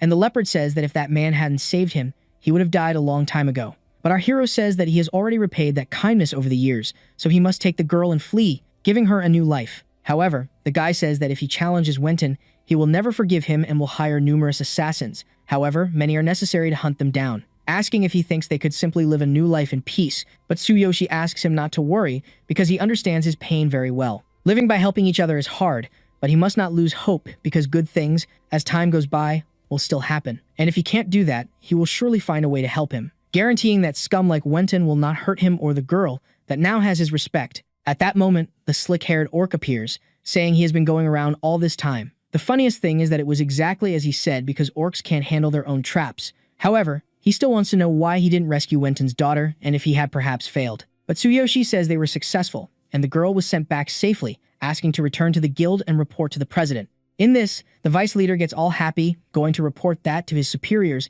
and Tsuyoshi, observing the situation, says it's time to have a little chat with Wenton. Thus, the scene shifts to another place, with Wenton saying that his earnings have been decreasing lately, and maybe he should intensify the kidnapping rescue schemes. However, suddenly, someone says he won't have that opportunity anymore. And look, who shows up there is our young man, saying he came to take his life. The guy even tries to run, begging for mercy, but it's obvious that Tsuyoshi won't allow that, saying that, while he was busy counting his money, he had already taken care of all his subordinates. Wenton asks what that means, because they were all excellent adventurers above level 15, but he ended up taking them all down completely alone. Tsuyoshi says that this mansion has been so quiet for so long that none of them had any sense of danger, and then he approached silently and finished them off. Hearing this, the guy gets furious, saying he had fed them well, and this is how they repay him, and if it's money he wants, he just has to say the price. Then, Tsuyoshi says he hopes he returns the 5,000 gold coins he owes to the guild, asking if he remembers his bet, because, technically, the request was fulfilled. His daughter is now in a much safer place, and besides that, he had heard about a certain person who kept raising children, asking if they are really giving him money, which is, in fact, something curious, and Wenton says that if the plan is executed correctly, he will have a fortune. If Tsuyoshi helps him, they will make him even more useful, because he can simulate kidnappings or sell them at black market prices. Hearing this, Tsuyoshi remains silent, and Wenton asks if that's not enough. If that's the case, he can take everything, because he could live comfortably for the rest of his life. However, Tsuyoshi mentions that he is still feeling greedier, because there's one thing he desires and doesn't have yet. The merchant tells him to just say it, if it's within his reach, and at that moment, Tsuyoshi says it's his life. In this, a day passes, and a bunch of people were gathered at the house, and a guy says there are no signs of a struggle, and he was probably attacked from behind. Wenton himself was found in his room, but the condition of his body was horrible, wanting to know who could have done this. From his situation, it's likely the death was painful, and it may have come from someone who had a great grudge against the man. Besides that, a confession letter was found next to him with all the crimes he committed. Meanwhile, the earlier assassin thinks he recognizes that wound better than anyone. All the fatal wounds surely came from an ambush, which is a unique skill of the assassin guild, to which he once belonged. But after the investigation, Wenton was not a target of the guild, wondering who it could be then. He even speculates it could be Tsuyoshi, because he clearly remembers his finishing blow in the arena. It was almost identical to his ambush skill, but he wasn't from the Adventurers Guild. Anyway, this guy is a warrior, wondering who he is, supposing that, somehow, he had stolen the guild's skill, and if he reports this to the leader, he could win his way back there. On the other side of the city, at the Pace Guild branch, the leader doesn't believe that the protagonist had recovered 5,000 gold coins. The other beast, meanwhile, was all convinced, saying she could tell from the moment she saw he would succeed. In this, the leader says he just heard that Anton was murdered, and it happened right after he left, and if he hadn't recovered the gold, they wouldn't have received this reward. But Tsuyoshi says he doesn't care, because the request was completed and he even leveled up, thinking that after dealing with Anton and his associates, the system even gave him a bonus. Apparently, by killing enemies, he receives more experience points, increasing his potential to level up. Hearing this, the leader congratulates him, because he not only protected the guild's honor, but also secured a fortune, and for that, they will split the 5,000 gold coins equally between him and the guild. However, he says he doesn't need that money, and just receiving 250 coins is enough, and the rest he will donate to homeless children or needy families. This guy is tough. Hearing this, of course, everyone is surprised, and Tsuyoshi says there are many people who need that money much more than he does. In this case, he will only take 250 coins, as per the agreement. As he starts to leave, the guild leader says that, besides being strong, he is also generous enough to donate such an amount without hesitation. Outside the guild branch, Tsuyoshi was reflecting that he had reached level 11, and only one more step was needed to reach level 12. Still, he wants to know where Sakura is, and she will definitely be surprised when she sees him now. After all, he looks completely different. Soon after, he looks around, noticing that there are a lot of people there. An orc says she is the wife of the president of the trading company, and that this hybrid dared to bump into her son, asking why she hasn't apologized yet. Sakura says that, as she already explained, her son bumped into her and she was simply standing there, waiting for someone. Hearing this, the woman gets even more nervous, asking if she is accusing her son of lying. Then, the argument escalates and the guard appears, saying she should just apologize because it's for her own good. But Sakura says that even if they doubt her, she will not tolerate being insulted and, with so many people around, there must be some witnesses who saw what happened. However, to make matters worse, the opposite happened, right? No one wanted to help the girl. Suddenly, that orc slaps Sakura in the face, saying that if she doesn't apologize soon, she will send someone to teach her a lesson. Still, the girl, even on the ground, refuses to apologize. When she was about to grab her weapon, the guard interrupts, saying that even if she is a high-level adventurer, there are rules here. Poor Sakura, in the meantime, was trying to do nothing. After all, she can't let her master's plans be ruined. But then, at that very moment, someone appears and kicks the woman. What the heck, man? Out of nowhere. The little girl panics at that moment, and that's when the protagonist appears and slaps the child too. Man, now he is not forgiving anyone. Then he says that she insulted his friend and also dared to touch her. And it doesn't matter who it is, they will definitely face the consequences now, for real. On the other side of the capital, meanwhile, Naruto was walking down a corridor, thinking that, even though it was daytime, this place is dark and cold as always. At that moment, someone appears saying that if he takes another step, he will kill him.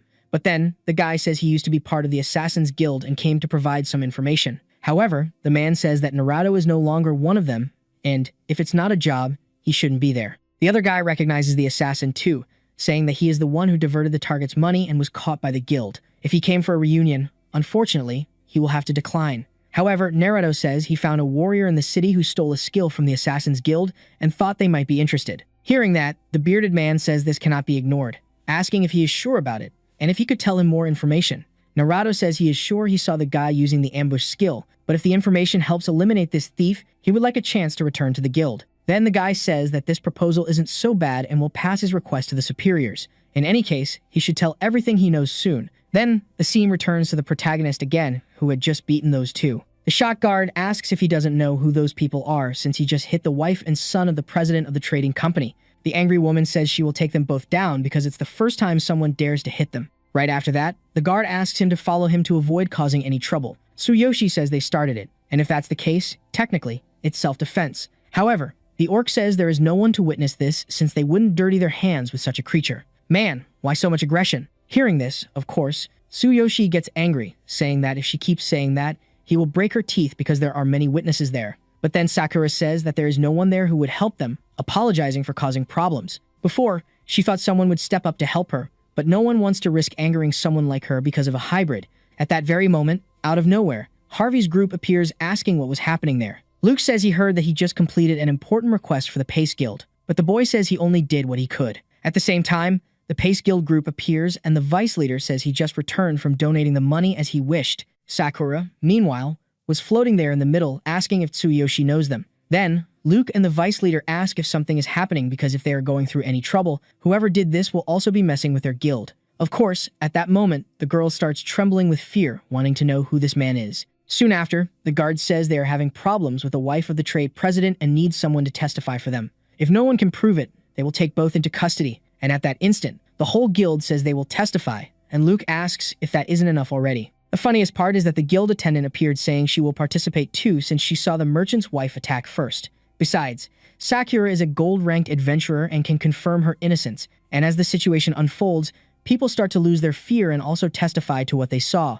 Then the guard, having no other choice, says that is enough, mentioning he will have to ask the madam to accompany him. However, for our hero, that is still not enough, saying he should first apologize to his companion. Otherwise, they won't be leaving anytime soon. Both guilds then start pressuring the woman to do what he said, which is really breaking her down.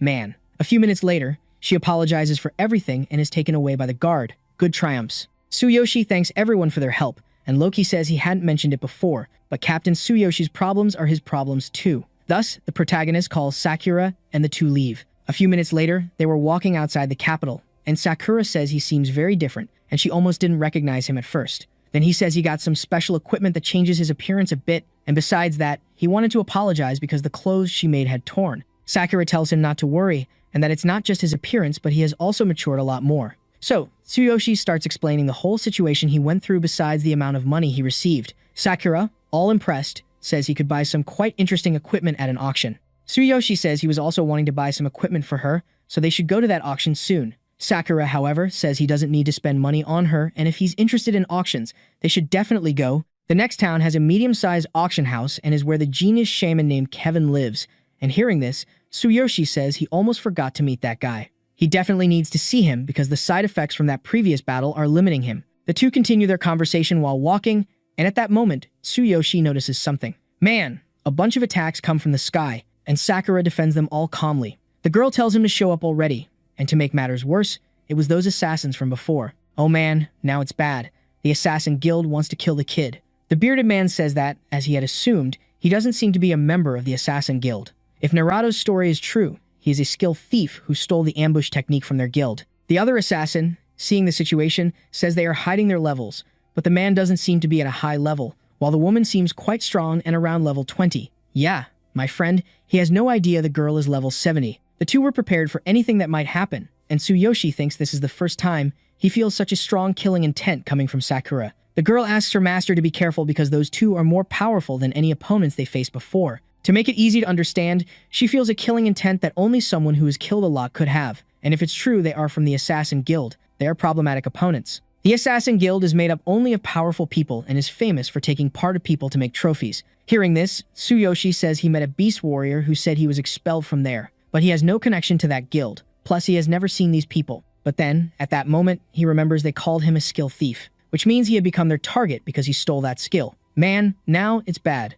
Next, the bearded man tells the other assassin that he will leave the woman foolish with him, but he needs to be careful because she seems to be quite skilled. The two prepare for the fight and, out of nowhere, that bearded guy activates a magic that seems like a domain expansion. Soon after, Sakura says that this is one of the unique abilities, so they should stay close to each other to avoid separation. At that moment, Tsuyoshi says it would be better to separate because this way they can fight one-on-one more effectively. In fact, he would like to see just how strong they really are. Then, the two charge at each other like crazy, asking if they aren't going to hide or run. It's very arrogant of the boy to think he can steal the abilities of his guild and live to tell the tale. Naruto said he had stolen one of the abilities, but he will show him how it really works. At that instant, Tsuyoshi starts defending the blows, asking if he is a level 30 assassin. If that's the case, he will need to level up much more if he wants to defeat him. Seeing that, it's clear the bearded man is impressed, wondering how he discovered his attack and knows his level. With no other choice, he steps back a bit, asking Tsuyoshi what his exact level is. Calmly, holding his big sword, he says he is just level 11. However, for the guy, that's impossible,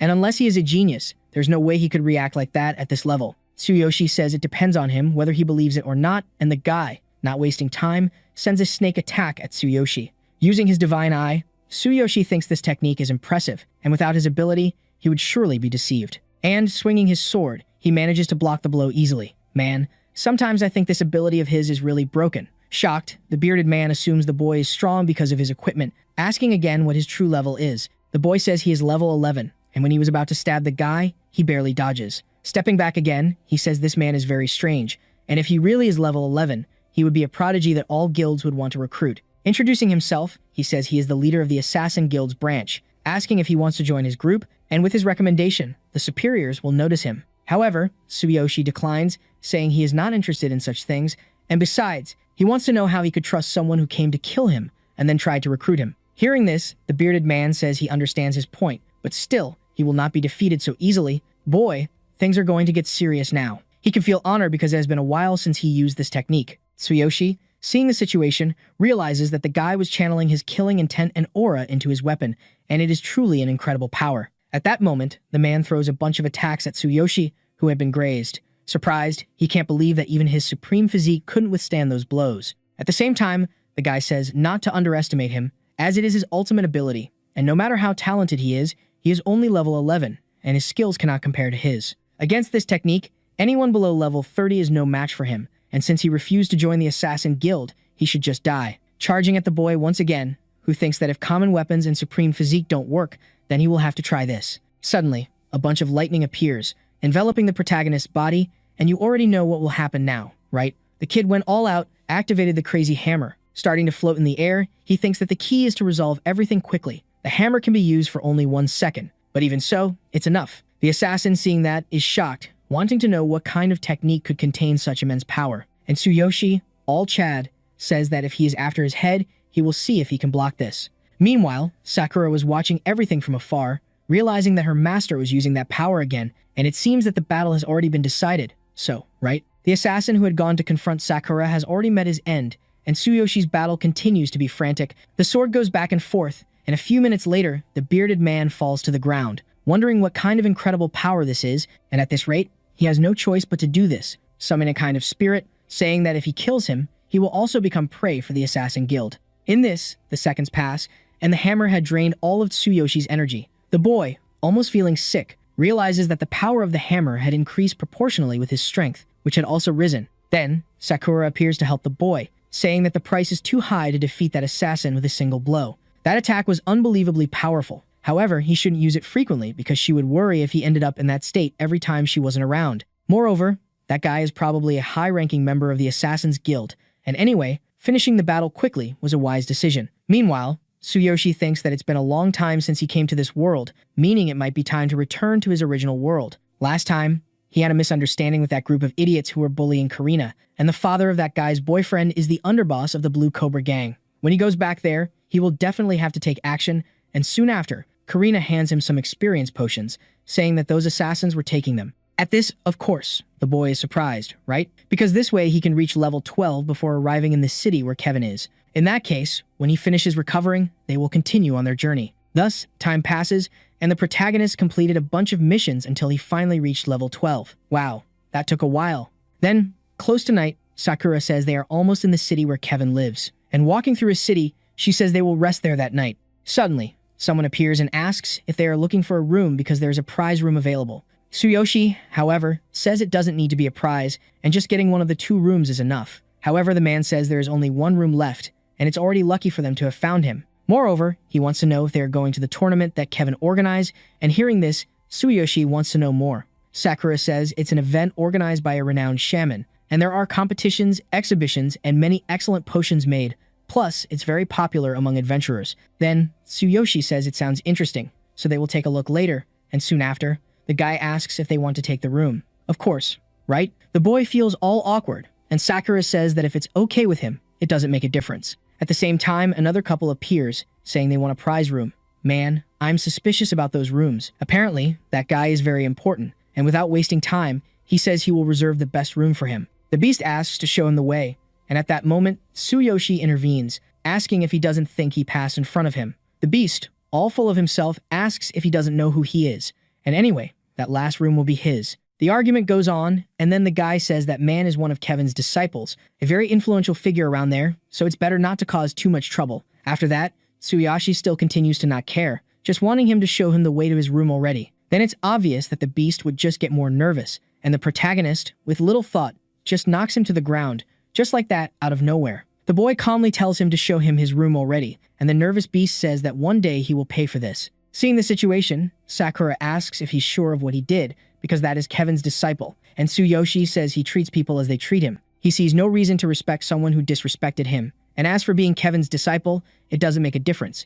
After all, he doesn't want to lower himself like before. And hearing this, the girl is a bit confused but just accepts, right? A few minutes later, night had already fallen, and the 2 were already in their rooms. Our hero was almost using his teleportation ability, and the only thing he could think of was his sister. What a protective boy. Returning to his world, he gets up from the bed, realizing that it was still night. Beside him was his sister, and then a bunch of flashbacks of what had happened before appear in our boy's head. Looking to the side, he realizes that the cane from before was probably broken. But still, Karina must have fixed it. Besides, she probably protected his equipment at all costs, right? For sure, the girl is very strong, and he had let her endure too much. Still, his brother became more powerful and won't let anyone mistreat her, and he will never have to live miserably again. Then he gets up, opening the system window, relieved that his armor fits in just one slot. His equipment from this world is still intact, but he needs to find an opportunity to level it up, and now that he's back in his world, he will solve his problems one by one. Thus, the day finally arrives, with Karina asking what happened to her older brother. He's basically acting like a completely different person after just one night.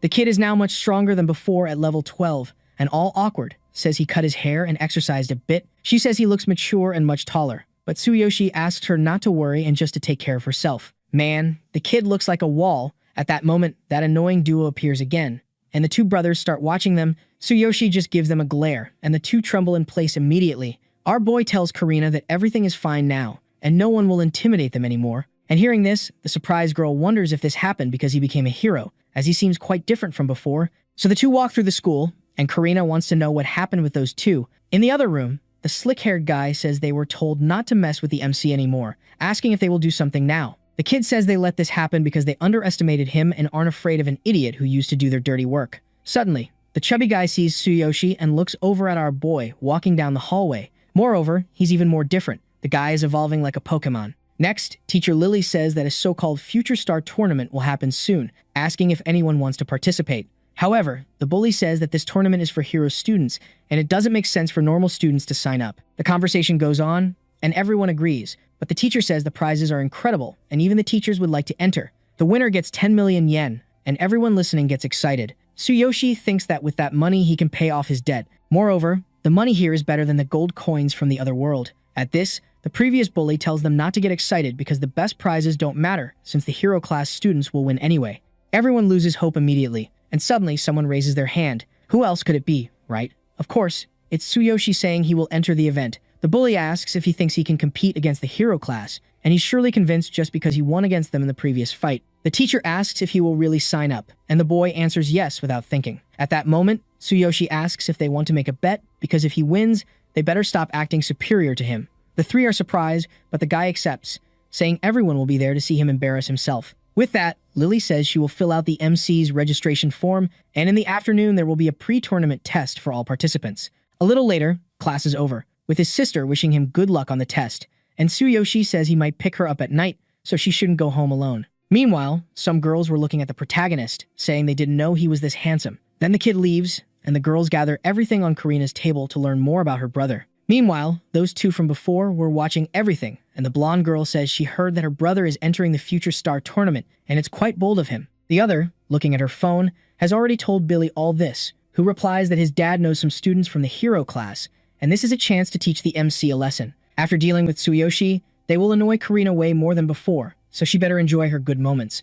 Meanwhile, in the principal's office, a guy says that the stronger your students are, the stronger your school will be. The goal is to place at least one student among the top 5, and the other guy says that all the students from the hero class have been registered, and as expected, almost no one from the regular class signed up. Anyway, the representative from the Hero Association will be present at the test this afternoon, so preparations need to be made soon to avoid problems. Then the bald guy says there's a student from the regular class who signed up for the test, and his name is Tsuyoshi. Hearing this, it's clear that the other partner is surprised, right? A little later, already in the preparation area for the test, the bald guy mentions that there's a student from the irregular class who will participate this time, and apparently, he volunteered to join. Anyway, he has no chance of passing since this test is a simulation for the semi-heroes. Soon after, everyone starts staring at the protagonist. However, compared to the hero class, he doesn't seem that special. Next, the supervisor asks why a student from the irregular class would bother taking this test since it's just a waste of time. And the bald guy says that a student from the irregular class is completely out of place there.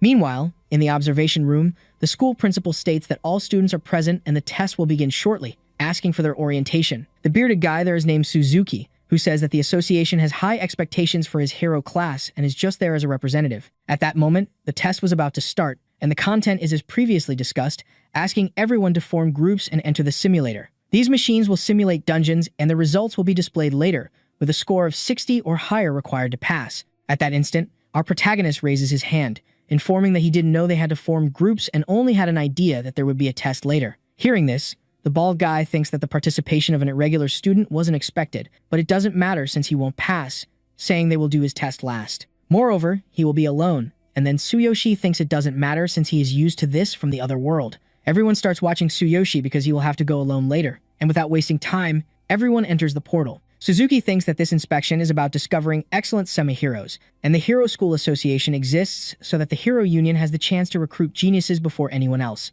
A little later, the students were already in the simulator, and the system warns that the difficulty level will be set to a Class F cave. Everyone selects their classes and equipment, and thus they were finally ready for the fight. A little later, the bald guy's group exits, and he says that cave was quite difficult. Suzuki thinks there aren't any interesting heroes in this school since they are still very young. Besides, there is a significant talent gap between Class E and Class F, even if it's just one level apart. Next, the guy pretends to be surprised, saying that with just a little training, they have a bright future ahead, wondering if this is the end of the test. However, the bald guy says that the last student from the regular class is still preparing. Hearing this, Suzuki says that this boy must have some courage, and since he is the last one anyway, he will watch, and even if they fail, they are still students from the regular class. Then, the supervisor congratulates everyone who passed and now will go to the last student from the regular class, calling the protagonist to enter the portal soon. Obviously, no one believed that Tsuyoshi could do anything, and shortly after, he had already entered the simulator. Looking at the system, he realizes he received everything he needs,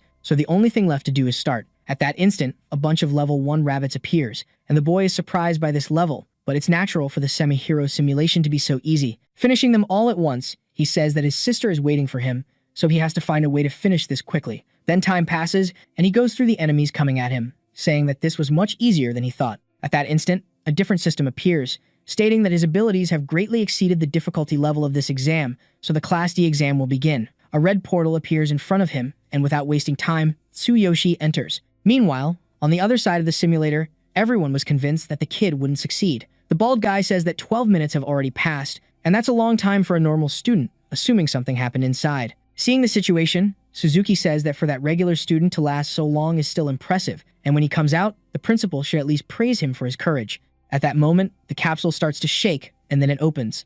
Our boy appears, and the system congratulates him for achieving a perfect score. The kid looks around, not understanding anything, and the shocked president asks if that student isn't from the hero class after all. The previous student says it's definitely a mistake because there's no way a regular class student could pass 2 exams in 12 minutes. However, Tsuyoshi, leaving calmly, says he doesn't care about his score as long as he's allowed to pass. Suddenly, someone calls out to him, and Suzuki asks if he just passed the mock exams for Class D and Class F. All this, even being from the regular class, asking if he could tell him who the boss of the Class D simulator was. Then Tsuyoshi says it was a level 6 Black Wolf, which was fast but very weak, so he just cut it a few times and easily defeated it. If that's all, he wants to leave quickly because he has to pick up his sister, right? Hearing this, the school principal still seems a bit skeptical, asking if Tsuyoshi is lying, and Suzuki, surprisingly, leaves our boy alone, telling him to go pick up his sister soon. Tsuyoshi just thanks him, and then the principal asks if there's something wrong with the protagonist's results. Then Suzuki asks to let the boy participate in this competition while keeping their results and today's events completely confidential. Meanwhile, he thinks that the final boss of that simulator was indeed a level 6 wolf, assuming he found a hidden genius or even a monster. That's why he needs to keep observing him, and if he's right, he has to recruit this monstrous genius for the Hero Association. Then time passes, and the day of the Future Star Tournament finally arrives. There were a lot of well-known people there, and a guy soon after asks to make sure to register the participants from their schools before they gather in the arena. Looking at the protagonist, the guy asks if he's from the hero class, wanting to know his name, and Tsuyoshi says he's just from the regular class. Hearing this, it's clear the man is surprised, asking him not to exaggerate since the students from the hero class are quite formidable opponents. Then the scene shifts to that giant arena, and a man announces that President Suzuki has arrived. He then asks if all the students from the regular class have registered. The bald man says he did exactly as he was told, and they're probably in the arena now. Suzuki thinks that if Tsuyoshi registered, it means he's taking this tournament seriously, and if his power is real, he could definitely be an incredible genius. Next, the bald man says that the representatives from the guild and the faction have arrived, so they should start the opening ceremony. Moreover, President Suzuki probably already had an idea about this, but both Kurozu and Sawahira schools sent their best students this year. Both schools seem determined to achieve good results, while the students from his academy have been falling behind year after year and are unlikely to produce results. Hearing this, the demotivated principal says it's always the same thing, and they'll just do their best in their own way. Meanwhile, all the students were about to enter their simulators, and the presenter announces that the practical skill test will start soon. Tsuyoshi, seeing the situation, feels a bit confused, wondering if the tournament wasn't supposed to start immediately. A system appears explaining that he has to make the least movement with the greatest force possible, and each category has a maximum score of 100. When it's his turn, the student prepares, and after throwing the punch, he receives a score of 72 and one of 74. The students are surprised by the scores, and one of them says that above 70 is the average, but if it's above 80, they'll definitely be competing for the top 3 spots. As time passes, all the semi-heroes had already taken this test. A guy says he heard there's a regular student from Seishin School competing and is curious to see what kind of score he will achieve. Meanwhile, the school principal was disappointed with the scores his school achieved, and Suzuki thinks that compared to the other schools, they really fell behind. In the stands, Tsuyoshi's class was watching everything, and the bully was wondering where the protagonist was and if he wasn't going to compete. His sister was there too, and then the blonde girl says that if he is really strong, he should be able to compete with other students from other schools. The girl confidently says she trusts her brother, and returning to Suzuki, he thinks that no one scored above 80 points in both categories, but the strong competitors only appear at the end.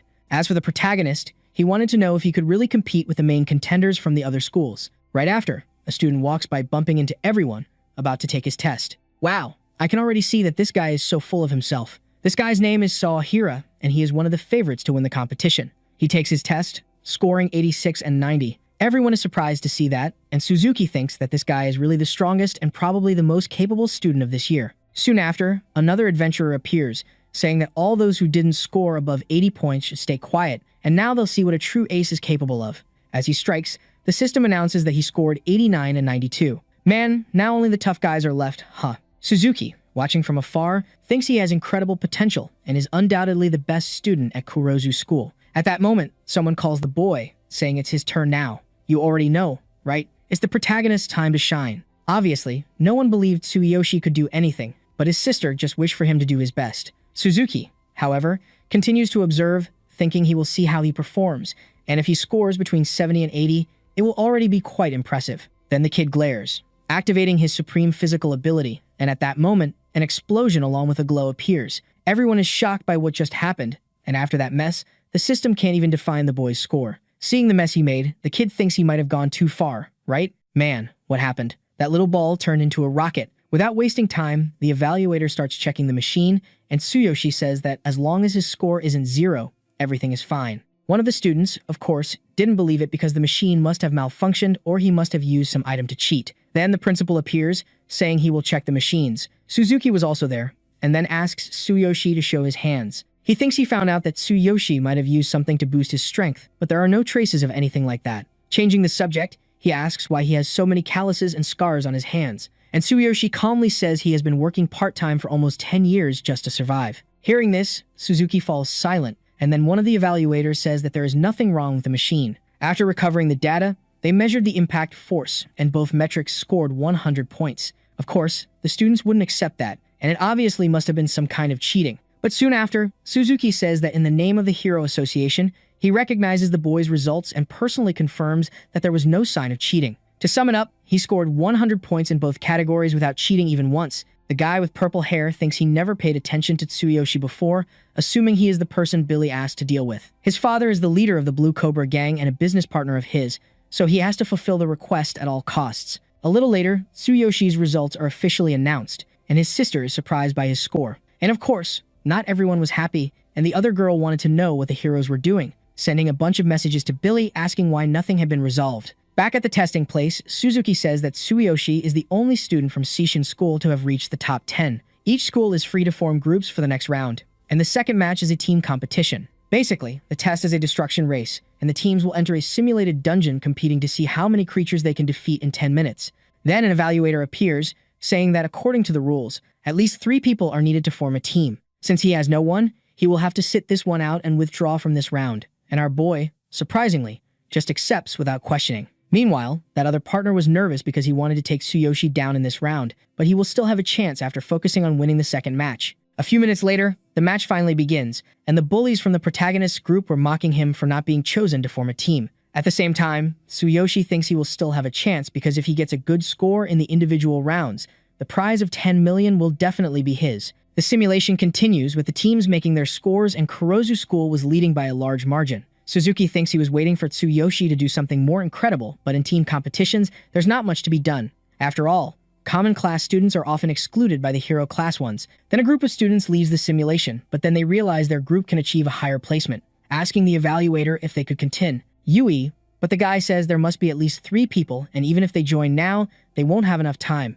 Looking around, the two search for someone to complete the group, and you already know who they found. Pointing to the MC, they ask him to join, and without wasting time, they enter the portal. The big sword student says they will have 3 minutes to defeat 10 monsters to reach the top 10. Besides that, he doesn't know the boy's abilities, but if he can help, that's enough. At that moment, a flood of creatures appears, and Tsuyoshi calmly asks them to close their eyes. Then he summons all his equipment, asking to leave everything else to him. Charging at the monsters, he thinks he will attack directly using his supreme physical ability. With that, the number of monsters defeated goes from 43 to 300 constantly, that the kid did everything alone. Returning to where the students were, he says, this should be enough. And the poor ones were stunned by what the kid just did. He literally decimated an entire army in a few seconds, so it's obvious they got first place by a landslide, right? A few minutes later, they had already returned from the simulation, and Suzuki can't believe Tsuyoshi really defeated 300 monsters just before the end. One of the students says he has no idea what happened because Tsuyoshi just told them to close their eyes and then eliminated all the monsters in front of him with a single blow. Then he and Suzuki think that Tsuyoshi really is a monstrous genius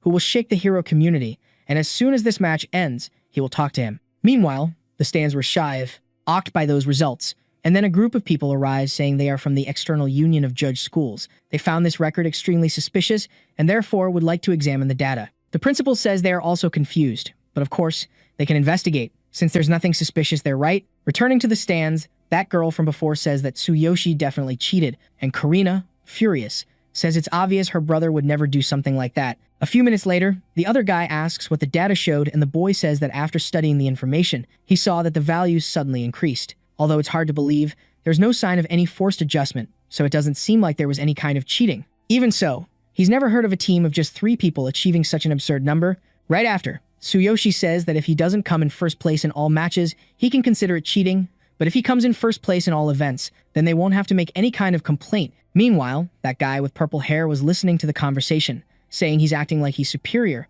plus the rest of the events are individual, so they'll see what he can do. A little later, the next test is long jump, and that purple-haired partner was convinced it would be so easy, but then, when it's the protagonist's turn, he wins in all modes. The kid literally broke the record in all categories. Wow, this guy is really something. He literally got first place in all events so far. Meanwhile, at the entrance of the arena, Billy was very nervous, thinking he can't leave things like this. Returning to the test, the students wanted to know how Seishin School had created such a monster. Looking at his phone, the boy thinks he wished he had done something, but unfortunately he couldn't. Then, the other guy says the next test will be the final, and they practiced this for a long time, and since he's confident, he will face Tsuyoshi in a fair fight. The other boy thinks that if that's the case, the item Billy's father gave him will be very useful. If he doesn't use the artifact now, he won't have another chance to defeat Tsuyoshi, and since it was adjusted to have only 10% of its power, he probably won't have another problem. A little later, the moment of the test arrives and they will have to do, apparently, a kind of tug of war. Soon after, a guy appears saying that the principal wants Tsuyoshi to participate too, winning first place once again. Meanwhile, our boy says he doesn't have any students who would want to team up with him, but he says he will find someone, so there's no need to worry, right? Then, out of nowhere, a guy calls from the stands asking if anyone wants to volunteer to help Tsuyoshi. Some people even wanted to try to help Tsuyoshi, but the embarrassment was too great to raise their hands, right? At that moment, one of the other girls says she has an idea. She will raise her hand and go over there just to mess everything up, and even if they don't get first place, it will be because of Tsuyoshi's incompetence. Basically, he will you have to do everything on his own, right? Since Billy can't do anything. A little later, that guy appears again telling Tsuyoshi that he found a volunteer. The kid looks to the side to see who it was, and then, at that moment, is surprised, realizing it was that girl who was bullying his sister before. Changing the subject, he asks what she was doing there and probably must be up to something. Feigning innocence, she says she came because no one else wanted to go. Thus, the groups start to prepare, and the protagonist does the same thing completely in silence. And the girl is there fuming because Tsuyoshi was ignoring her. On the other side of the arena, that other guy was confident and wanted to beat Tsuyoshi this time.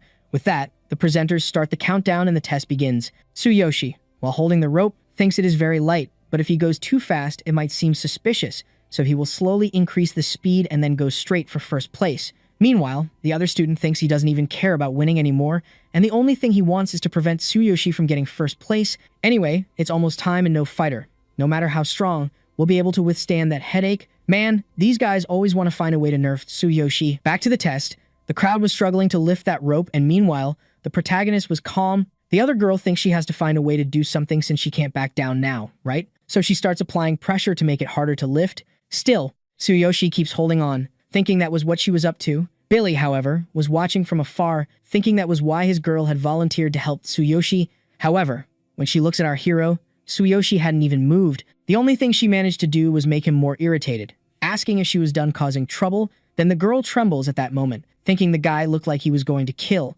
Next, the presenter says the match is in its final stages, so the players have to give their best. At the same time, the guy with purple hair was up to something, thinking it was almost time. Before the match started, he had secretly marked Tsuyoshi as the target of that item, and as soon as he pressed it, it would definitely end the kid's life. He could hardly wait to see him suffer because he wouldn't get first place in front of him. Then he activates that device, which instantly takes effect. In fact, on all the students, seeing the situation, Tsuyoshi was trying to understand what happened to the other students. The system warns that it has detected a psychic shock and then activates its protection mode. However, since the other students don't have this defense, they end up falling to the ground unconscious. No one in the stands understood what was happening, and the only person still holding the rope was Tsuyoshi, who thinks he can't leave things like this because if it continues, the other girls will be in danger. And without wasting time, he activates his supreme physique, grabbing all the ropes at once to save E. Very on, the boy is finally finding those ropes heavy, right? Using his supreme physique as much as he can. The spectators were watching that, and Suzuki thinks Tsuyoshi is on the path to becoming a legendary hero, and no matter what happens, he has to put him on his elite hero team. At the same time, a bunch of security guards appear to help Tsuyoshi hold all those ropes. However, the kid refuses to let go of any of them. The surprised man asks if he's sure after all this, but he says the competition isn't over yet, and he said he will win first place in all events. The girl, meanwhile, seeing that, is surprised that he continues even though he is so exhausted, thinking that this is really amazing. Now it's impossible that she will fall in love with the kid. The only thing he could think of until now is to win first place. In this, the stands start cheering for the kid, who using his last strength manages to reach the bell. What's left now is just for the girl to lower the flag, and Billy, seeing everything from afar, of course, tells her not to lower it, because otherwise, they would end up losing first place. However, the girl, after seeing everything Tsuyoshi had done, seems to have gotten a bit demotivated, and surprisingly, she ends up ringing that bell. With that, she takes the flag and Tsuyoshi is declared the first to complete that test. Man, the kid is tough. At that moment, several guilds start trying to gather information on Tsuyoshi. After all, they can't lose a genius like him. A security guard tells his boss that guy it's causing problems for the young master, and even the previous mess was caused by a tool he handed to one of the participants. That guy is the notorious boss of the Blue Cobra gang, who says it's kind of complicated to be an enemy of a genius like this. Either way, they should go home because it seems Tsuyoshi is beyond their reach and needs to talk to his son later. A little later, Suzuki was greeting the principal of Tsuyoshi's school, saying that not only did his school win the championship, but they also produced an incredible hero. With that, suddenly, another security guard appears, saying that a participant was found with a mental interference item. Apparently, the previous confusion was caused by this device, and after the investigation, it seems to have been modified into a highly dangerous item. Asking what they should do, Suzuki, seeing what it was about, realizes it was a prohibited item, and the principal asks which participant had done this. The guy says his name is Boniface and he is from Kuruzu School, and besides that, he has already been detained, asking if they could take over the investigation. Suzuki asks him to tell the team to continue investigating because he will contact Kuruzu School later. Then, the scene returns to the protagonist who asks the principal if he needed anything. The principal says he is the star of his school because he did an amazing job, and from now on, the academy will fully support him. If there's anything he needs, the only thing he has to do is let him know. Then he thanks him for everything, but warns that he doesn't need any special treatment. At the same time, Suzuki says that on behalf of the Heroes Association, he formally invites him to join the Elite Heroes team, asking him to consider it. If he accepts as a bonus, he will receive a cash prize and a mansion that is in a great location.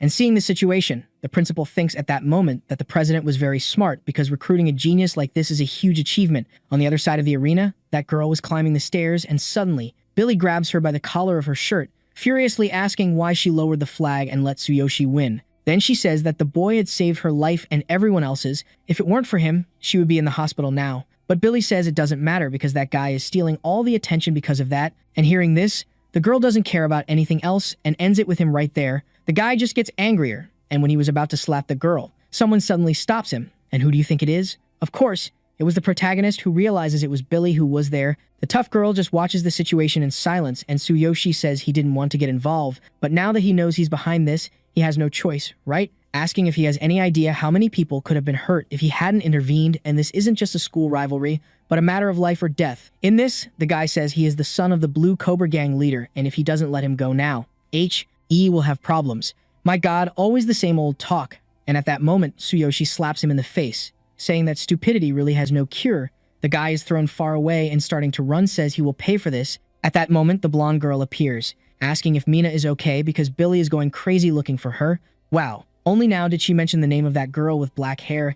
Then Tsuyoshi says that even though she lowered the flag, she shouldn't expect him to thank her because he still hasn't forgiven her for what she did to his sister. Then he starts to walk away. But Mina calls out to Tsuyoshi, apologizing for treating his sister that way because she truly regrets it, swearing that he will never intimidate his sister again, let alone hurt anyone. The same goes for the blonde over there. Soon after, Tsuyoshi says that even if they apologize, the fact that they intimidated his sister and caused her injury doesn't change. If he were to hurt her and then apologize, the wound wouldn't heal, right? The two stand there without saying a word, and then Tsuyoshi says that he will still listen to their apologies, asking them to get up. A few minutes later in the locker room, Tsuyoshi says that as soon as he changes, he will go home with his sister. By tomorrow, he will have collected the cash prize along with the mansion, and Karina will surely love it.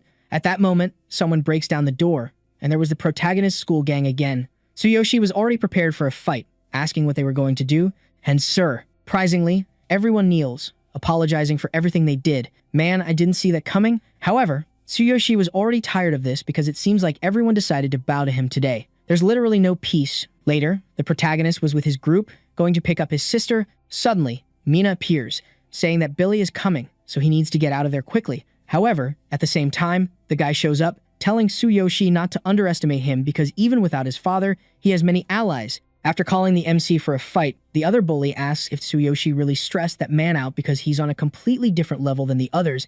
Anyway, since he respects him, he will help him. However, Tsuyoshi, taking off his backpack, asks him not to get involved in this and just to take care of his sister. Then, he decided it no longer makes sense to hide that he is a hero, and if that's the case, he will show everyone the difference in their abilities. Everyone starts trembling in fear, but Billy asks everyone not to panic because he will double the payment, and besides, they are outnumbered. At that, everyone rushes at Tsuyoshi, who, with just a few punches, takes down most of them. Suddenly, a student appears behind him, attacking him with a metal bar, but it's obvious that wouldn't do anything, right? With just one punch, he throws the guy to the other side, and the bullies, seeing that in surprise, say that at this rate, the kid could even dominate all the high school groups. Then, Tsuyoshi, holding a metal bar, says he will end this once and for all. A bunch of lightning starts to surround the sky, and meanwhile, two people were watching from atop a building. The hooded figure says that, given this power, Tsuyoshi's ability is already on another level. The old man says he may be a rank D hero, but he's the most talented they've seen, and if that's the case, maybe they should give him a chance to recruit him. At that, the hooded figure says that during that kid's awakening test, there was a data anomaly, and the whole area suffered a blackout. That's not something just anyone can do, and with the Supernova tournament approaching, he is exactly the type of talent everyone is looking for. This tournament will be more intense than ever, and the rankings will impact resource distribution this year, and even the Hero Alliance is sending stronger rookies. To make it easier to understand, each guild and faction participating in this tournament is desperately searching for promising rookies, and now that Tsuyoshi's abilities are much easier to see, they have now achieved their goal. At that moment, the old man disappears, and the hooded figure says that guy is very smart. Still, he will make a point to meet the protagonist in person. Man, the partner suddenly sprouted wings. I don't understand anything anymore. The scene returns to Tsuyoshi's battle, who was taking down everyone. The poor guys were getting electrocuted, and Billy wanted to know if this is the level difference between an ordinary person and a hero. All the students had already been defeated, leaving only the guy. Then, Tsuyoshi points the metal bar, throwing it aside, almost hitting him, telling him to disappear because he never wants to see his face again. The guy, not wasting any time, bolts out of there, and Mina asks if he's okay. He replies that he is, thanking her for warning him beforehand. After that mess, it's obvious that the other students would be very excited, calling Tsuyoshi to even form a group. Kid, not wanting to know anything, just told everyone to go home already. A little later, Tsuyoshi and his sister were heading home, and she says he got too strong, and even his classmates are jealous. Our boy responds that this is both good and bad, because it could attract attention, but not all attention is welcome. Changing the subject, he says that since they passed the test, the president of the Heroes Association is giving him a bonus of 10 million yen along with an apartment. And hearing this, his sister is surprised, asking if he is serious. He replies that he is talking about the president of the school's Heroes Association, and if the apartment has an elevator, she won't have to climb the stairs like she does every day. Then his sister thanks him for everything he has done for her, and Tsuyoshi just smiles, saying that she is his sister and taking care of her is his responsibility, so she doesn't need to keep thanking him for that. Suddenly, someone calls the protagonist, asking if he has a moment, and it was Suzuki mentioning that he wants to discuss the Supernova tournament. The guy was taking too long to show up. A few minutes later, already at Tsuyoshi's house, Suzuki asks if he has been living there with his sister all this time. The boy replies that yes, and since their parents passed away, he has been living there with his sister. However, the stairs are really difficult for her because of her legs.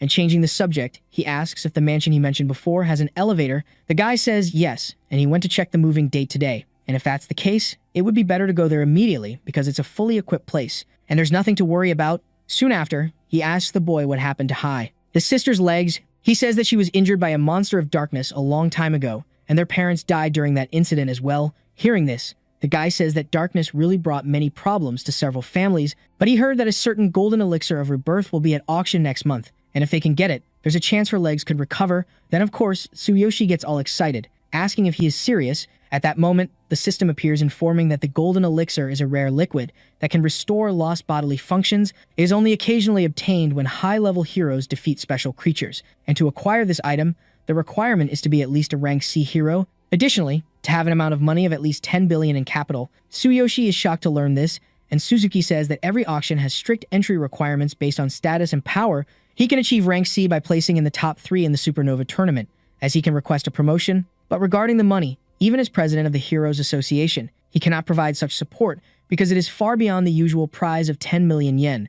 Seeing the situation, Tsuyoshi thinks he cannot give up on this item, wondering how he will manage to get 10 billion yen in just 1 month. Then he remembers the potions from the other world, because compared to the capsules from his universe, those potions are far superior in terms of effect. If he could reproduce other world potions, he could even make that money. Eve. And if it's in just 1 month? Seeing the boy with that expression, Suzuki asks what is going on, and changing the subject, he says it's nothing, questioning if placing in the top 3 in the tournament could get him rank C. The guy says yes, mentioning that it's a big event that attracts a lot of attention, where guilds and factions, including his Heroes Alliance, send their most talented new heroes. Performing well also grants more influence in the Dungeon Resource Association, and without wasting time, Tsuyoshi asks to be put in this event. Suzuki questions if he is serious, as it is not common for a high school student and will probably be dangerous, and Tsuyoshi, dragging the man away like a rag doll, says he is ready, asking where to sign up. The poor guy, almost dying, says it's at the Heroes Alliance headquarters, so he will arrange a car and therefore,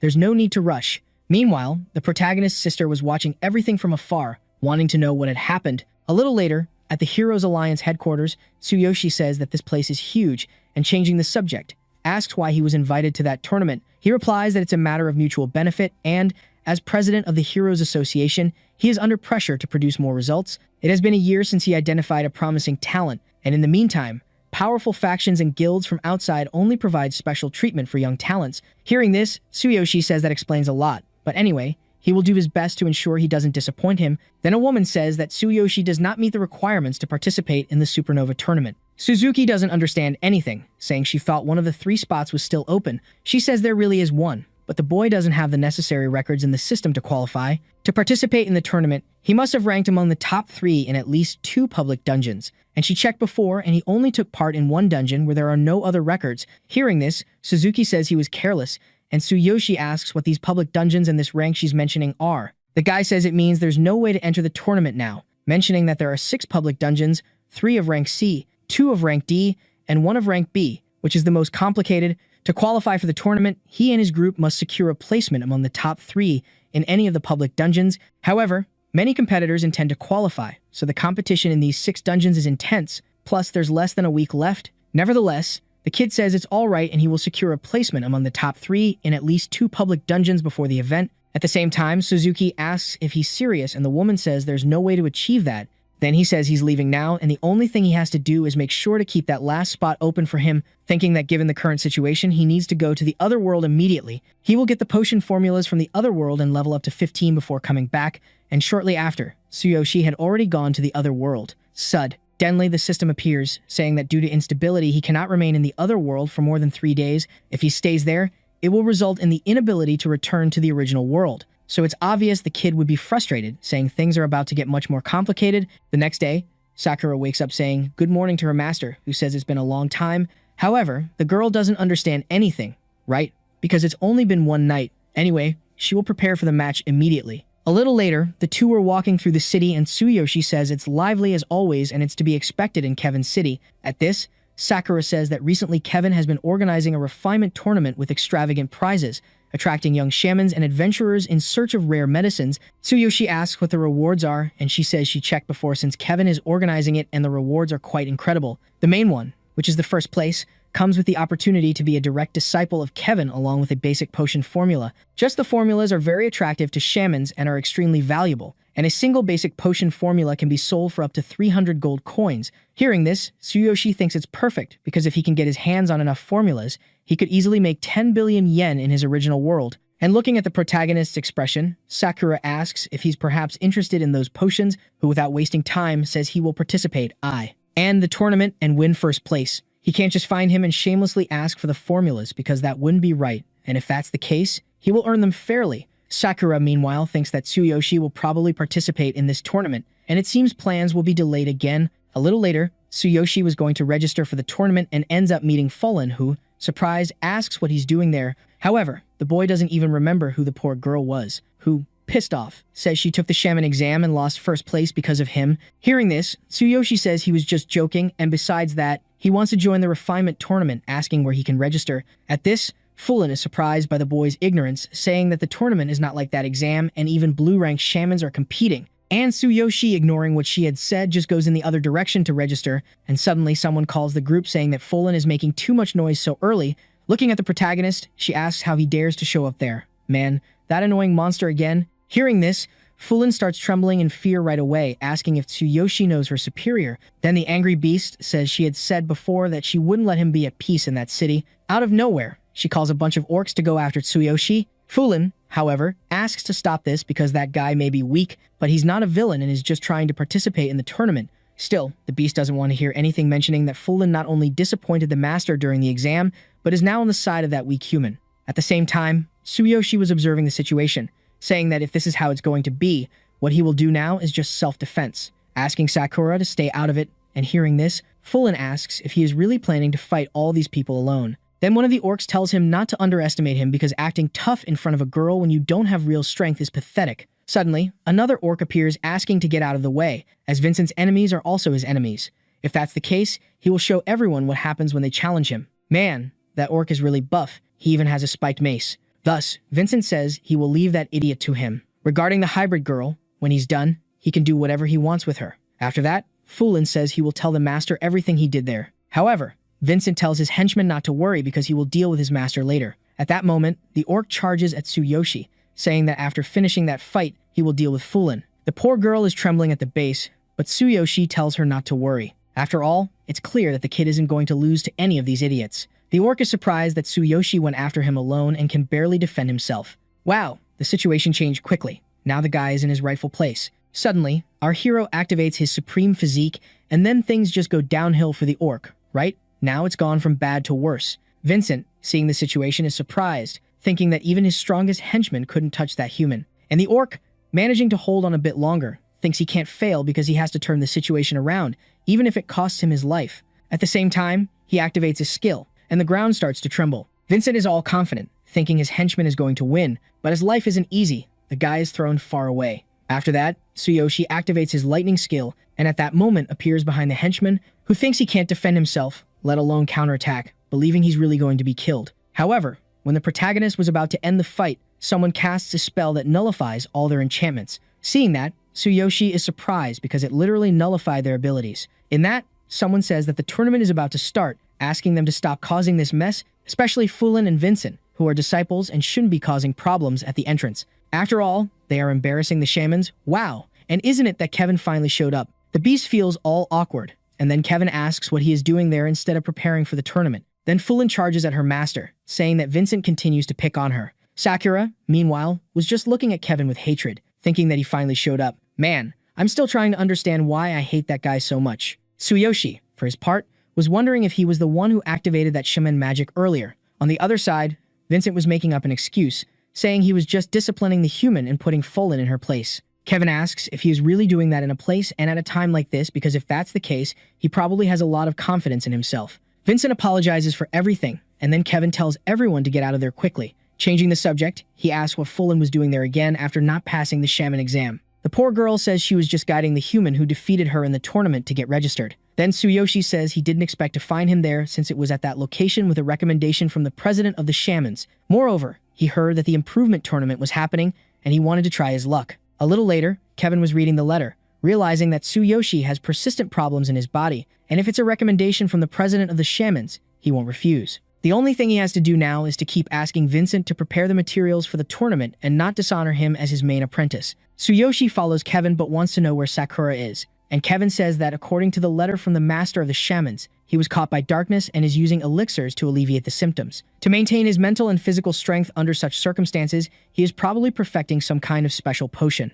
However, the boy says that maybe his body was resilient or he was lucky not to be consumed after all, since he had entered the dark area alone and admits that it was very reckless of him. And hearing this, it's clear that Kevin would be surprised, asking if it's really true. Our hero replies that yes, saying he is a warrior, but at that time he had a request for the master of shamans, and since an exam was happening, he thought it would be cool to try. Kevin asks if he had studied potion refinement and who his mentor was, but Tsuyoshi says he never studied formally and never had a mentor, relying only on instinct. Hearing this, the guy starts to think that this boy could even be a genius who surpasses him. Anyway, it's impressive, asking him to continue explaining, thinking that he needs to see everything with his own eyes. After all, he cannot allow the existence of a greater genius. A few minutes later, Kevin asks if he came to him because he possesses the laws of earth and wind. The potion he refined carries the power of the laws and may be able to remove the darkness in his body, and Tsuyoshi, hearing this, says that is exactly the case. Suddenly, they arrive at a kind of portal and, opening the door, the guy says this is his refinement chamber.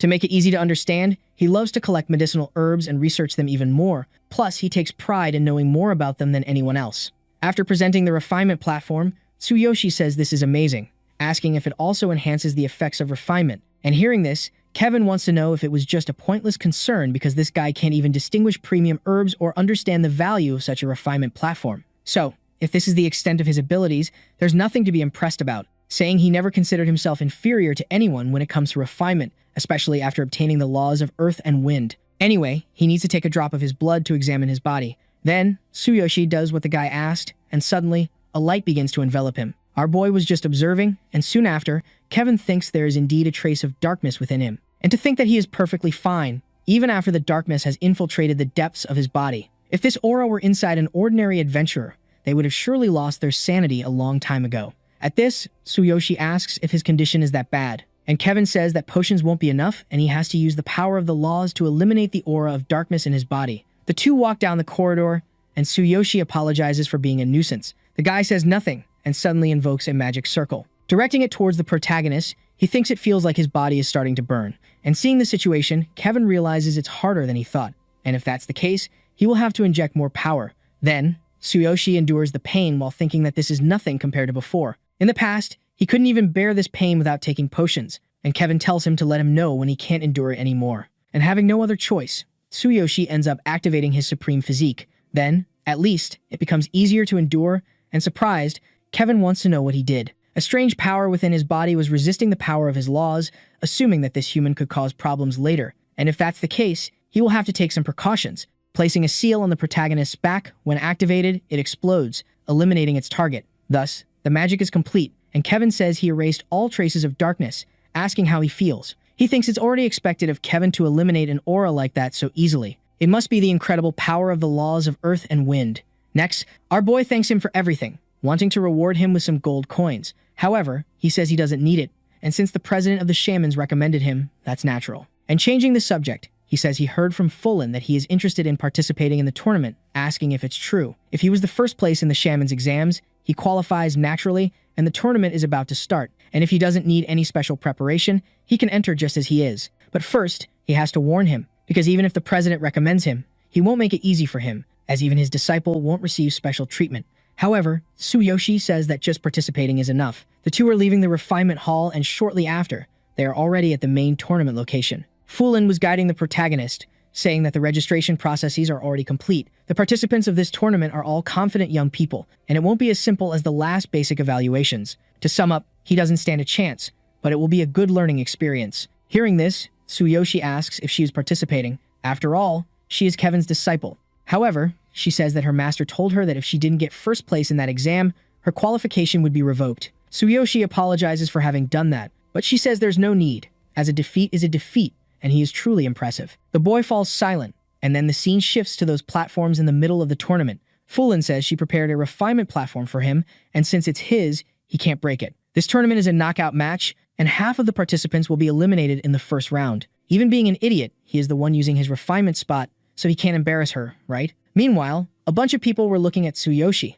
not believing there was a human there, and Fulin tells him not to mind them. The most capable participants in this tournament are the blue shamans, and even though they are enemies, observing them carefully could be useful for him. Hearing this, Tsuyoshi thanks her, and thus, the tournament finally begins. For the first match, they will demonstrate their basic skills as shamans by choosing herbs as potion ingredients. Meanwhile, one of the participants wanted to know if there really was someone there who couldn't choose ingredients for a simple potion. Among all the people, only a few shamans there are capable of rivaling. The biggest threat will probably be Kevin's disciple, because this specialist is in final refinement and must have learned many secrets from his master. As for the white shamans, they probably don't stand a single chance against him. Then, at that moment, someone bumps into him. Of course, it was Tsuyoshi, who, apologizing, said he was trying to find his spot, seeing that he was a warrior-class human.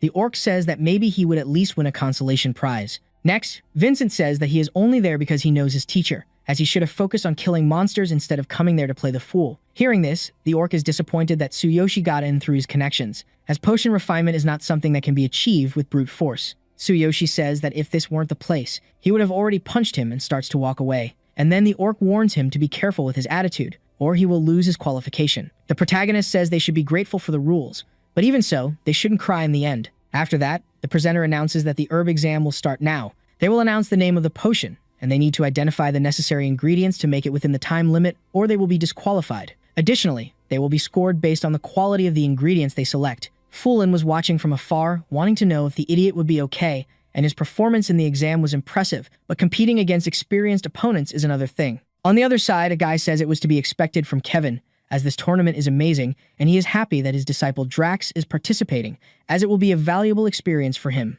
Changing the subject, he asks who he has his eye on, as his main disciple Vincent is quite exceptional. Kevin says he certainly has talent, but the important thing is whether he will be able to show it in the tournament, as Drax, on the other hand, is a promising novice among the blue shamans. Then the other beast says he heard there is a human participant this time and has never seen a human shaman before. Kevin says that this guy is a warrior who has never trained as a shaman. However, he not only took the exam as a human, but also defeated his disciple to claim first place. Hearing this, it's clear that the man is surprised, asking if the president of the shamans has gone mad. Even so, if it were true, it's obvious he would keep an eye on the kid. Meanwhile, Tsuyoshi was standing at the refinement table looking at the ingredients, and it's no surprise that half of the participants end up being eliminated in the first round. The baskets have enough ingredients for only half of the participants, and besides that, the potions require various ingredients, so he has to choose the right ones. However, if he rushes and grabs random items or wastes time looking for what he needs, he will be disqualified. If that's the case, it will be time to use his divine eye, and then the presenter says she will announce the name of the potion.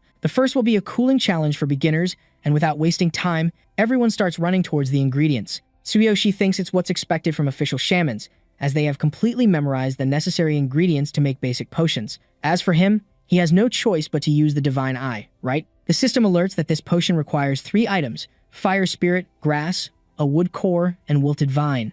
Without wasting time, he heads towards the baskets too, but up ahead, it was a complete mess. And surprisingly, some shamans were managing to do better even in that chaos. Tsuyoshi thinks that even so, there's no way to lose here. So it's time to show the power of a warrior by locating the ingredient. Looking back, Vicente realizes it was a wave of skill, assuming that idiot human is causing trouble just because he's about to lose. Meanwhile, on the other side, the judges were wanting to know the meaning of that. Back to the competition. One of the shamans wanted to know why it got dark, and suddenly Tsuyoshi appears behind him. The guy starts trembling, but all Tsuyoshi wanted was to grab his ingredient. One of the judges is surprised that he used a warrior's skill to move quickly towards the items. Kevin thinks it wasn't just that, as he even grabbed the highest quality fire spirit herb, wondering if he can identify the ingredients or if it was pure luck. As time passes, Tsuyoshi collects all the necessary ingredients. A little later, the presenter announces that time is up, and the potion evaluators will now enter to check the accuracy and quality of the chosen ingredients. A bunch of shamans appears and starts disqualifying several people. When it's the turn of that red orc, surprisingly, he passes with 84 points. He gets all smug, and Kevin says it was expected since both his speed and precision are impressive. A little later, it's Vincent's turn, who passes with 94 points, stating that in a match like this, there's no one else but him to take first place. The surprised evaluator says that the genius's disciple lives up to his name. Then Kevin says that with this score, it's clear Vincent will take first place in the first match. Foolin, seeing all that, thinks it's better for this weak human to keep up. And meanwhile, it's Tsuyoshi's turn to be evaluated. The orc, looking at the protagonist's ingredients, wants to know if he's really human, as all the items are correct. When he goes to check the quality, at that moment, the staff starts to shine, and the orc assumes that the evaluation has some kind of defect. Curious, Kevin asks him to stop stalling and announce the results at once, and the guy says that Tsuyoshi passed with 100 points, which is a perfect quality. Everyone in the arena is shocked that a human did that, but Tsuyoshi expected everything since his divine eye analyzed everything perfectly. The shaman says that the scores of all participants are strictly measured by the analyzer, and there's no error in the scoring as far as he can tell. The evaluator says it seems Tsuyoshi has an extraordinary talent for selecting ingredients, wanting to know if he's as skilled in other areas. And Kevin says he's indeed curious about that too. Then the presenter says it's time for the second round of the refinement tournament, asking everyone to return to their platforms. Now they will need to refine an intermediate invisibility potion and are eager to see their skills in action. Then Fulin tells Tsuyoshi that he did well before, and round 2 is about refinement, a critical skill that tests the most important qualities and talents of a shaman. Moreover, she wants to know where his staff is since he can't even start without one. However, the kid obviously forgot. At first, the president of the shamans lent him his staff, but now most of its attributes favor the warrior class. The girl can't believe he doesn't even have his staff, wanting to know if he at least became a shaman, but if that's the case, he can use hers, and she's lucky to be there. Tsuyoshi takes the item, thanking her, and says that with his equipment and refinement platform, he can definitely win. The girl, leaving, says it's better for him to do that, and then the presenter says to start the test right away. They will have only one attempt, and the time is 30 minutes. Then Kevin says that anyone wanting to win the tournament will have to manage this. At the moment, he will see what Tsuyoshi can do, wanting to know if it was just luck before or if he really has a remarkable talent. The shamans are gathering the ingredients, and Tsuyoshi, doing the same thing, thanks the girl who was there. She, all awkward, says it's nothing and the only thing she's doing is her job, Returning to Kevin, he says this test will reveal who can keep calm and operate with precision under strict conditions. Those who lack skill or mental strength will make mistakes immediately. And what he said was really happening, several shamans losing their composure. However, on the other side, there were others who were managing to get through this situation calmly, especially that orc and Vincent, who had already started refining. The orc thinks that crushing the ingredients means grinding them into powder with his own mana, and the stronger and more precise his mana control, the finer that powder will be. The final and most critical stage of refinement is fusion, and the mana capacity within someone's body is the key to this process. Returning to the evaluator, he says that Kevin's disciple has been hiding his talents all this time. His mana capacity is 7,000, and with skill numbers like that, he's just a few years away from ascending to the status of a red shaman. Kevin says that Vincent's talent is simply a gift from nature, but his mental fortitude still needs to be forged. Regarding this, Yoshi, for some reason, cannot sense his presence. However, when they look over to the other side, the kid is still standing there without moving a single muscle. He thinks it seems this round will come down to the two of them fighting, and their mana capacities are 880 and 1060, while his is only 510. Drax will probably produce a C-grade potion, while Vincent might manage a B-grade one, which is already expected from Kevin's disciple, as intermediate potions are no joke. Suddenly, Fulin, furious, tells him to stop getting distracted since there are only 20 minutes left. Then the kid grabs the items, thinking it's time to start. Even so, since he is a warrior, it's clear that his mana capacity will be lacking. Thus, he begins to use it on the staff, and the other orc was looking at the protagonist's mana extent. It's probably not better than that of an average white shaman.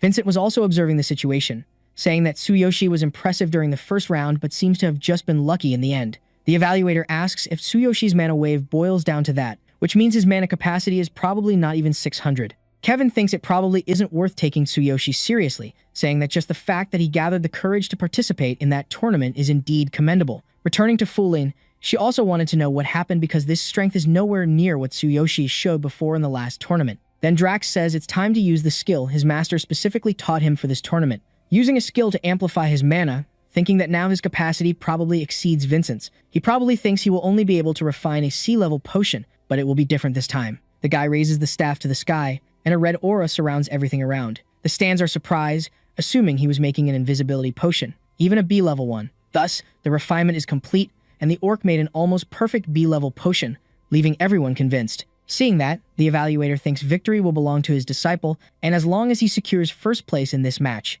his overall score will be unbeatable. Soon after, Kevin reflects that mana amplification is an extreme skill that sacrifices life in exchange for mana, and is definitely not something a normal shaman or sorcerer would use. Apparently, he had worked very hard to train his disciple but wants to know if he really thinks he could win with just a single B-grade potion. If that's the case, he obviously had prepared in case this happened, asking Vincent to show everything he is capable of. Soon after, Vincent notices his master's signal and already knows what he has to do, right? Summoning a blue flame in his hand, and the evaluator is surprised by that. Basically, it's a blue flame of the laws of earth and wind, which is an extremely rare thing. Kevin says he gave it to his disciple some time ago to use as he wished. Returning to the tournament, Vincent thinks his teacher instructed him to add this flame during the fusion stage because the power of the laws will instantly elevate his mana capacity. Definitely no way to lose.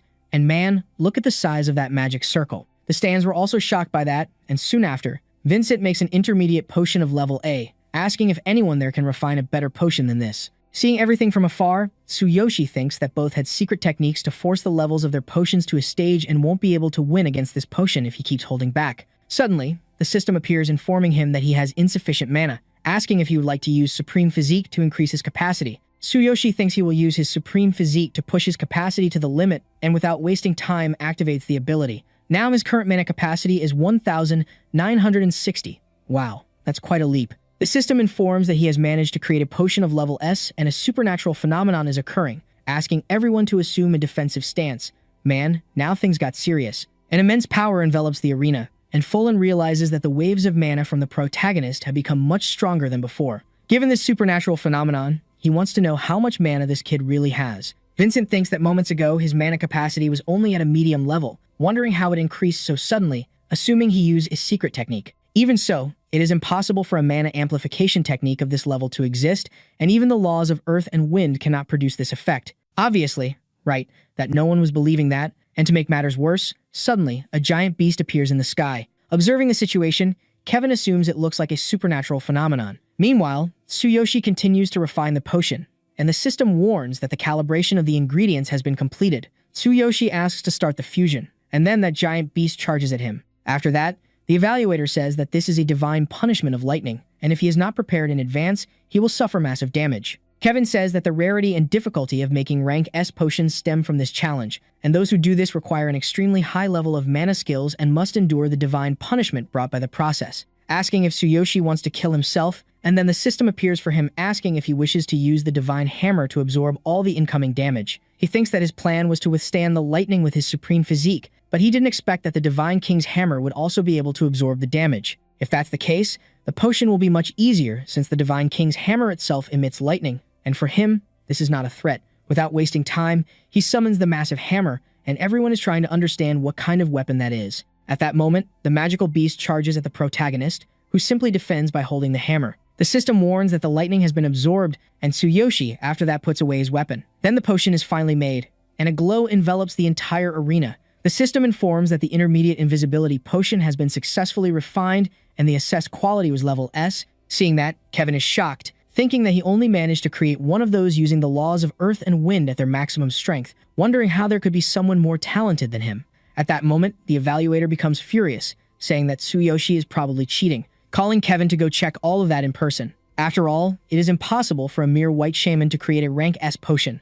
Soon after, Vincent says that Tsuyoshi is cheating because even his master cannot easily create an intermediate potion of level S. All the shamans participating in the tournament also think the same, but then Fulin appears, saying that the kid did not cheat. He has already proven his skill during the shaman exam and can testify to all of this. Then, the kid says that he only used his power, just like everyone else there, and if they want to investigate, they can do whatever they want because he is already used to all of this. The evaluator asks if he used any dishonest method to cheat, as Master Kevin and he monitored his mana wave, and his mana capacity should be at most 600. With that, it is impossible to create a rank S potion. Asking if he could do a mana measurement test, and if he claims that his ability is real, then he must prove it himself. Meanwhile, Tsuyoshi thinks that if he cannot maintain his amplified mana capacity, they will assume he cheated. His true mana capacity is indeed low, however, there is no reason to hide it, saying to just go ahead with it, and if it ends this mess, that's enough. Soon after, the evaluator places his staff on the protagonist's forehead, asking the kid to release his mana. That, upon activating the supreme physical form,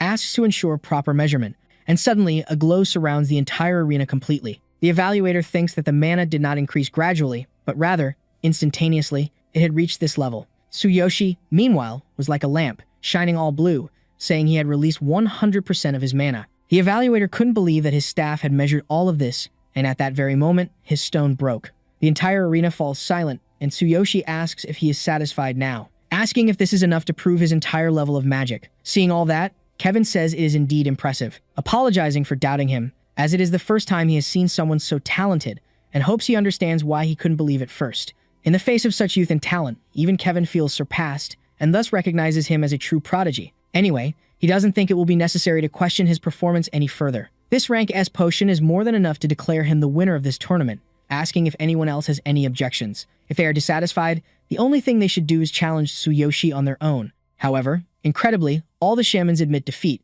With everything resolved, Kevin finally gives the victory to our boy, declaring him the winner of the tournament. Fulin, seeing that, of course, can't believe it, right? Because the boy really did it. He thanks the girl for everything, feeling all embarrassed, saying that he only managed all this because she helped him. Meanwhile, Kevin continued to stare at our boy, thinking that even though he is human, he is a genius, so he can't help but admire him. Creating a potion like that is truly a remarkable feat, wondering if he had really lost. Moreover, he wants to know how much that boy could grow in the future. If that is the case, he will use all his connections and power to ensure he can't leave this city alive, and he will definitely die today. Wow, I didn't expect that from Kevin. A few minutes later, Fulin hands the tournament prize to Tsuyoshi, saying that for a shaman, this is a formula worth dying for. Tsuyoshi says he finally made it, thinking that with these formulas he can make a fortune in his world and even cover the entry fee of 10 billion yen for that darn auction. At that, Fulin asks if he will really refuse the chance to become Kevin's apprentice, as he has enough talent and refinement and mana capacity,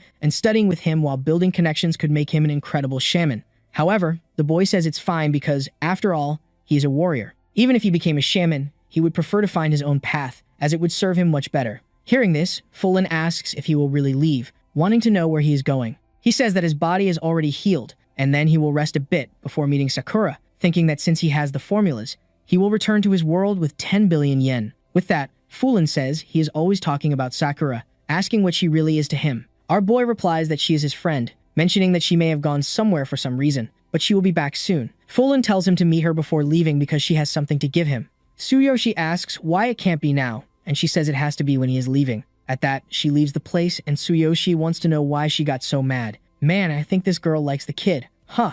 A little later, in the protagonist's room, he thinks he never had the chance to examine the Infinity Ring in detail. Basically, since he conquered it, it seems like he has been running around non-stop. At that moment, the system appears, saying that due to instability, it cannot stay in this world for more than 3 days, and exceeding this limit will prevent him from returning to his original world. Seeing that, Tsuyoshi says if that is the case, he needs to plan his actions carefully from now on. Anyway, it doesn't matter now, and then he stores that treasure in his divine inventory. Things are getting more interesting each time, and as long as he can bring those items to his world, he will easily get the money. A little later, in the other world, Suzu says that this mansion is not so luxurious, but she had prepared the best room for them. Karina looks at all that in surprise, and Tsuyoshi thanks her, as that place is even more incredible than he thought. Suzu says that the Heroes Alliance doesn't skimp on things, and besides that, it's worth an investment, and her little sister should also feel comfortable there, asking if she wants anything else. Tsuyoshi asks if he can turn one of the rooms into a small laboratory, as he would like to start making potions. Hearing this, Suzu, surprised, says that he will need specific knowledge for that, asking if he will really be able to do it. If he wants, it's no problem, right? Since there are many rooms, converting one and setting it up with the necessary equipment won't be difficult. Then, Tsuyoshi thanks her, thinking that he should be able to start everything at night. Sometime later, Tsuyoshi was walking through the city, and a group of men asks if he at least knows where he is. He replies that yes, as he has business with the Blue Snake Gang, asking if the boss is there. After all, he wants to talk about the reimbursement. The security guard says that he is acting with an air of superiority, even when he is there to return the money, and if he is coming in, he should be prepared, asking what his name is. Our boy says his name is Tsuyoshi, and suddenly, several men in black suits appear. The well-dressed guy there says they were waiting for him, as the boss sent to receive him personally, and looking at the guy, Tsuyoshi realizes that it was that partner who had gone to the hospital to see Karina before. Man, the guy looks totally different from before, and then he tells him to follow him. A few minutes later, after arriving in a room, that guy says that the protagonist has arrived. The leader of the Blue Snake Guild says he is very happy to see him there,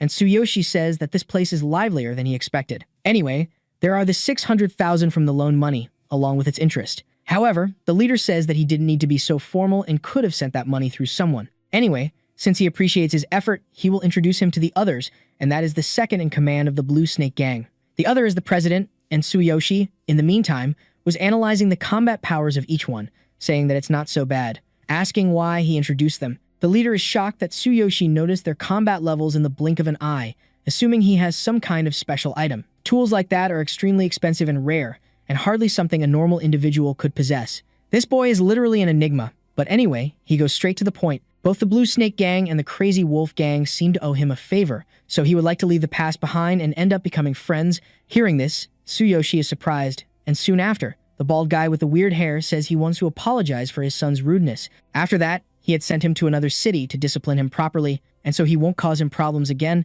Then, the other guy says that his men also acted disrespectfully, but it wasn't by his orders, and as their leader, he takes responsibility. Moreover, that spatial ring also had tracking magic, but since it was removed, he can use it without worry.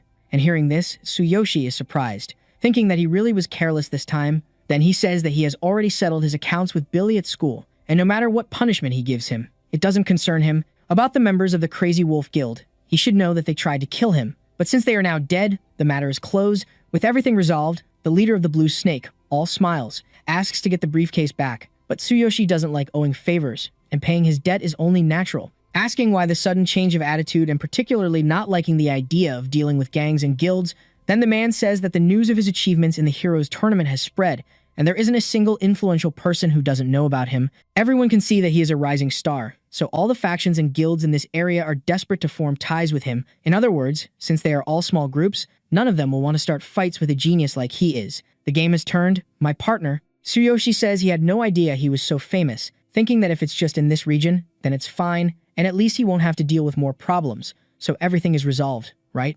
The kid leaves there like a celebrity, thinking it's time to get back to work, and then he has to buy ingredients to refine some potions, right? Suddenly, the scene shifts to another place with a guy saying that these herbs have been hard to find lately and it's better to stock up while he can.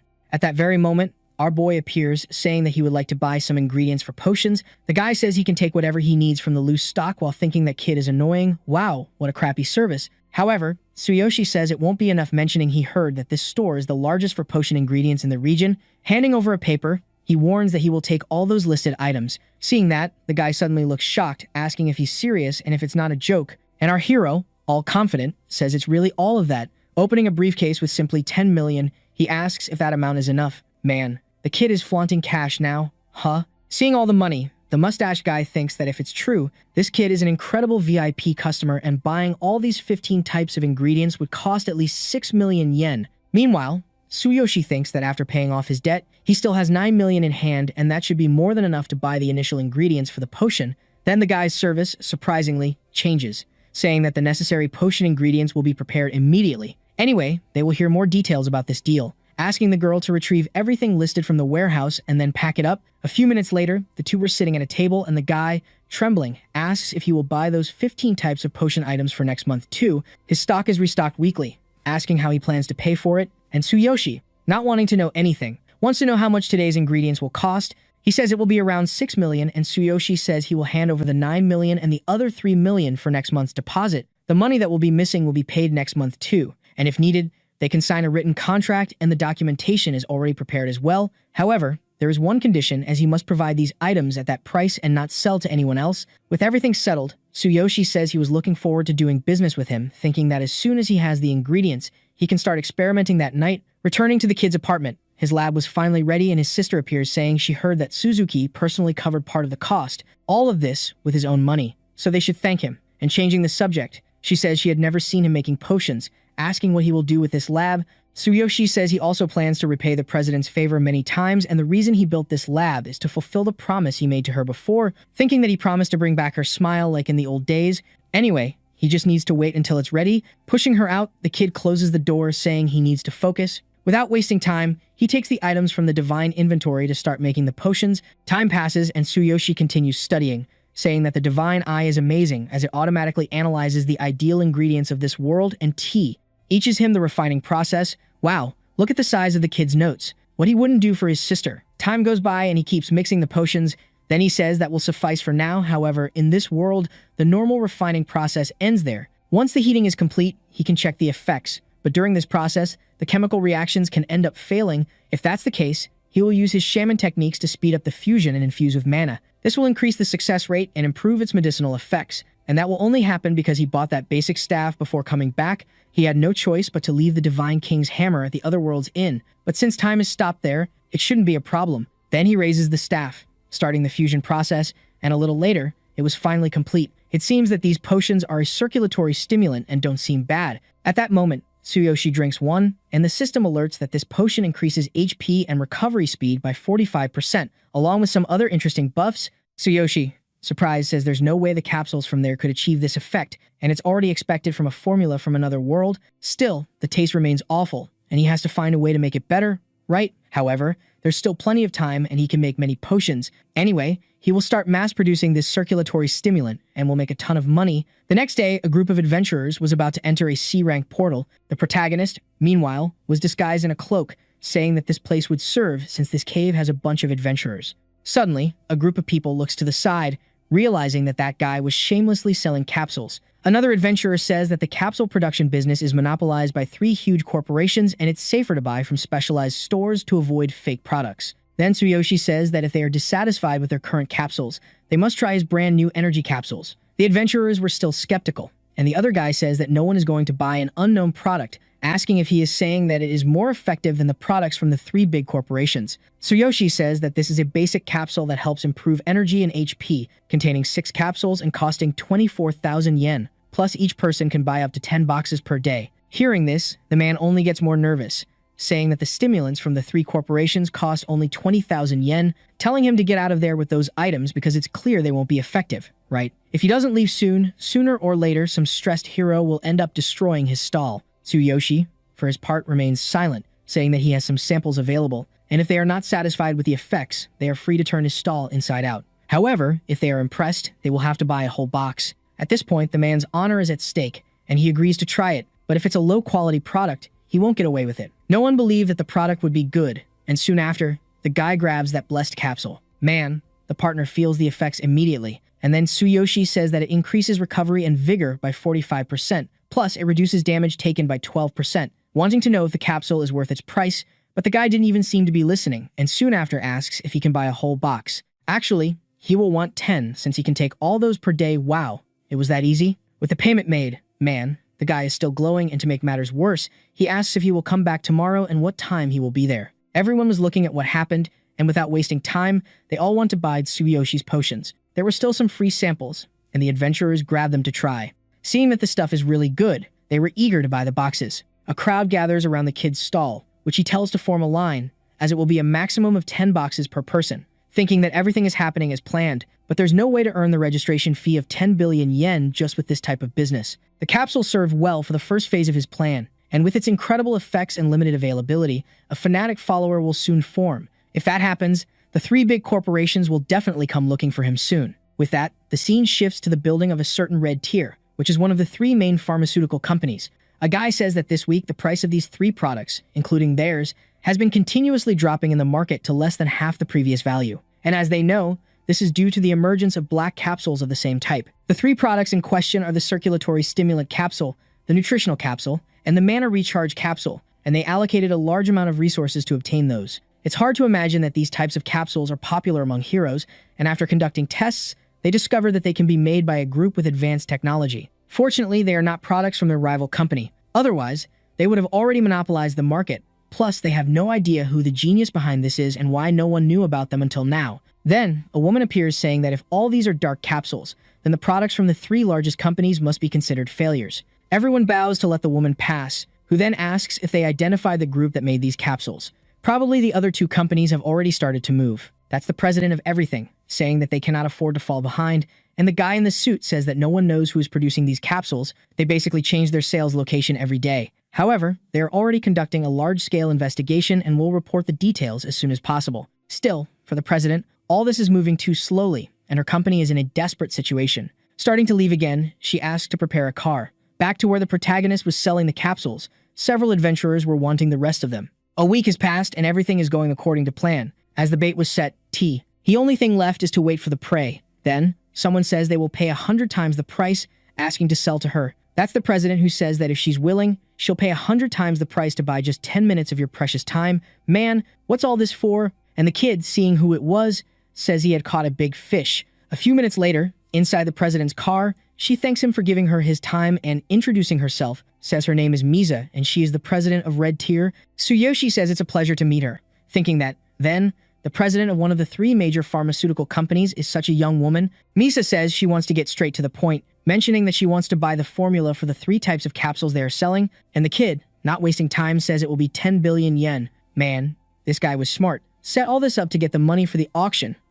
Surprised, Misa says that's a bit too much and is above her budget, asking if she doesn't need to discuss this with her associates. The amount they can offer is 3 billion and, even for formulas of this caliber, it's quite a considerable sum. And seeing the situation, Misa thinks Tsuyoshi is trying to raise the price, wanting to know if he is the leader of the group or not. However, our hero doesn't back down, saying it has to be the 10 billion and besides that, he has no associates and made the capsules personally. This item will give a significant competitive advantage in the market, asking if Red Tier isn't currently facing a major crisis, and hearing this, Misa is surprised, thinking that if this kid did all that, he's probably a terrifying genius. Tsuyoshi, showing a cell phone, says the 3 major companies constitute almost the entire capsule market, but, according to the data he obtained, Red Tier's market share has decreased from 26% to 12% in the last 20 years. He probably knows that their capsules are the best on the market and, if Red Tier has the capacity to produce them, they could dominate the market. Moreover, the other 2 big companies would be interested in her formula, asking if she still thinks 10 billion is too expensive,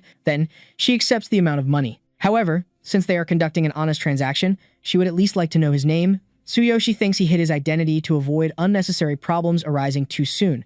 But if she is the only one who knows, it shouldn't matter that much. Introducing himself, he says his name is Tsuyoshi and he looks forward to working with her. The girl, in turn, is surprised, thinking he is quite young. With everything settled, the kid gets out of the car and the security guard says that here is the card for 10 billion yen and it has already been linked to his information. Wow, that was quick. Taking the card, he thanks for everything and the security guard asks if he is really okay with giving 10 billion yen, as it is a huge amount. Misa says it is indeed a significant investment, but after seeing his face, she is sure and that 10 billion yen is the best investment they could make. Who knows how much it will grow in the future, and a genius like this must be secured at all costs. And if the deal is successful, he could become a savior for her company. Hearing this, the guy says he trusts her judgment, as she has always been wise and decisive since young, and that's why her father entrusted her with the company with peace of mind. Misa says that since they obtained the formula, now it's time to launch a counteroffensive, asking to return to the company immediately and summon all the executives, as they need to finalize their own main marketing strategy. At this point, the scene shifts to a cafe with Suzuki not believing that Tsuyoshi really secured the tour, 10 billion yen registration fee even after just a week. Tsuyoshi asks him to speak more quietly because there are a lot of people listening to the conversation. By chance, he had a valuable formula, so he closed a small deal, and this card contains the money, asking if he can reserve his spot in the auction. Without wasting time, Suzuki grabs the card, saying that next time he wants to accompany him to one of those small deals, as he is becoming more and more of a mystery. Tsuyoshi says this fulfills one of the conditions, and the only thing he has to do now is obtain the rank C hero status. Then Suzuki says that to enter the Supernova tournament, one must place in the top 3 at least twice in publicly accessible dungeons, but the registration for the Supernova tournament is already tomorrow. Still, the kid didn't give up, saying that one day is enough and asking if he can take him to the public dungeons tomorrow morning. A little later, at Tsuyoshi's mansion, his sister says she will go to bed early, mentioning that bed is very soft. Our boy, seeing that, smiles and closing the door wishes her good night. Entering his room, he says that tomorrow President Suzuki will take him to the public cave, so he needs to get stronger before that. He has been stuck at level 12 for a long time, so he needs to become more powerful. Thus, he will make a bid for the golden elixir of rebirth for Karina when he returns to his world, and he will definitely find a way to get her back on her feet again. A few minutes later, the scene shifts to another world, and Tsuyoshi realizes that Sakura still hasn't returned, so he will have to plan a leveling strategy for the next 3 days when she comes back. Even so, in this world, he can do absolutely nothing without her. He probably has already heard that he won the refinement tournament and should be back by tomorrow morning. But thinking about it, he wonders where Sakura went, questioning if she has friends around there. Meanwhile, a group of crows was watching him, and man, those creatures don't seem pure at all. At that moment, an explosion occurs, and Tsuyoshi, realizing it's a surprise attack, wants to know who it really is. Soon after, someone says they thought they had defeated him with a single blow. Even so, they don't believe he dodged and definitely underestimated him, so capturing him will be a bit more challenging. Without wasting time, Tsuyoshi draws his sword, still wanting to know what's happening. Assuming it could even be the assassin guild from before, someone says they should attack together, and at that moment, another assassin appears behind Tsuyoshi. The boy, however, barely defends himself, thinking it's a level 30 assassin with a combat power of 30,500. If he didn't have the supreme physique skill, he would have definitely been killed on the spot. The two continue to face our hero, who thinks that fighting against 2 enemies of higher levels at the same time in this narrow space is an extreme disadvantage. Given the situation, if they are saying they want to kill him, they were probably hired by someone. In any case, escaping from these guys is impossible, and he can't let his guard down for a moment. Soon after, pointing his sword, Tsuyoshi says he doesn't remember meeting them. The girl tells him not to worry because they were just hired.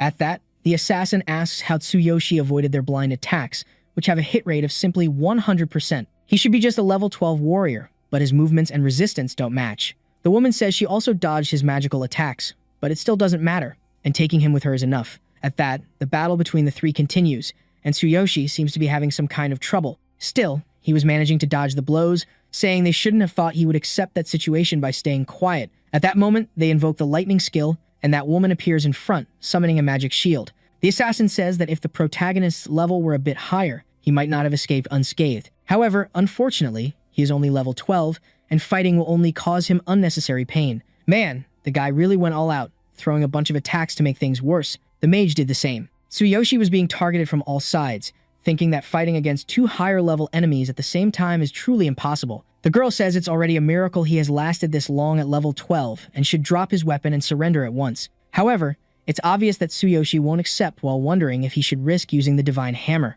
In that case, there will be no other way, and suddenly a different energy envelops everything around. But then another person appears, asking if he is hiding something. Our boy recognizes that voice, and with that, Kevin appears. Huh, I thought it was this guy who sent those assassins here. I'm not understanding anything anymore. However, as life is not a bed of roses, Kevin activates that seal he had placed on Tsuyoshi's back. Wow, I had even forgotten about that. At the same time, he says there is a mysterious energy surrounding Tsuyoshi, asking if it's the source of his amazing talent. Meanwhile, Tsuyoshi was trying to understand what happened, questioning if everything he had done for him was just a lie. Kevin says he is an idiot in this cruel continent and thought he was pretending to be innocent, but it's not what it seems. Then the assassin says she never expected the master to leave, and with these injuries, The MC won't be able to escape. Then Kevin thanks her, saying he will prepare a potion for them tomorrow, and the only thing they will need to get are the materials, asking Tsuyoshi to give up soon because he had placed a seal on him while healing him. Our boy asks why he is doing all this since he never did anything to him, and the guy says that his talent alone is already a threat, and because of that, he must be killed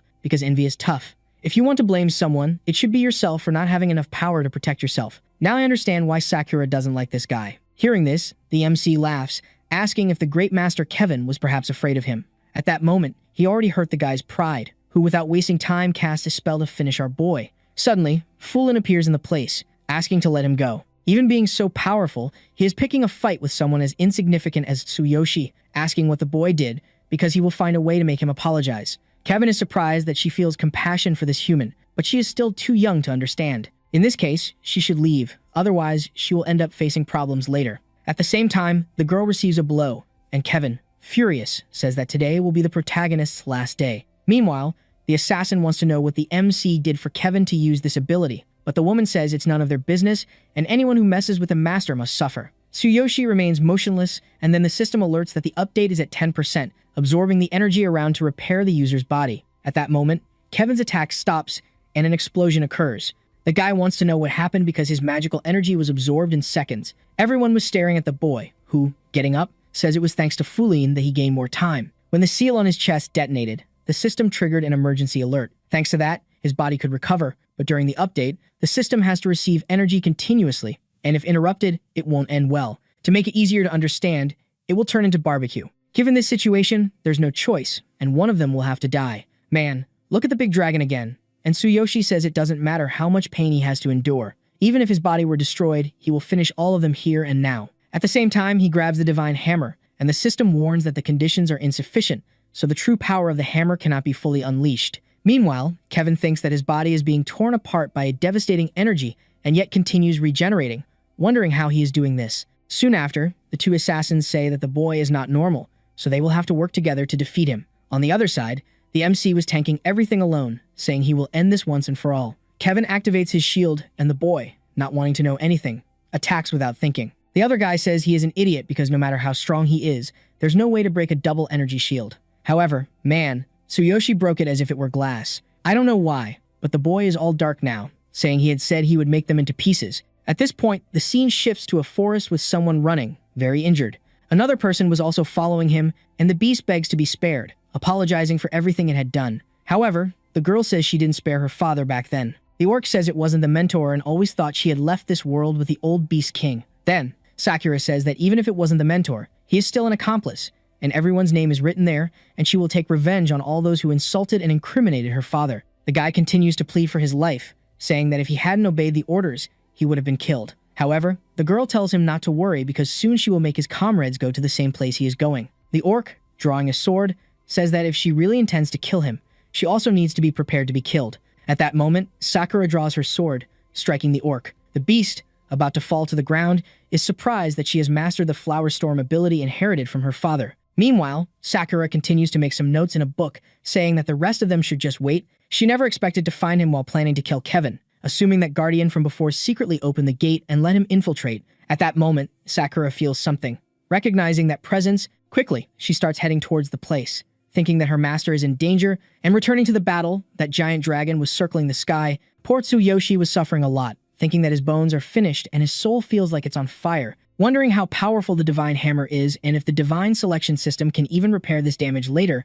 On the other side, the assassins were shocked, not believing that this kid is really just a mere level 12. Kevin says it's just a special ability, asking if they don't see that he's constantly taking heavy damage. It's probably some secret technique that sacrifices his life, and there's nothing surprising about it. At the same time, the assassin advances towards Tsuyoshi, saying he will finish him off in one blow, so there's no need to hold a grudge. Then Tsuyoshi stares back at him, and for some reason the man can't move anymore. Tsuyoshi asks if he wants to be killed for approaching him like that. With just one blow from the hammer, he sends the guy flying. At that moment, the system appears, asking if he wants to use the energy from the defeated enemy to upgrade the system, and Tsuyoshi answers yes, without thinking. Kevin, observing the situation, then asks to avoid close combat. There's something wrong with his energy, and the girl, trembling with fear, says there's no way the kid is just level 12 and doesn't want to fight him anymore. Tsuyoshi, surprised, asks if she's surrendering and if she didn't want to kill him before. But even if she wanted to run now, it's too late. Man, The kid is ignorant now, just dealt a massive blow to the woman.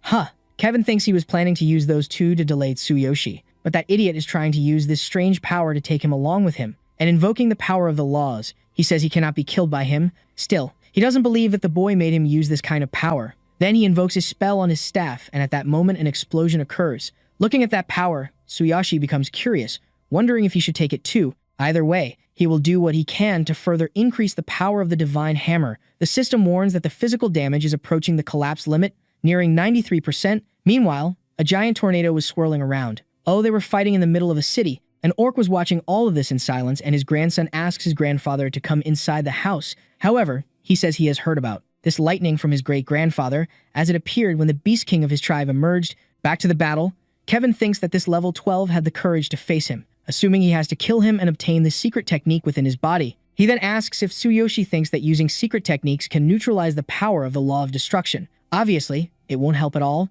but he should feel honored that a foolish human is dying by the power of his law.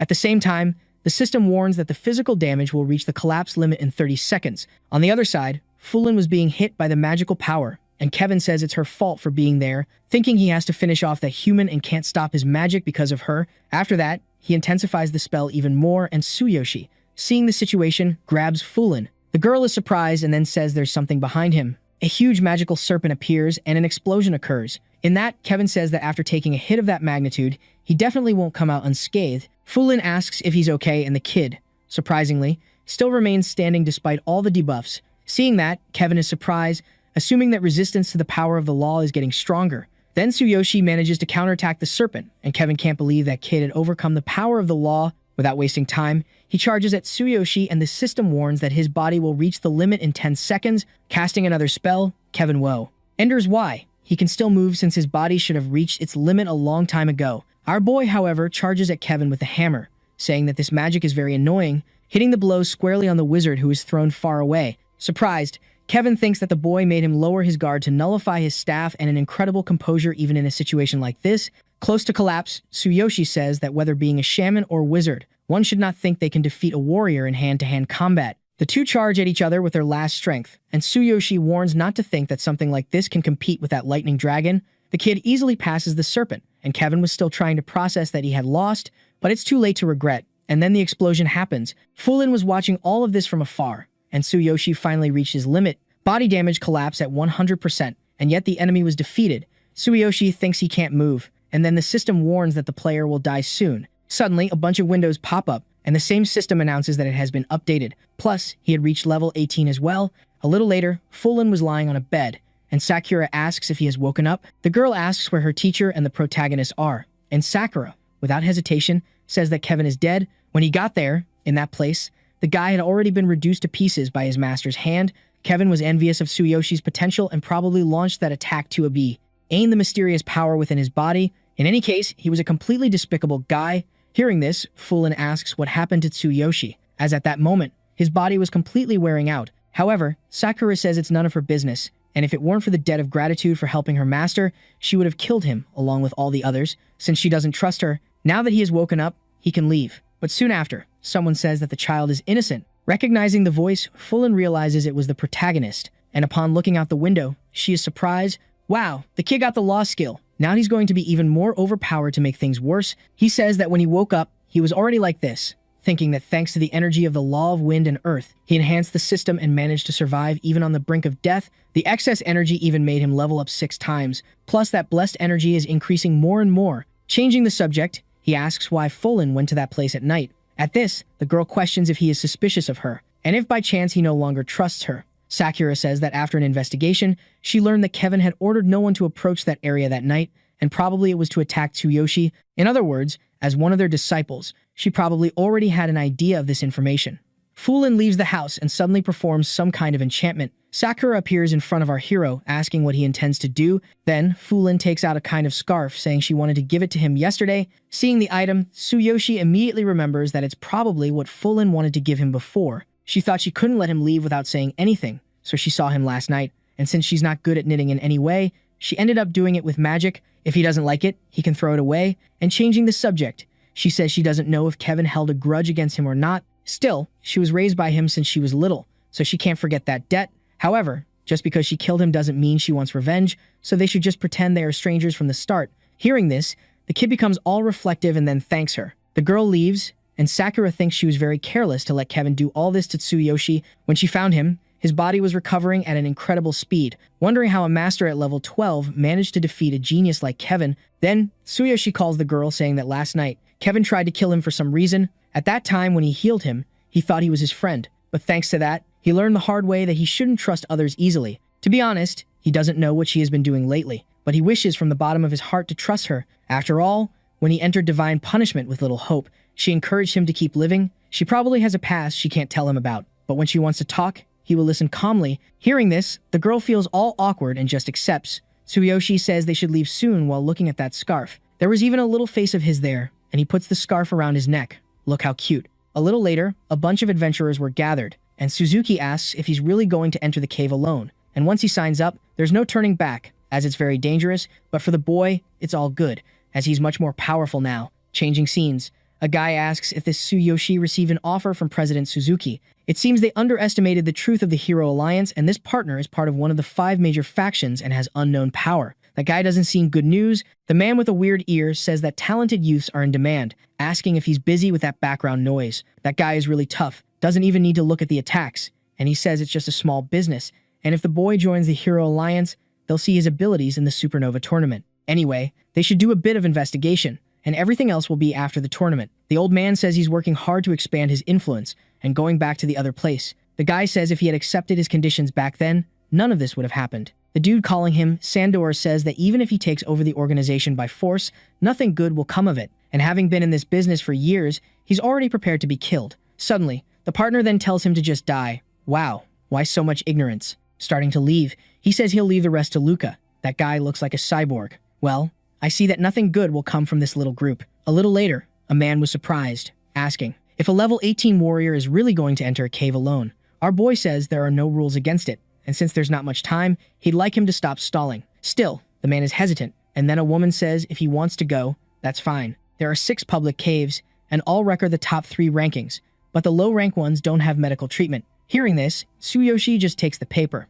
and the nervous girl wishes him good luck, thinking his attitude was crap towards the other heroes who always found her pretty. Meanwhile, the MC couldn't care less about that, thinking that even if there are 6 caves, he has to start today, so it'll be the rank C one. In the meantime, a group of heroes was discussing one of the mages losing her staff, saying she got scared when a monster charged at her. The other man asks what they should do since it's a huge loss, plus they spent all their resources, so they'll have to hire another group to recover it. At the same time, Tsuyoshi appears, asking if they could let him pass. Then the partner apologizes, asking if he's going to enter the rank C cave. The guy with long hair says he's never seen his face before, asking why he doesn't ask his group, and the man says they can't look desperate. However, the poor guy's strategy goes down the drain.